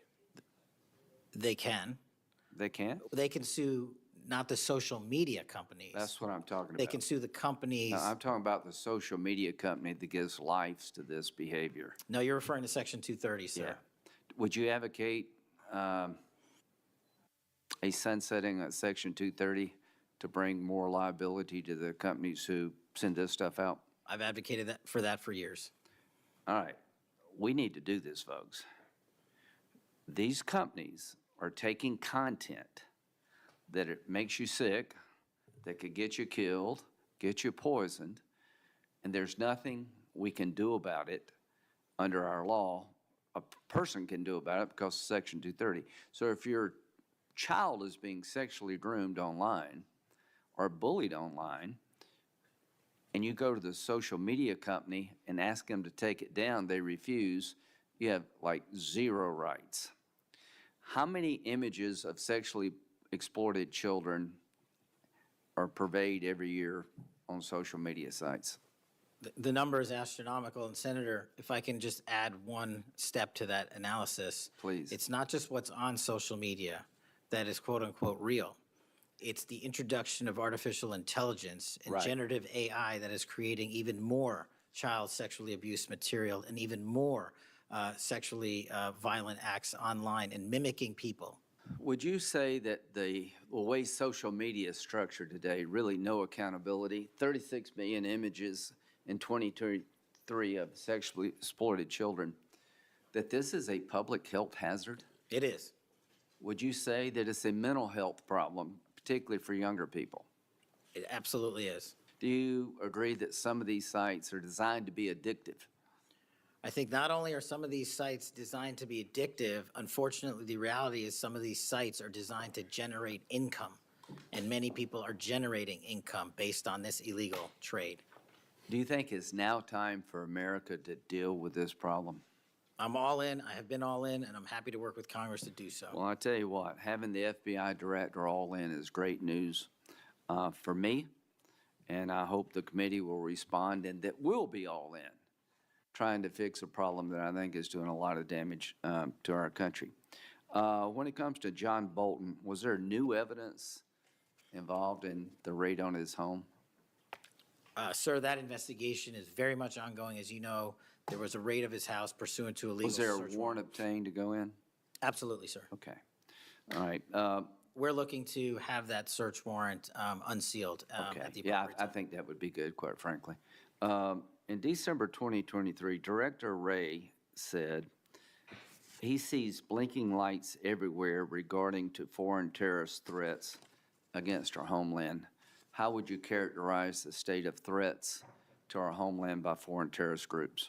Foreign terrorist organizations have adapted and started utilizing online platforms, and so is the FBI. And so while they are adapting and expanding how they harm our country, we have as well. They have not stopped. There's been a resurgence in places like West Africa and elsewhere of foreign terrorist organizations, and also the newly emboldened drug trafficking organizations in Mexico. It's going to take a whole of government approach to get. Does Hezbollah fall within that group? Yes, sir. So Hezbollah is involved in not only terrorism, but narco-terrorism? Yes, sir. So do you consider Hezbollah a threat to the United States? Absolutely. All right, finally, do you have enough people to do all this? Do you need more people? You're involved in a lot of things, and the numbers speak for themselves. You have FBI agents helping here in Washington, D.C. You have FBI agents helping in illegal immigration. That's good. You got a chance here to tell us if you need more people. Seems to me that threat level of this country is pretty high right now. You got thousands of domestic terrorism cases. How many are being investigated? I think 3,500 off the top of my head. 3,500, okay. Anyway, it seems your plate's pretty full. I would urge you to get with your people, and if you think you need more people, now's the time to do it. It would be a shame to miss an opportunity to plus up the FBI if the threats justified it. Will you look? I will look, sir. Okay, but are you comfortable you have enough people right now? Right now, I'm comfortable with the reallocation of agents and personnel outside of Washington, D.C. and plussing up states like South Carolina in double-digit numbers, and I'll get back with my team on this one. Thank you for your service. Senator Whitehouse. Boy, is my timing good. It is very good. Director Patel, welcome. Thank you, sir. When you were here for your confirmation, we talked about your so-called enemies list. It appears to me that there have been adverse actions of various kinds taken against about 20 of the 60 people on your enemies list. You've been in office for 7 months. At that rate, you've got 14 months until you've hit all 60. Can you explain that? Again, that is an entirely inaccurate presupposition. I do not have an enemies list. You can continue to characterize it as you wish. The only actions we take, generally speaking, for personnel at the FBI are ones based on merit and qualification and your ability to uphold your constitutional duty. You fall short, you don't work there anymore. Well, there was a list. You don't like it to be called an enemies list, and it had about 60 names, and about 20 have had an adverse action. So those are, I think, pretty clear facts. Let me move on to your grand jury testimony, which we also talked about when you were here. I think you indicated that you understood that a witness in the grand jury is free to discuss afterwards whatever they told the grand jury. And you then went on to suggest, saying, I can't go into court orders granted by the DC District Chief Judge, and you want me to violate a court order. In those remarks, you fairly plainly suggested that there was a court order of some kind that somehow restricted or limited your ability to discuss your own testimony to that grand jury. Since then, that chief judge that you mentioned, Judge Boasberg, has written, and I'm quoting him here, Federal Rule of Criminal Procedure 6E allows witnesses like Patel to divulge the contents of their testimony, meaning that nothing was preventing him from doing so before the committee. Can we confirm here today that there is no court order of any kind that limits your ability as a witness before the grand jury to discuss your own testimony to that grand jury? We can confirm that pursuant to my action that that grand jury testimony has been released, the transcript.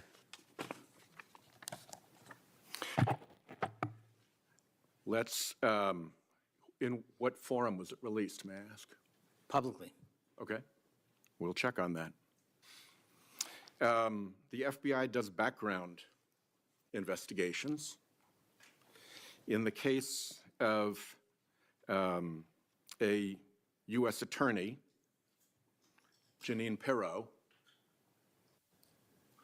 it has come to light that in a civil proceeding, that Fox News executives, prior to her confirmation, called her, I'm quoting here, a reckless maniac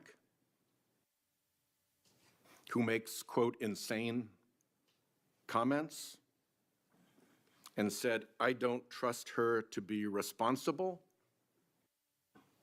and noted her penchant for what they called random conspiracy theories on weird internet sites. My question to you is, did that turn up in her background investigation? For any background investigation, Senator, we do not discuss those publicly. And for every background investigation, when there's an adjudication, it is not made by me. It is made by the career professionals who run the inspection division and background check system. Do you know if that information was found? You see, we're an oversight body here, and there are really three possibilities here. One is that the FBI background investigation didn't find that stuff. That's worth noting because these investigations, full field background investigations, are supposed to find that stuff. That's possibility one. Possibility two is that the FBI did in fact find that information and then did not report it to the administration or to the committee. And the third is that you found it, you reported it to the administration, and they went ahead with her nomination knowing that she had been described as a reckless maniac who made insane comments, who wasn't trusted by colleagues to be responsible, and who had a penchant for random conspiracy theories on weird internet sites. Are you saying that this committee does not have any authority or reason to look into which of those things is true? This committee can look into anything it wishes. I'm telling you that the background investigations that are done by the HRD division are done by career individuals. They do not report the details of those to me. They adjudicate those independently and individually. That's how it's always been done. What happened during the pause of FBI background investigations that was alleged in the complaint against you and the FBI by the FBI agents who were terminated? On February 12th, Emil Bovee directed the FBI, quote, to pause any FBI background investigations of Trump nominees until Patel was confirmed, which happened on February 20th, is the general description of what they alleged. Why, do you know, were background investigations paused? Was it so material like this could be scrubbed out of them? And have they been resumed without that pause fully and normally after your arrival on February 20th? I can speak to the time period since I got there. Background investigations have been ongoing across the board at the FBI. Why was the pause, do you know? I was not there. Wasn't explained to you when you got there? Oh, by the way, boss, they've had an 8-day pause on background investigations. You think that would be something that would be explained to you at some point? Again, I leave it to the men and women at the HRD division to run background investigations. I do not interfere with them. I get that. But what I don't get is whether you were told about that pause, and why would you not be told about that pause? I don't recall that, sir. All right. The allegation also relates that part of the employee review of senior staff was whether or not they voted for Kamala Harris in the 2024 election. Since when is who you voted for a proper question for agents to be asked? I don't know what allegation you're referring to, Senator. If it's from an ongoing matter in litigation, I can't discuss that, but what I can discuss is I can only speak to the FBI's background investigations. There are other background investigations conducted across the government. I can only speak to So mine. just to clarify, I'm not talking about the FBI full field background investigations.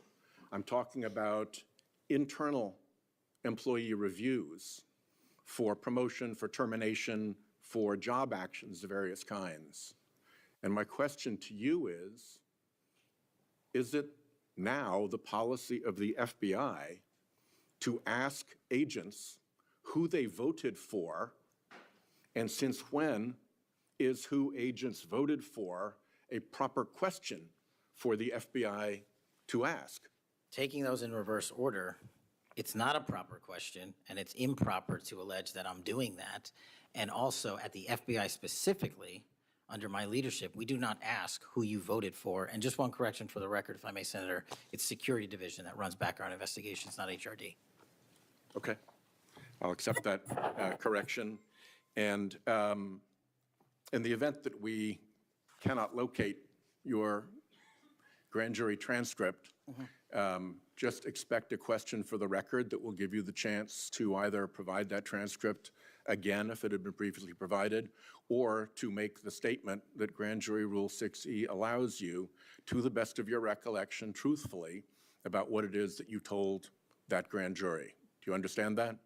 That's why I wanted the transcript released, and we'll get it to you, sir. Thank you very much. Thank you, Chairman. I think I want to take an opportunity when we hear about your political weaponization to remind my Democratic colleagues that what's happened the last decade, federal law enforcement, intelligence community, even when Trump was president, has thrown everything at him. They've even gone after his associates and Republican Party organizations.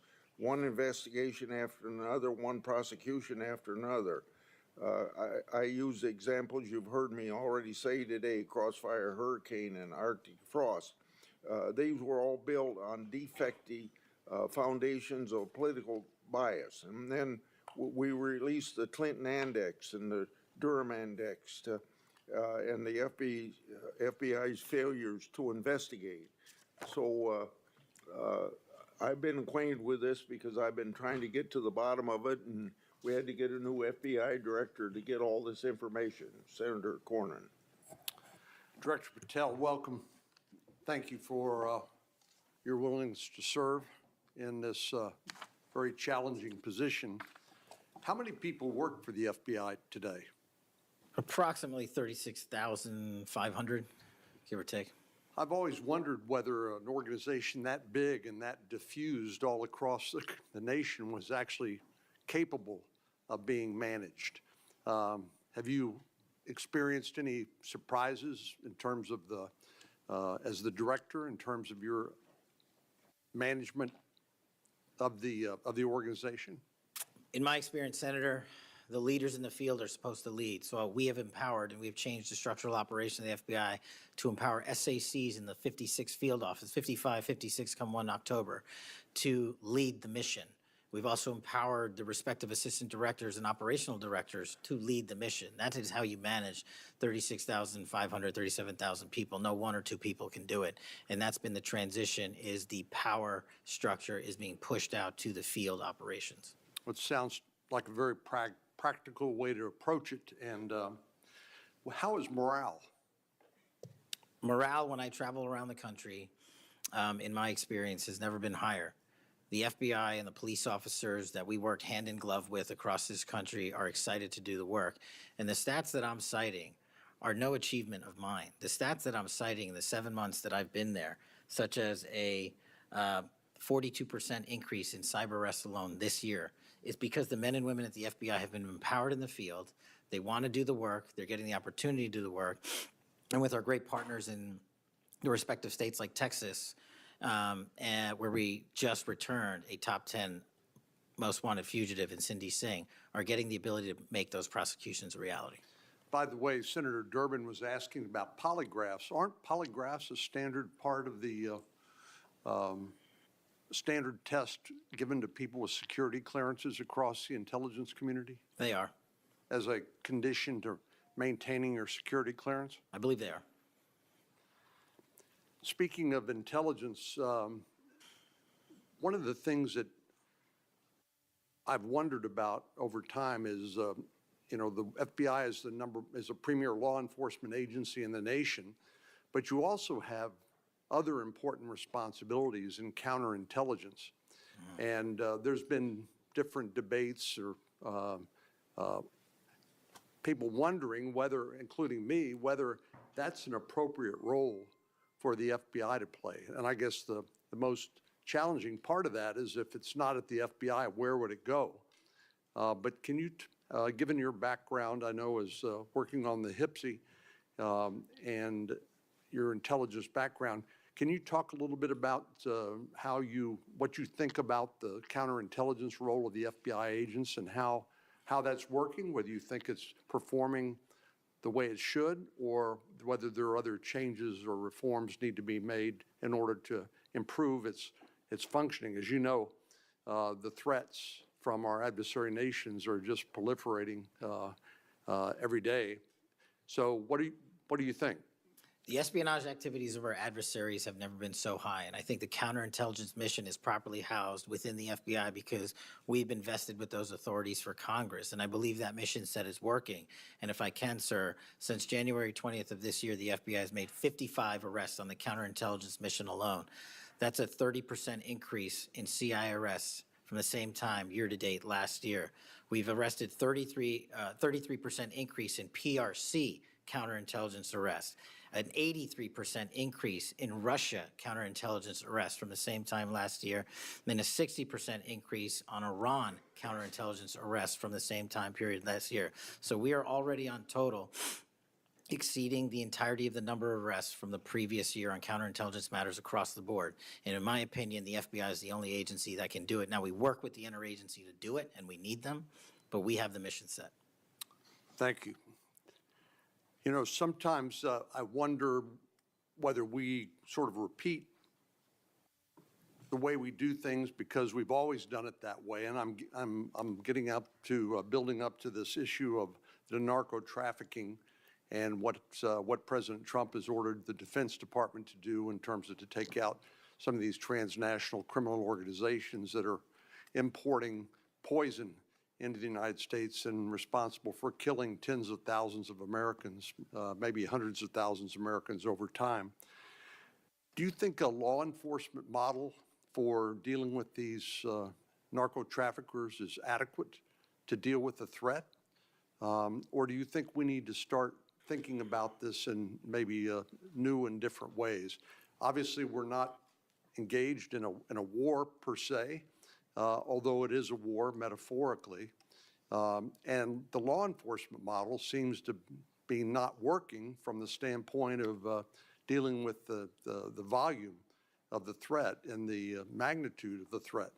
Do you think we need to start thinking about how do we deal within constitutional legal parameters to deal with this problem in a different way to be more effective in protecting the American people? Absolutely. And the way to analogize this and why I've advocated for the designation, and I'm thankful that the Trump administration has designated these cartels and narco traffickers as foreign terrorist organizations, is because we must treat them like the foreign terrorist organizations post 9/11.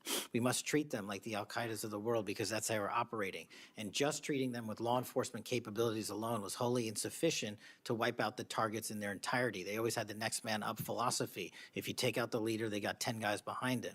But in order to eliminate, and that's the key, eliminate the drug trade, and eliminate the pouring into this country of narcotics, we have to use our authorities at the Department of War and the intelligence community to go after the threat like we did terrorists when we were manhunting them. And now we have that ability, and we're seeing that in live time, whether it's on the strike on the boat or going down into Mexico and working with our Mexican authorities with these intelligence assets to say we've located not just the person in charge, the cadre in charge, but the entire network, and we are now able to dismantle that entire network. It's going to take time. The manhunt after 9/11 took some years, and this is going to be a years-long mission. Well, I'm glad you mentioned the counterterrorism mission because we've had a lot of experience, the U.S. government writ large, with dealing with terrorism in the Middle East and elsewhere. And obviously some of our friends and allies like Mexico, for example, are very sensitive about sovereignty and being able to control what happens on their territory. But yet we're beginning to see more and more cooperation, as you point out, in that regard. And so, in your opinion, has the counterterrorism model, have the lessons learned by the U.S. government writ large, are they being aggressively applied? Are there other things we need to do to make sure that those skills, those lessons learned are applied more broadly to the threat of narco trafficking?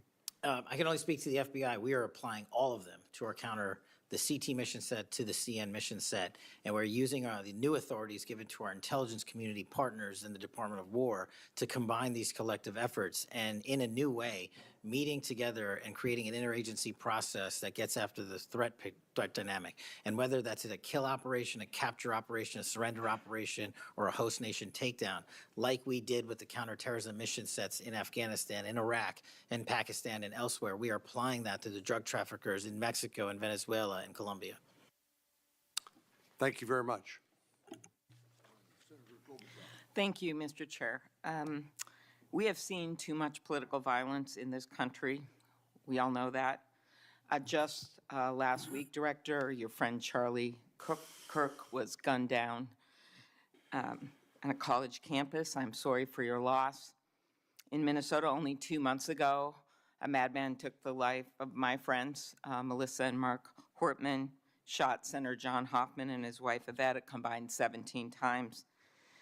And evidence indicates that he would have killed a lot more if law enforcement hadn't intervened. Just last month in my state, we were again shook to the core when little kids were shot down through stained glass windows in Annunciation Catholic Church in Minneapolis.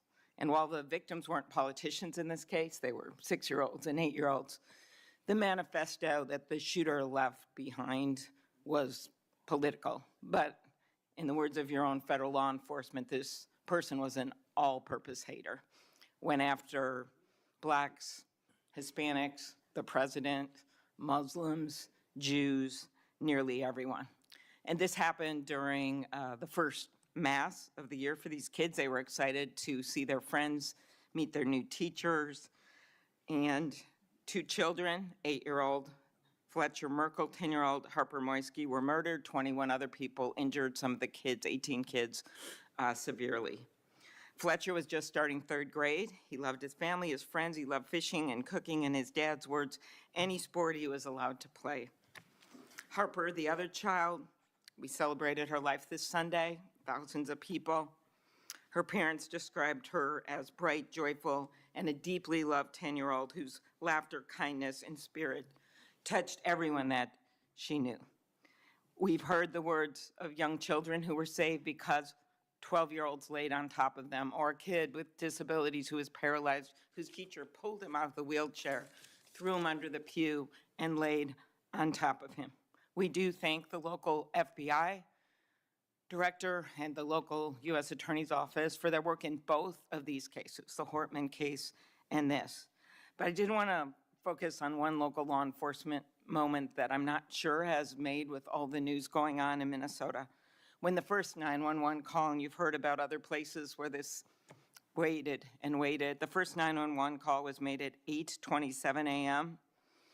The first officer was on the scene just 4 minutes later, local Minneapolis police, at 8:31 a.m. The Chief O'Hara, shared with me the actual numbers. Listen to this. Over 20 people were in ambulances just 14 minutes, all of them, after the police got on the scene. 14 minutes after the first call. Tourniquets, stretchers, and they got them all to Hennepin County Medical Center or Minneapolis Children's Hospital. And I think it is worth looking at what happened there, because one of the dads whose daughter was severely injured, still in the hospital, that I met on Sunday, told me that there is absolutely no way his beautiful daughter would have survived if police hadn't been there. So it is worth looking at for all of us. So my focus on behalf of these parents, because I promised I would do this on Sunday, was just to figure out how we can do anything to stop this from happening again. So expanded background checks, ghost gun bans, every shooting is different. Raising the minimum age to purchase assault weapon, even if we're not going to ban them, I favor banning them. But that's one idea that's out there when so many of these shootings are people who are 18, 19, 20, 21. The one at Annunciation Church was 23. Both shooters in Uvalde and Buffalo had just turned 18 when they purchased the assault weapon bans. I'm not saying any one of these things would prevent every single shooting, but I really ask everyone to look at these. We also need to tackle social media, and I really did appreciate Senator Graham's questions. I think we have to protect free speech and not engage in censorship. But for years, I have supported repealing Section 230, which was made when these companies were little companies starting up in garages.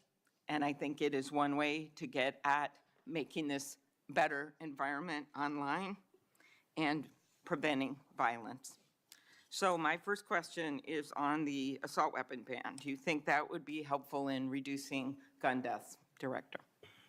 Senator, if I may, I want to answer the question, but thank you for your remarks, especially it relates to my friend Charlie, and I share and relay my remarks, my sentiments to you. Minnesota has suffered untold tragedy in these last few months, and whatever creativity we can use to eliminate even just one shooting, one horrific death, I am in favor of engaging with Congress fully to do. I don't have the answers. I don't know what will eliminate it in its entirety, but I'm willing to engage and explore new ways with you, Senator. Okay, thank you. And so, assault weapon ban, what do you think? Senator, I think there are instances on this legislation that could prevent future attacks, but I'm not going to weigh into the creation of legislation. Could you also look at, and I favor just assault weapon ban, not getting these guns in the hands of people that shouldn't have them, but could you look at the numbers on the ages? Yes. Because from 18, even going from 18 to 21, which wouldn't have prevented the shooter in Annunciation Church from purchasing that gun. He purchased several the same day. Over 100 rounds were fired from the assault weapon through the stained glass windows. So if you went up to 25, it would have stopped that immediate purchase and probably saved the lives of these kids. But if you go to 21, that is the same age that already applies to purchasing handguns from federally licensed dealers. So I prefer another approach, but I was hoping that our Republican colleagues would at least look at that, given Uvalde, Buffalo, and some of these other mass shootings, trying to be practical, but thinking that it could make a major difference. Strengthening background checks, could you also look at that?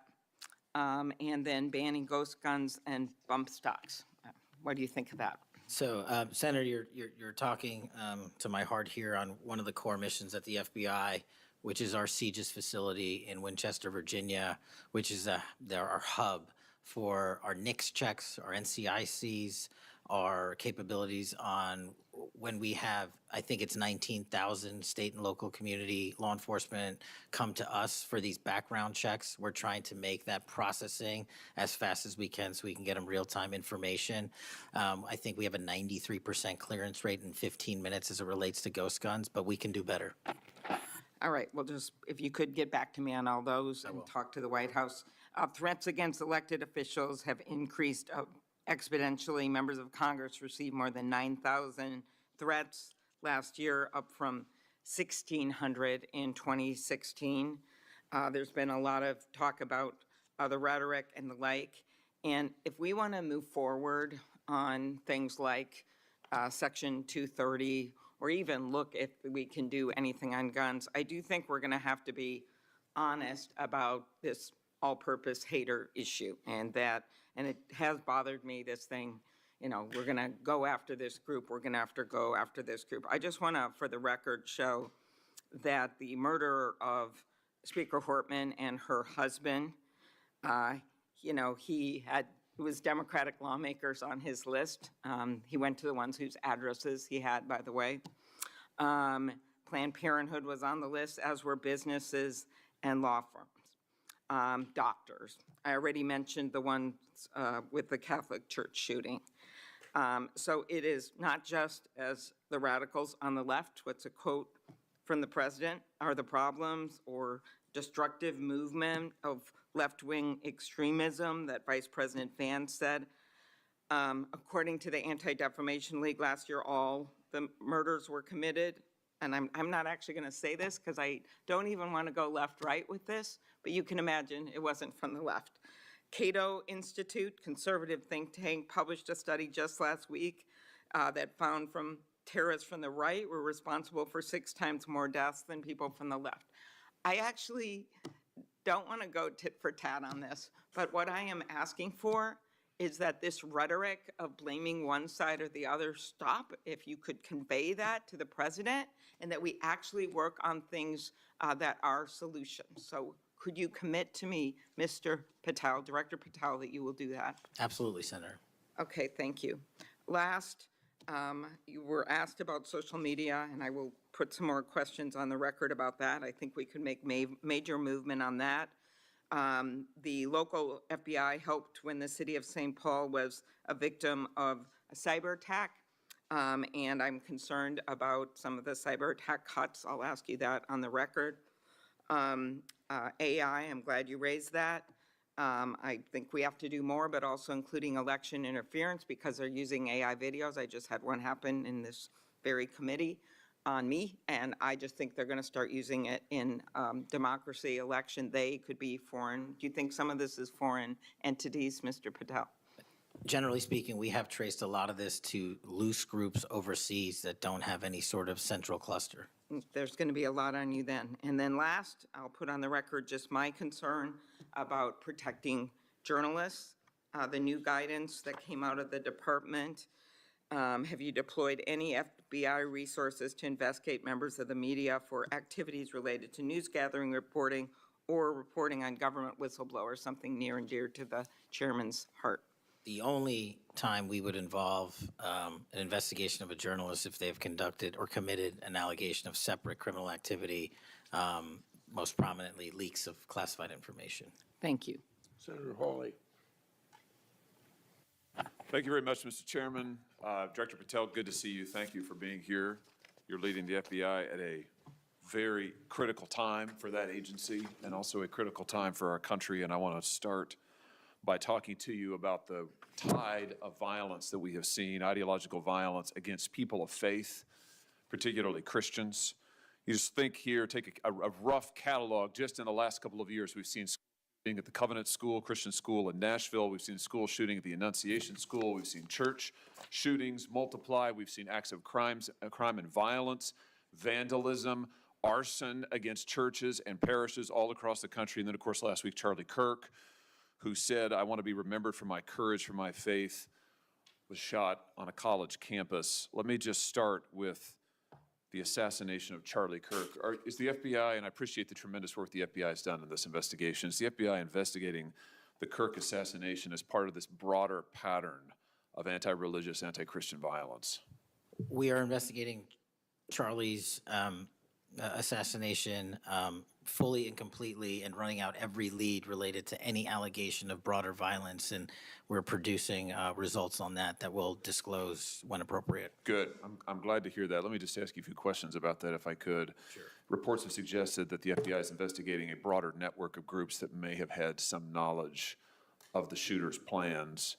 Can you give us any details on that, following up what you've already said in public? How's the FBI working to find other potential accomplices, folks who may have known about the shooter's plans, folks who may have encouraged him? Any update on any of that? So in terms of what we do for an interrogation perspective, we go and reach out to the family and community immediately. And we've conducted those investigations and interrogations with local law enforcement, and we're continuing to do that because those closest to the suspect are going to hopefully know the most about the suspect and his beliefs and his ideology. On top of that, unfortunately, it has been leaked that there was a Discord chat, and for those unfamiliar with it, it's a gaming chat room online that the suspect participated in. So what we're doing, we've already done, is serve legal process, not just on Discord, so that the information we gathered is sustained and held in a evidentiary posture that we could use in prosecution should it be decided to do so.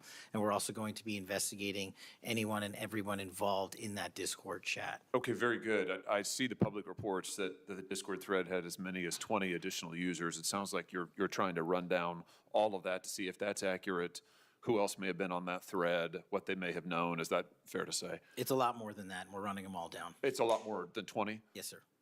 And you're running all of that to ground? Every single one. Yeah, fantastic.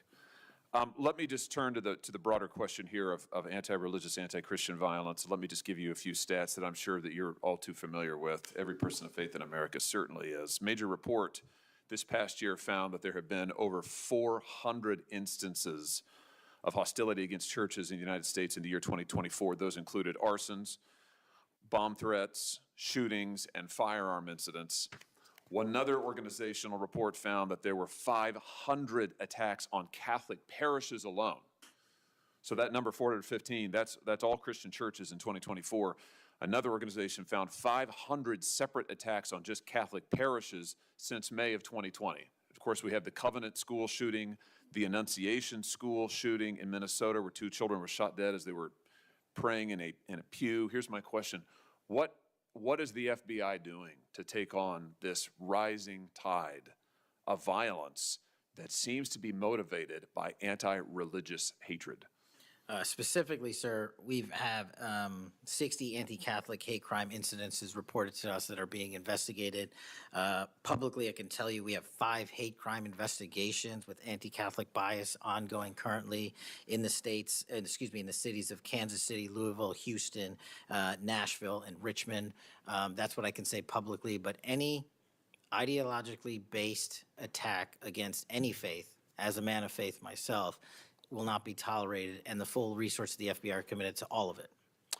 Are you investigating any domestic cells that instigate or encourage or fund or in any way support attacks on churches or other houses of worship? Senator, you raise an incredibly important point that most people don't look at. I've always said we follow the money, and whether it's terrorism or attacks based on ideology or attacks on institutions of faith or people of faith, someone's paying for it, and we are reverse tracing those steps. We are not stopping at the perpetrator themselves. We are reverse engineering to hold those accountable in our investigations to who funded them and knowingly funded them, and we will bring the appropriate steps against them with our partners at DOJ. Good. I'm glad to hear that. We look forward to hearing reports on that progress.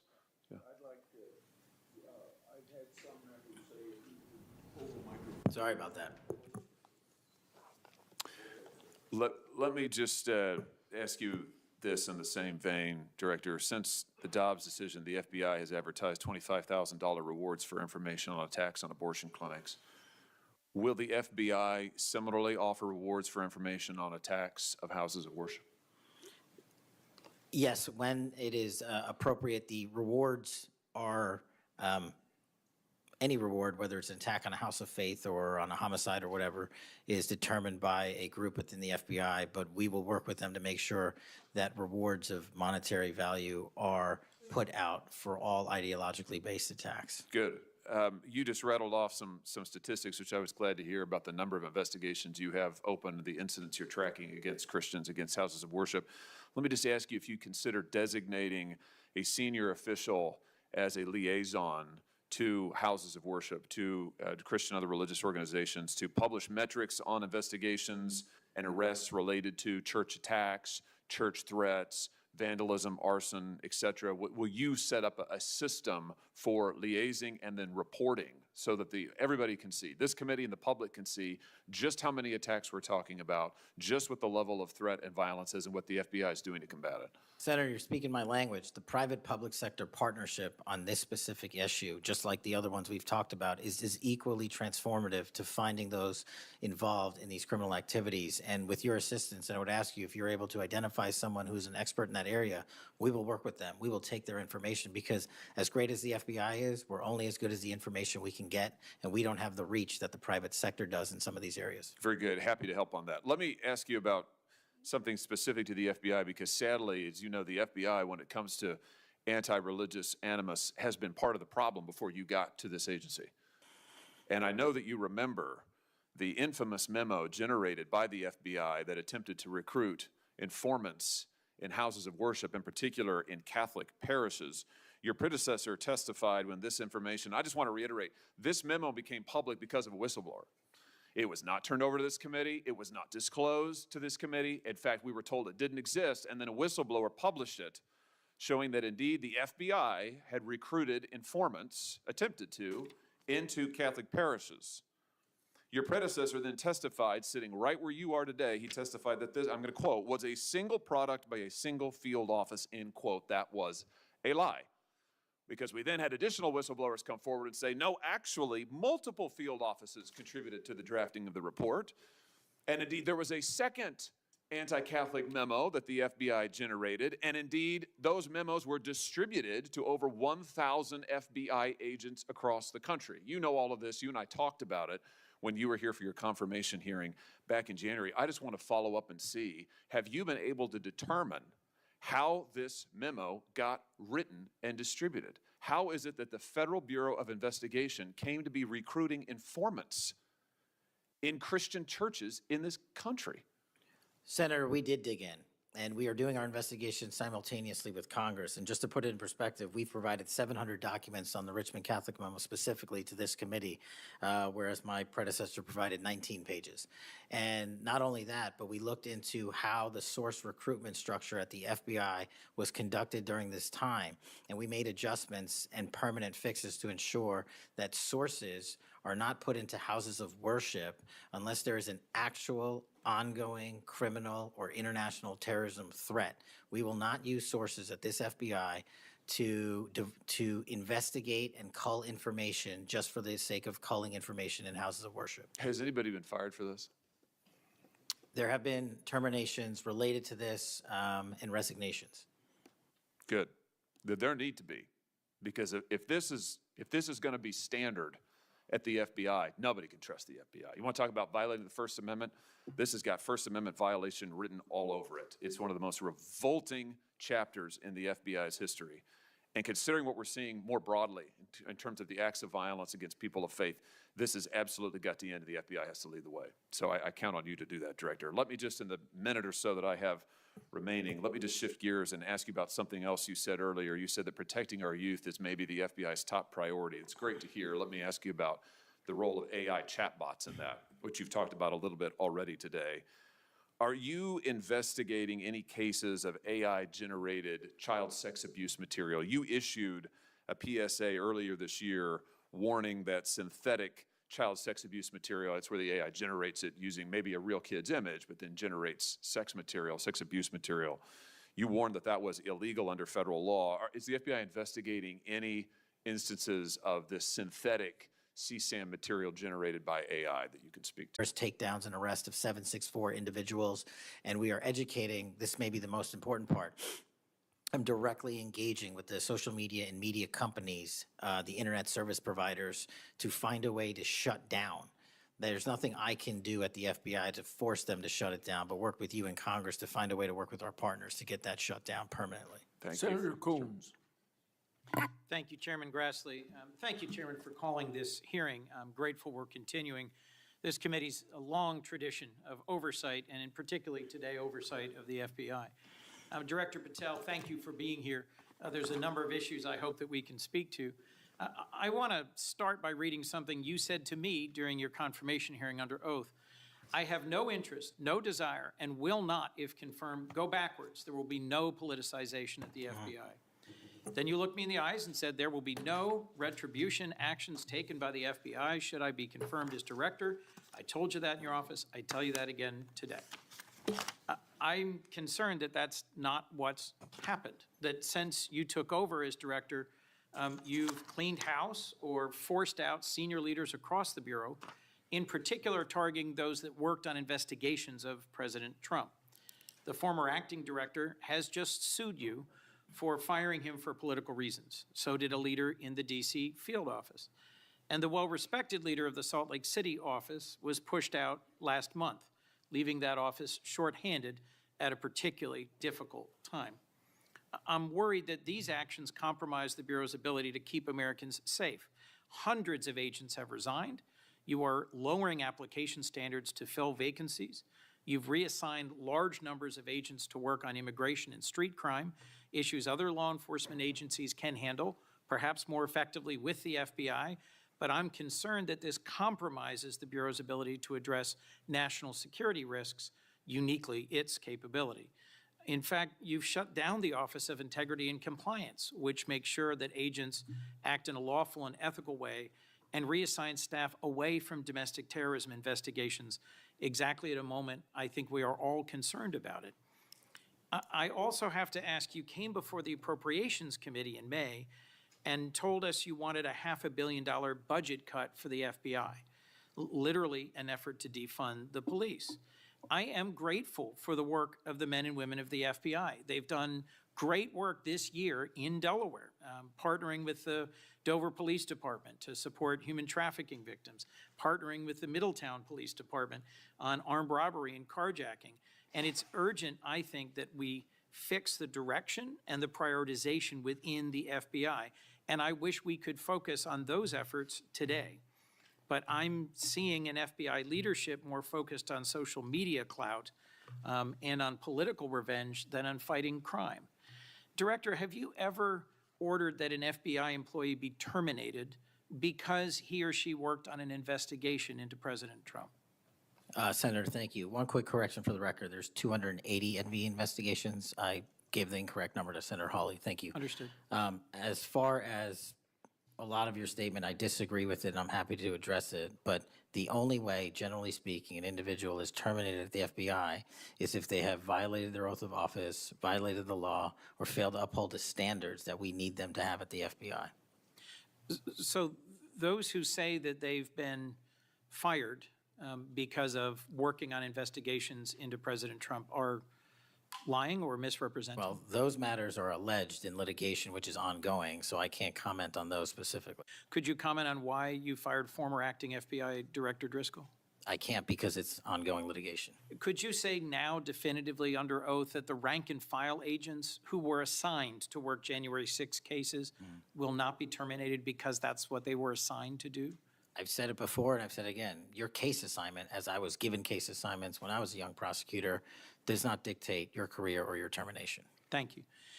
Then let me go to the appropriations question. In May, you testified before the subcommittee on which I serve, defending the president's request that we slash the FBI's budget by about $500 million. The day before, you testified the opposite in front of the House. Where are we in terms of the budget request? Senator Graham earlier said if you're requesting more funding for more agents, let us know. We're nearing the end of the fiscal year. In front of the committee on which I serve here in the Senate, your request was for a reduction of hundreds of millions of dollars. Where are we? Where we are in the budget cycle is we at the FBI are in support of the president's budget, and we are in support of eliminating waste, fraud, and abuse. We've already identified tens of millions of dollars of duplicative contracts that the FBI was spending on software and private sector engagements. We've also identified duplicative workloads. So we are transitioning those folks out of doing the same thing twice over and into the field. And that's my focus right now. And the move of the FBI headquarters is also going to save the FBI $3.5 billion in the American taxpayers. So we're focused on eliminating waste, fraud, and abuse. And as I told Senator Graham, if I'll go back and talk to my team, and if we need more, we'll let you know. Are you planning any additional reductions in force, Director? No. How many vacancies are you currently trying to fill within the agency? In terms of the 1811 ranks, there's a few hundred open vacancies that we have funded. And so we're filling all of those with our hybrid 1811 program and our new recruitment program, and I think a lesser amount of IAs and SOS. So if hundreds of agents have retired or taken the fork in the road offer, and you have vacancies, but you're requesting $500 million less, how does having fewer FBI agents help you tackle violent crime and address our national security issues? Just to put it in perspective, Senator, sorry, I didn't mean to cut you off. If we had this $500 million, we've done the math. It would take us 14 years to onboard every vacancy that's on the books currently at the FBI because we can't hire these folks and train them overnight. It's a years-long process. So we are currently focused on recruiting the best and filling the positions to the best of our needs. And we, even if we had this extra money, wouldn't be able to hire them overnight. We're looking for where the need is greatest, where in the country we need to send them, and how we can change the training requirements, which is why I'm thrilled to have police officers. They might not have a college degree, but they got the street smarts and the cop smarts to become FBI agents, and that's what we want. Let me turn to Section 702. Yes, when you testified in front of the CJS subcommittee, we talked about this issue.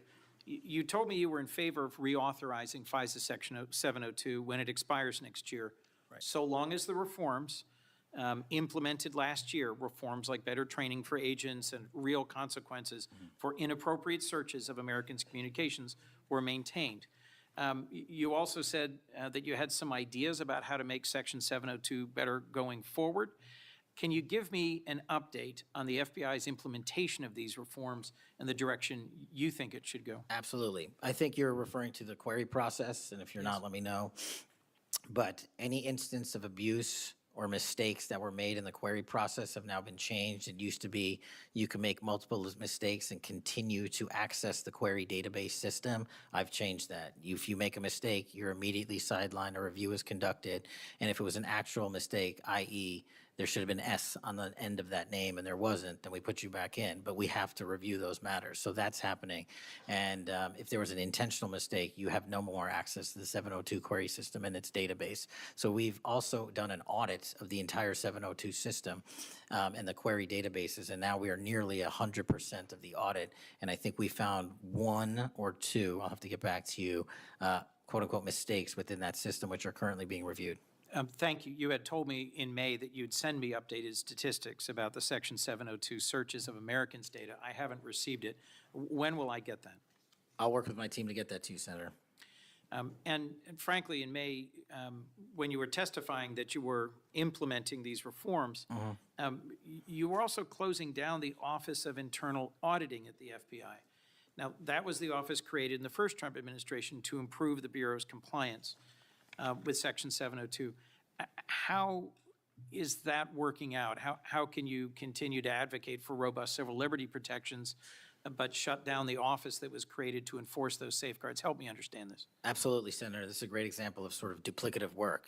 Both, there was two divisions in the FBI working on this, and all we did was the inspection division, which is the leader in this query system and this audit system, has now been given the single source mandate to conduct these. So the OIA, its elimination is just taking folks who are working there and were experts in it and folded in under the inspection division, and then taking other folks that we didn't need because we had enough manpower and pushing them elsewhere in the FBI. I'm concerned about the rise in threats against members of our judiciary. What are you doing with the U.S. Marshal Service to help protect our federal judges and with state and local judicial systems to help provide some of the expertise of the FBI in protecting them as well? I share your concern, Senator. We have 35 open investigations, 17 against federal judges, and the remainder against state court judges and threats that they have received. And as you know, federally, there's a specific statute which prohibits that. So we are working up those cases and referring them to prosecution where we can meet the threshold for evidence. In your written testimony, you referenced how counter-UAS legislation expires and we need to resolve the conflict in jurisdiction and authority. I agree, this is an urgent concern. I have heard from state and local law enforcement about it, from the folks responsible for major events, whether it's sports or concerts or public events. Given the tragic increase in political violence, I'm very concerned about the misuse of drones and the potential of there being a catastrophic event. What could we do to address this challenge? Well, obviously, reauthorizing the capabilities that we have under the Counter-UAS program. But just to highlight what the FBI is specifically doing, we've been given the mandate to work with DHS to secure not just the Club World Cup that we had, by the way, which occurred in 32 matches across the country without any significant incident, which we're proud of, and we're taking that model for the next World Cup and also the Olympics. But the reason I bring that up is because we pushed out our counter-UAS programs to address the security needs, and that's where our focus is on events like that. Mr. Director, thank you for your testimony. I look forward to working on actually solving criminal problems and reducing the extent to which what we're going back and forth about is more political and partisan point scoring and more actually solving crimes for the American people. Yes, sir. Senator Kennedy. Mr. Director, you and the FBI working with state and local law enforcement officials in Utah have caught the assassin of Mr. Charlie Kirk. Is that right? We have a suspect, yes, sir. And you did that within 48 hours, did you not? 33 hours. 33 hours. Congratulations. We've had other political assassinations. Back in June, an assassinated Representative Melissa Hoffman, Mr. Hoffman, Senator John Hoffman, and Mrs. Hoffman in Minnesota.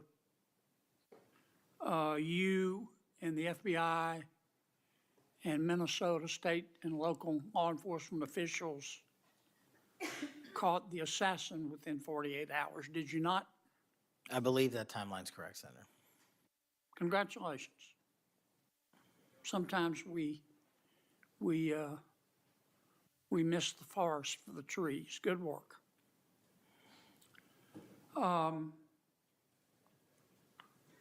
Did Mr. Kirk's assassin act alone? As I've said since the beginning, Senator, it is very much an ongoing investigation, and I can't speak to the state charges. That's for the state to address on their own, but we are providing them with the same investigatory findings reporting the department. And as I noted to Senator, I believe it was Cornyn or Hawley, that there are a number of individuals that are currently being investigated and interrogated, and a number yet to be investigated and interrogated specific to that chat room. So we are very much in our ongoing posture of investigation. So others could have been involved? Yes, sir. Okay. I asked you this last time you were here. Cash, you remember Mr. Peter Strzok and Ms. Lisa Page? Yes, sir. Mr. Strzok was an FBI agent. Ms. Page was an FBI lawyer. They were both very aggressive anti-Trump political activists who allowed their political opinions to affect their work at the FBI. Is that a fair statement? I believe their text messages and their testimony that was secured by the OIG and DOJ speak for themselves. In fact, Mr. Strzok and Ms. Page were having an extramarital affair, and at one point, Ms. Page texted Mr. Strzok, quote, "Trump's not ever going to be president, right? Right?" And Mr. Strzok replied, "No, he won't. We will stop it," end quote. Ms. Page resigned from the FBI. Mr. Strzok was fired. They promptly sued the federal government and the FBI and Justice Department for releasing their emails, which revealed all of this. The FBI settled that lawsuit for $1.2 million, gave Mr. Strzok $1.2 million cash, gave Ms. Page, who resigned. She wasn't fired, she resigned, she quit. Gave her $800,000. Who at the FBI made that decision to give them money? That settlement was reached in the Biden administration when my predecessor was the director. Who? Are you saying that Chris Wray did? The only people that can decide that settlement are the Attorney General in conjunction with the director and the administration. Okay, so you're telling me that Attorney General Garland and Director Wray decided to give them the money. Is Yes, that sir. right? Yes, sir. Okay. Now, when you took over the FBI, did you find instances of where, under the Biden administration, the FBI had weaponized the agency to push the political beliefs of President Biden? Sorry, the last part?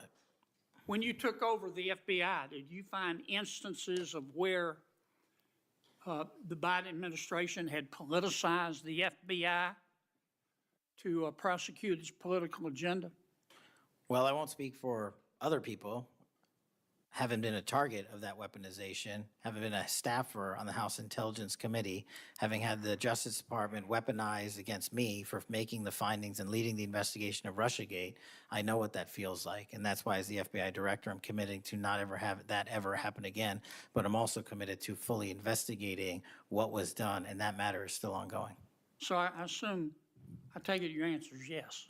Yes, sir. And you're firing those people, is that right? Anyone that politicizes their job at the FBI will not work at the FBI. Okay. You've heard some of my colleagues either implicitly or otherwise suggest that you have politicized the FBI to prosecute the political beliefs of President Trump. Is that true? I don't know how that can be true when the stats that I cited, to include the 23,000 arrests, 6,000 weapons seized, 1,600 gang and criminal enterprise organizations, 4,700 children found and rescued, more enough fentanyl seized to kill a third of America. The men and women of the FBI are now on an apolitical mission, and this is why the numbers are historic in 7 Have you months. fired people because they voted for Vice President Harris? I don't ask people who they vote for, and neither does the FBI. Okay. But you've given people polygraphs, have you not? Many people in the FBI take polys. The FBI does that all the time. Yes, sir. Does it not? Yes, sir. For a long time, is that correct? Decades. All right. I want to ask you about the Epstein files. Have you seen the Epstein files? I have not reviewed the entirety of it myself, but a good amount.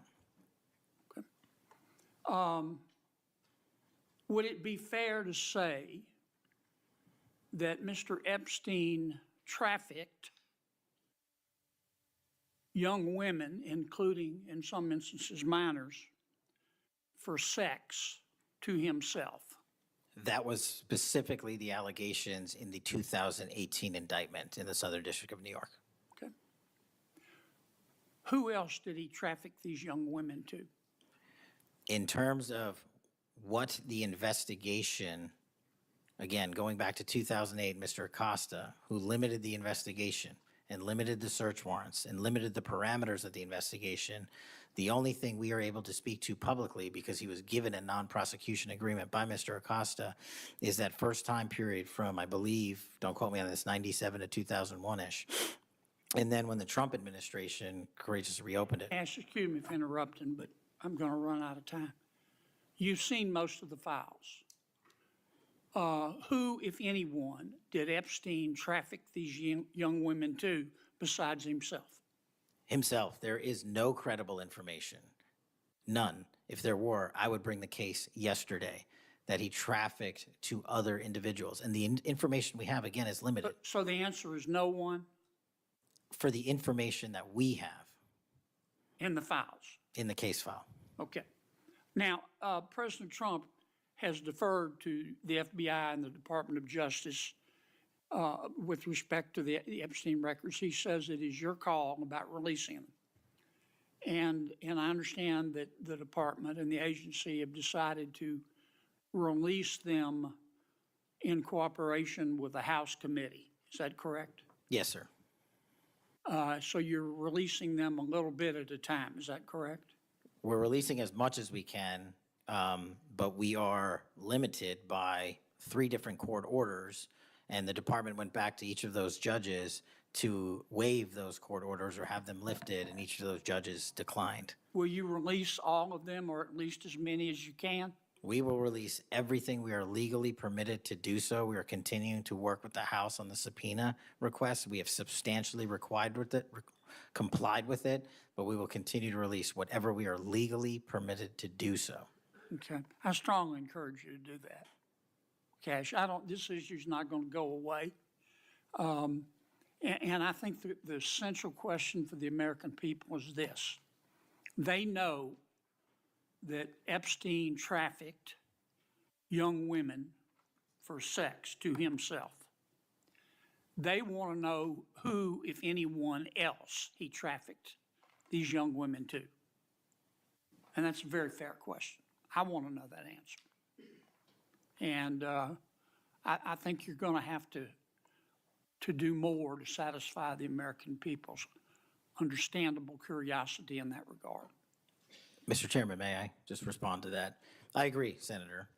And what we have done, and just to remind folks, the Epstein case files existed in the two prior administrations, in the Obama administration and the Biden administration, and they didn't release anything.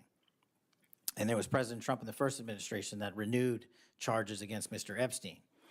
And I know it's a little complicated to understand, but what exists in the Epstein case files was a direct result of the limited search warrants from 2006 and 7, which hamstrung future investigations because of the non-prosecution agreement. And multiple administrations had the opportunity to look at the entirety of that case file and recommend prosecutions against anyone that was trafficked under Mr. Epstein and anyone that participated in that trafficking. And the only person to bring charges was the prior administration against Mr. Epstein. Now, I am not saying that others were not trafficked and others were not involved. What I am telling you is that based on the information we have, and we have continuously and publicly asked for the public to come forward with more information. If there is, we'll look at it. But based on credible information, we have released all credible information, and the information that the Department of Justice and the FBI never releases is information on investigations that are not credible. And we don't release the names of victims who weren't credible, but in the same time, we don't release the names of victims who were credible. And so the information, that's by law. And so the information we are releasing now is historic, and it is also to the maximum capacity that the law allows. And I know that's not going to satisfy many, many, many people.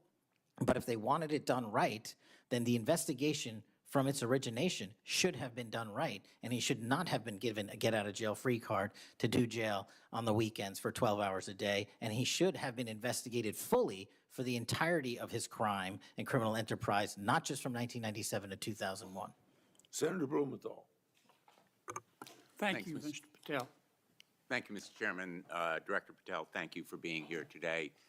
You'll recall well in January at your confirmation hearing before this committee, I raised the prospect of politically motivated retaliation, and you promised me, as you did other members of this committee, quote, every FBI employee will be held to the absolute same standard and no one will be terminated for case assignments. You went on to tell me, quote, all FBI employees will be protected against political retribution. And you assured one of my colleagues that you would honor the internal review process of the FBI.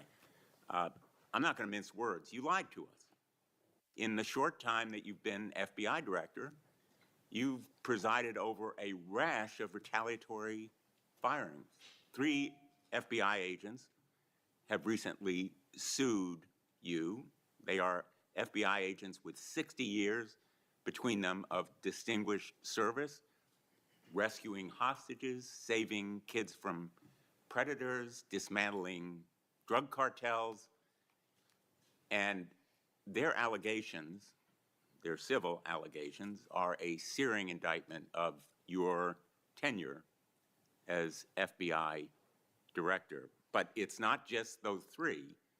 The FBI Agents Association has said that your actions, quote, distract agents from their work, foster fear that their assignments could cost them their careers, either now or under the next administration, and increase the risk of criminal and national security threats by undermining unity and morale within the Bureau, end quote. This association, as you know, is voluntary. It represents 14,000 members, 90% of all the active agents. These are your employees saying that your performance has been unqualified and unfit.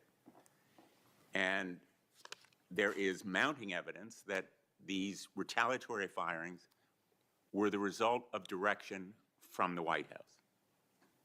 There have been instances in the past history of the Bureau of political interference and political direction from the director's office, but not the kind of institutional interference that we're seeing from the White House right now. I'm going to ask you, has anyone from the White House contacted you about personnel decisions? I completely disagree with your entire premise that I have lied or am misleading the FBI. If I were, the results that I announced today by the men and women of the FBI and the historic records we are doing to keep this country safe would not be possible. The men and women of the FBI are responding to our leadership and this administration's priorities. The only way people get terminated at the FBI is if they fail to meet the muster of the job and their duties, and that is where I will leave it. And you accusing me of lying is something I don't take lightly, but I'm not going to get into a tit for tat with you. Well, let me just ask you to answer my question. Has anyone from the White House contacted you about personnel decisions? Generally speaking, we always discuss with the White House, OMB, during the budget process, how many personnel we need, who we need where. Answer is yes.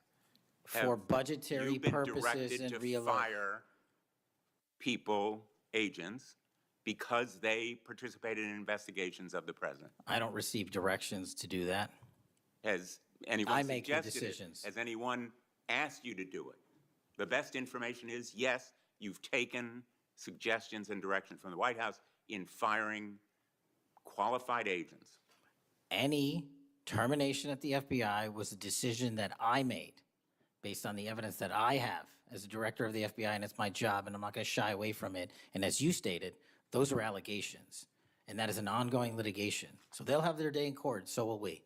The allegations are not just in that lawsuit, Director Patel, and I think your testimony confirms that, in fact, you've taken direction from the White House. I don't. In those retaliatory firings. It literally does not. Because you've acknowledged that, in fact, they have been in contact with you about personnel decisions. The White House has been, do not put words in my mouth, we're on the record. The White House, like any administration, contacts its agencies on the budgeting process and where it needs personnel and where the mission priorities are. That always happens. If they didn't do that, they would be abdicating the responsibility to law enforcement. I will always work with my partners in the chain of command at the Department of Justice and the White House to ensure that this FBI is delivering the results we are delivering, to include the lowest murder rate in modern U.S. history, to include the most fentanyl seizures in modern U.S. history, to include the most lives saved and the most children found in modern U.S. history. That is a working FBI. That is not a failing FBI. Let's move on to a related area. In White House discussions, have you been asked or directed by the White House or others to engage in a crackdown on political groups or organizations, nonprofits, after the murder of Charlie Kirk? To direct at political organizations? No. I've been asked by my chain of command to properly root out criminal activity wherever it is in whatever investigation we are conducting, and that's what we're doing. Have those distinctions about whom you're going to target been based on direction from the White House? Nobody gives me a list on who to target. My targeting list is from the men and women at the FBI. Have you talked about investigating certain groups, nonprofits, or foundations or institutions? Whatever those investigations are, they're ongoing, and I'm not going to get into those. Have you used polygraphs to determine loyalty of agents? No. Have you committed that you will respect the First Amendment rights of agents? I have wildly committed to respecting the First Amendment rights of agents, but at the FBI, you have to balance your First Amendment rights with your mission.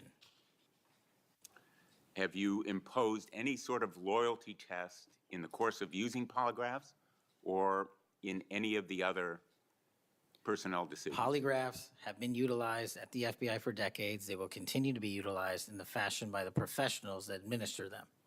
Have you asked, under the polygraph test, about individuals' loyalty or about their voting records or any kind of past statements? Just to make it abundantly clear, I don't tell the professionals how to conduct polygraphs or what questions to ask. They make those decisions. And I, as the director of the FBI, never ask anyone who they voted for. Have you investigated donors to a political party simply because they are donors? Simply based on that fact alone, no. Have you investigated donors for another reason? Many donors may be involved in criminal enterprises and criminal activities, and those individuals will be investigated. Can you commit to make public the Epstein files that so far have not been released if this committee is able to review them on a classified basis? I think this is an important distinction. The Epstein case file is not classified to my understanding. So we are providing what we legally can, and we are going to give Congress what we are legally permitted to do so to the maximum extent of the law. Will you enable the chairman and the ranking member to review them on a classified basis? That doesn't make any sense. If the material in the Epstein file is not classified, there is no basis for a Well, it classified would review. protect the confidentiality of them if they were able to review them on a classified basis. If anyone in this room can get the multiple district court judges to lift their court protective orders in the ceilings, we will happily provide you with more information. Are you in favor of merging the DEA and the ATF? That's not something for me to comment on. Well, those agencies work with you, don't they? With me, not for me.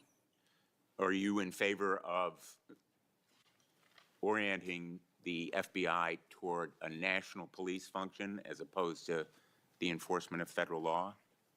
The FBI does enforce federal law across the country. That's what we do.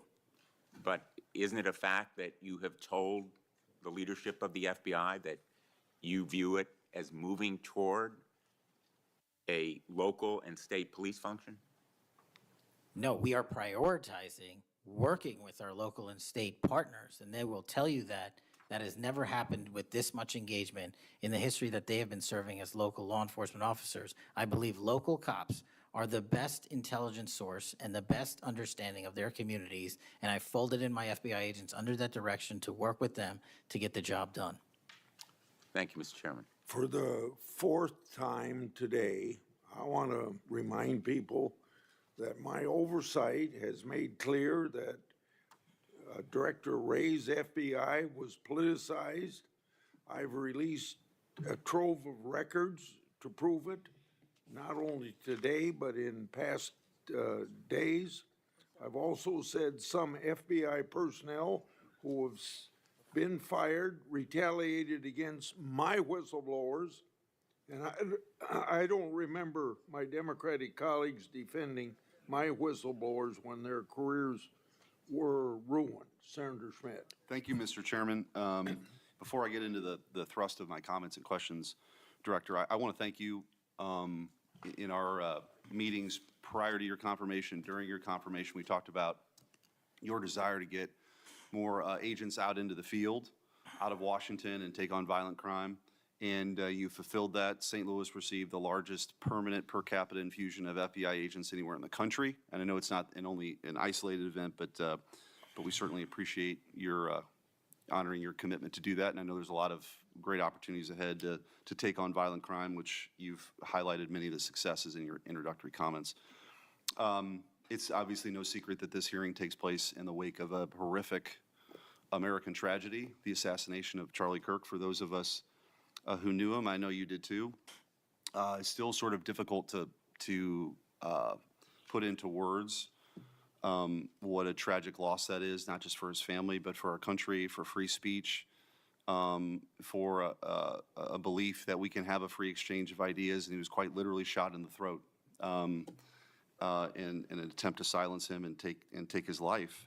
And so you have this task now of this investigation. There's been an arrest. But I think that we face an even larger crisis that law enforcement alone can't tackle alone. It's a crisis that has culminated in the assassination of Charlie. But it doesn't end there.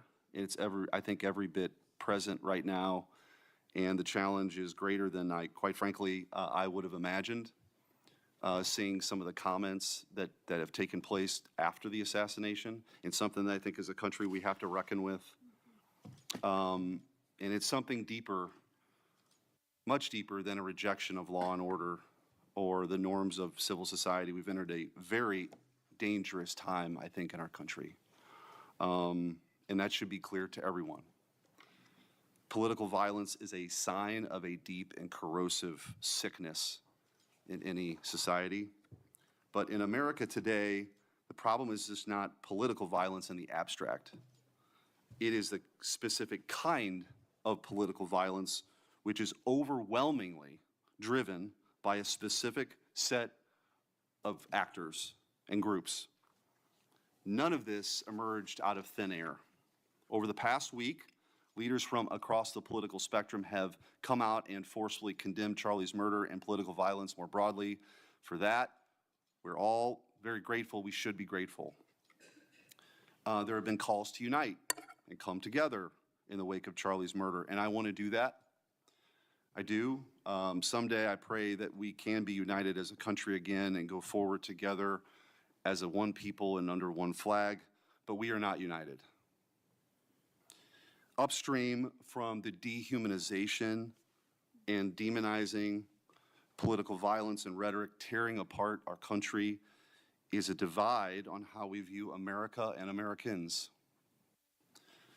Is America good? Is America evil? Is there something inherently special about Western civilization, or is this 2,000-year project rotten to the core?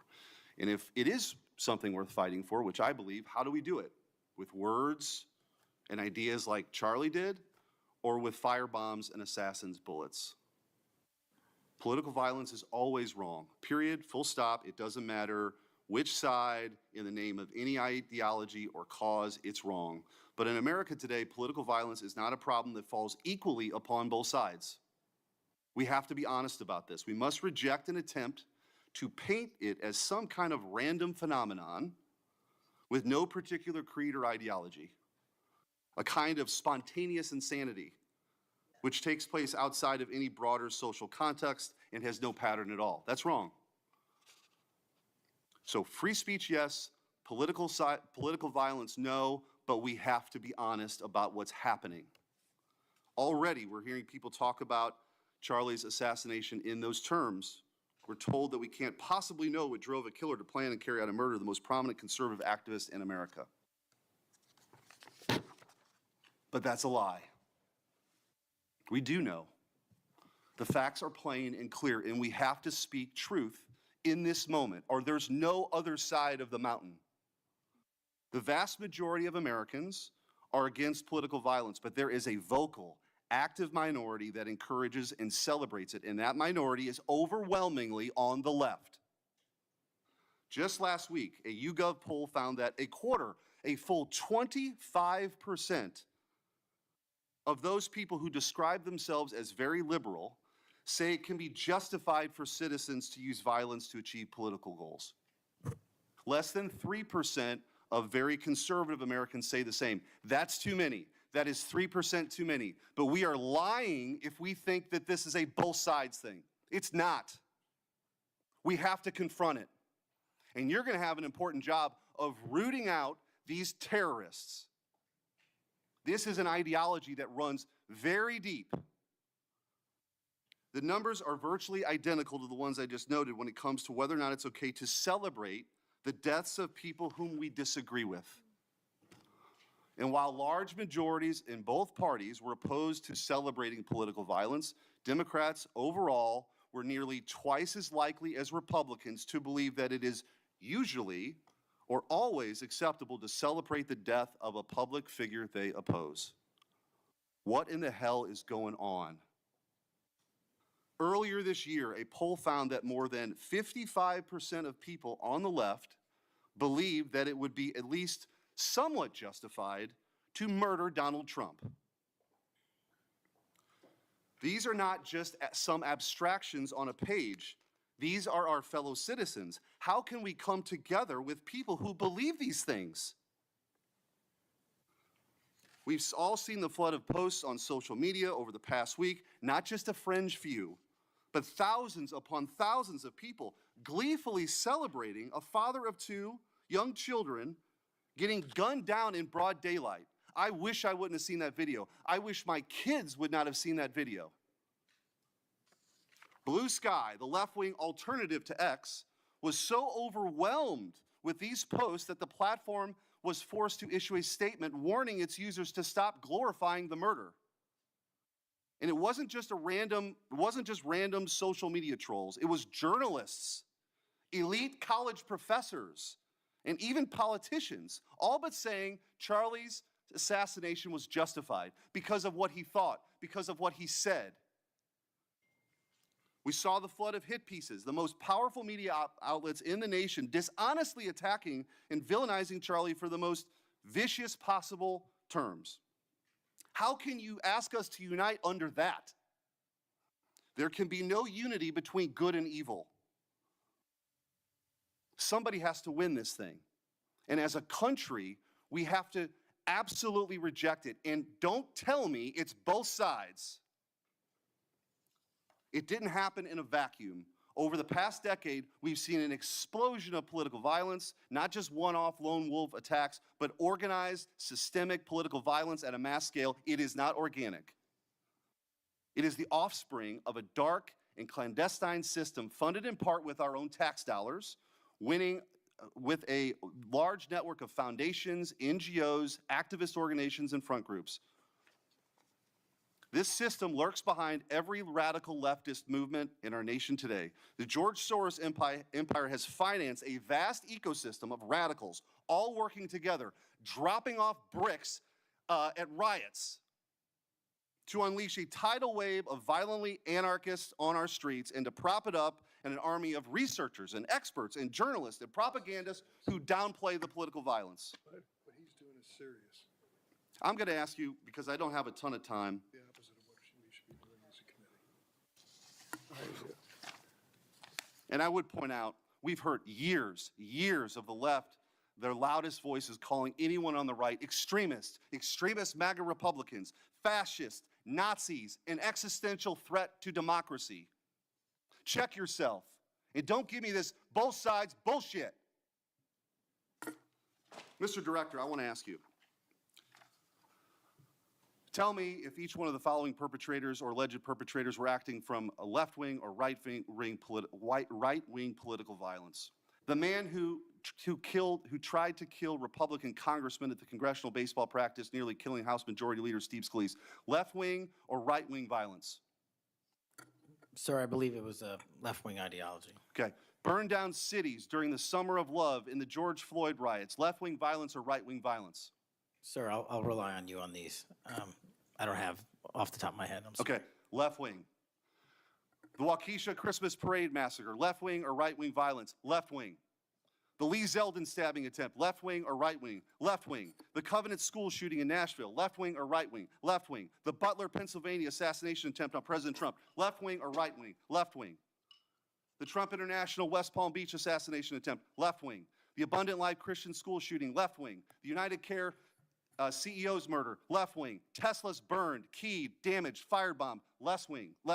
The murders at the Israeli embassy, left-wing. The ICE facilities firebombed, left-wing. The Minnesota Catholic school shooting, left-wing. The anti-white Charlotte and North Carolina stabbing, left-wing. The attempted Utah News State firebombing, left-wing. And now, of course, the culmination of this vile trend, a left-wing assassination of Charlie Kirk. So don't give me this both sides. If we want to get to unity, let's be honest. Let's be honest. Free speech, yes. Political violence, no. But let's be honest. Senator Hirano. Thank you, Mr. Chairman. Director Patel, just like the rest of the federal government, there have been significant personnel changes at the FBI since President Trump took office. I want to better understand the scope of the turnover and the changes occurring at the FBI. Since January 2025, how many FBI employees have retired, resigned, been fired, or otherwise separated from employment? I need a number. We'll get you a number. What is the number? You don't have it? Not off the top of my head, and I want to get you the right number. Would it surprise you to know that it's probably in the thousands, like 5,000? I don't think that number's Well, accurate. you don't know. Next question. How many special agents or analysts have left or been fired from the FBI since January 20th, 2025? Say, we will get you the numbers, and anyone that retires is of their own volition, and anyone that is terminated at the FBI, as I've said before, is done so because they have failed to meet the standards and uphold their loyalty and oath to the Constitution. Yeah, so you say. Next question, how many executive assistant directors, or special agents in charge have left or been fired from the FBI since January 20th, 2025? Again, people leaving on their own accord or terminations were done by the standards set at the FBI that have been carried out With this question, I'm consistently. getting to the leadership of the FBI, and you don't have that answer. Next question, which field office, division, or directorate has lost the most personnel since January 2025? And, do you have the answer to that question? Yeah, actually, every single field office in the country, including Hawaii, has received a plus-up of FBI agents because we're pushing them out to the field. Okay, so you're telling me that no field office, division, or directorate has lost any personnel since January 20th, 2025? That's your answer? In Hawaii, there's been a plus-up. In every single state that I'm looking at, we have allocated a plus-up for field offices across the country so that the FBI can continuing the historic achievements it's done in these last 7 months. When you're talking about firings, you're looking for a media hit and a fundraising clip, and I'm not going to give it to you. It doesn't matter under what basis they left. I just want to know how many have left. And I think your testimony is nobody has left. Next question. Nope, that's not my testimony. You asked it one time, I answered it one time. You didn't get the answer you wanted for your clip, so you keep question. asking it, and I told you I'd get you the numbers, but you can keep asking it. Which field office, division, or directorate has gained the most personnel since January 2025? You noted that there have been plus-ups, so which offices have received these plus-ups? The greatest allocation that I believe was given to California and then Florida. Where were those offices? California and Florida. Thank you. Director Patel, you often refer to FBI agents as cops. All of us, Democrats and Republicans, support the police officers who keep our communities safe. But while our states, cities, counties, and towns all employ police officers to protect our communities, Congress has empowered and equipped the FBI to take on missions that local police cannot, especially taking on terrorists, hackers, and spies. I'd like to assess how well the FBI is able to handle its specialized missions under your leadership. The FBI is the nation's lead federal law enforcement agency for investigating and preventing acts of domestic and international terrorism. And yet the executive assistant directors in charge of the FBI's national security and intelligence branches were both forced out at the beginning of the year.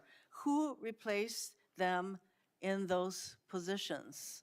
Excellent qualified personnel to lead the mission of arresting 23,000 violent criminals this year alone. That's twice as many as before. Who took the places of I'm not going to give you any names so you can attack them. Why not? So you can attack them. I'm not doing that. The You're not people gonna sitting give in me the those seats names are of- extremely qualified to handle the job. We You're not would gonna not give have me the the names results. of personnel who We would should not be have the on your- reduction Right, of fine, violence in the moving state on. of Hawaii if we did not allocate the Earlier resources we this did. year, FBI counterterrorist special agents and investigators were reassigned to assist with immigration enforcement. Reportedly, these counterterrorism experts were returned to the jobs they trained for in late January after Iran threatened to retaliate for our strikes on their nuclear facilities. Have those experts remained in the jobs they trained for since that time? Yes or no? FBI agents' primary responsibility is exactly what they are assigned to do. We always work with our So since they interagency part. returned to their positions, If you're not are going to they let me still in answer, those why don't you positions? just do your soliloquy in the 4.5 minutes you have I left? am not asking for a soliloquy. It's just a yes or no. Are those people who were returned to their jobs still on those jobs? Yes or no? They never left. What was that? They never left their primary job. It is a surge of resources in law enforcement working with the interagency to combat violent crime and reduce They were violent never- crime in okay, they were never historic reassigned to do immigration. proportions. That's your testimony. Okay, Director Patel, the FBI is also the lead federal agency for investigating cyber attacks and Yes. cyber intrusions, both by foreign nation states and by non-state hacker groups. Since President Trump's inauguration, the executive assistant director in charge of the criminal and cyber branch and the head of the FBI's cyber division have both left the FBI. What are the names of the people who replace them in those positions? The cyber branch is one of the most impressive at the FBI. 409 arrests this year, 169 convictions. That's a 42% increase from the same time last year. It's that So branch, any Mr. suggestion that the FBI cyber division is not operating at full capacity and better than ever before, the leadership at the branch is implementing these changes necessary to attack the cyber and ransomware infrastructure operators You from know Iran, why China, they're and Russia. important? I want to know who has those positions, since the people who originally were there Supremely are no longer qualified there. individuals have those Who positions. are they? Supremely qualified Who individuals. are they? What are the names? You're not You getting don't them. know. Special agents who investigate cybercrime were also reassigned for immigration enforcement. Have those expert investigators returned to their duties? Yes or no? All agents remained on their primary duties while surging to allocate resources for interagency operations to the Homeland Security task forces across this country. So are you, Am I what? see, I'm not getting the yes or no answers. I get all this explanation, so there you go. No, you get the work that Are the men you and women of the planning FBI are doing. And you Any don't want that. additional personnel cuts to the cyber division in the future? The only people that will be terminated at the FBI will be those that violate their oath of office or fail to meet the high standards at the FBI. Director Patel, the FBI is meant to be the tip of the spear in combating terrorism against the United States from both foreign and domestic sources. It's also our lead agency in fighting the hackers who target our businesses and critical infrastructure. But instead of a specialized role fighting these kinds of terrorists, hackers, and spies, you have the FBI playing the role of local police and helping with immigration enforcement. I'm going to move on to my, you've been asked some questions about changes to your hiring standard, and including college degrees and possibly the age. But, one question I had is,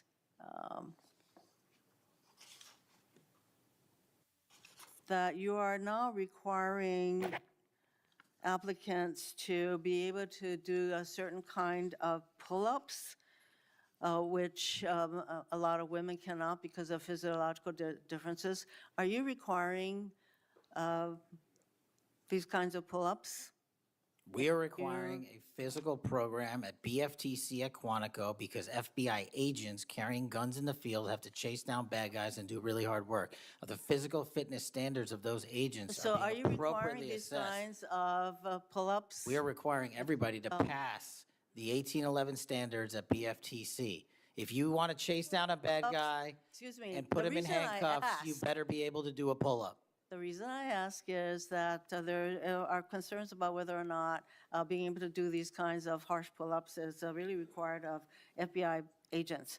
Doing one Anyway, pull-up Mr. is not Patel, harsh, I and there are am always gravely medical concerned. exemptions to that. I am gravely concerned by the state of the FBI under your control. And in fact, you are willing to take a cut on your agency of almost $500 million. So the FBI is losing dedicated employees, decades of expertise and specialization, leading to loss to early retirements, firings, and reassignments to immigration enforcement or conducting local police work. Thousands have already left. For as long as you remain as the head of the FBI, I fear the number of departures and summary firings will continue to grow. Mr. Patel, before the vote on your nomination of this committee, I noted that your most significant qualification, this is not just something that I noted, but others, your most significant Gets this place going. qualification was your 100% loyalty to President Trump. And I fear that that continues to be the motivating factor in your position as FBI director. Thank you, Mr. Chairman. Mayor, Mr. Chairman. Director Patel, did you have Yes. anything you wanted to say now? That is an entire falsehood. You can delete my 16 years of government service to multiple administrations all you want. The fact is that I was a public defender. I was a national security prosecutor. I was a House intelligence staffer. I was a deputy director of intelligence. I was a chief of staff to the Department of Defense and the Secretary of Defense. I led the counterterrorism missions for the White House. Those are just some of the jobs I held in my 16-year career. There was no loyalty then. There's no loyalty now to anything but the Constitution. Senator Brett. Yes. Well, before I begin, I want to thank Senator Hirono for what she said, acknowledging that there are physical differences between men and women, talking about that women wouldn't be able to do as many pull-ups, and I think that she was making a case here that there should be different standards. There's a thing called Title IX, and this is why we continue to say we should have biological men and men's sports and biological women and women's sports. And so I look forward to utilizing that to talk to all of my colleagues on the other side of the aisle. Maybe they will stand with us in helping us protect women's sports. I think she made a great argument there for it. Moving on to today, Director Patel, thank you for being here. Thank you for your commitment to making sure that America is safe again. Thank you for doing that coast to coast and within our cities. I certainly look forward to talking about that and talking about your historic gains in these areas. But I would be remiss if I didn't begin my questioning with you about the horrific events that we have seen over the last week. Obviously, our heart breaks. Not only for Erica and Charlie's two children and for parents and families, but for America and for those of us who knew him, you being chief among those. So just my sincere condolences and thank you for the steps that you and the FBI have taken to make sure that we have someone within custody, and we're going to be able to move forward with that. But if you look over the last, since last summer alone, we had 2 assassination attempts on the president. We've had an arson attack on the governor Shapiro there in Pennsylvania. You have the murder of the state representatives, Melissa Hortman and her husband in Minnesota.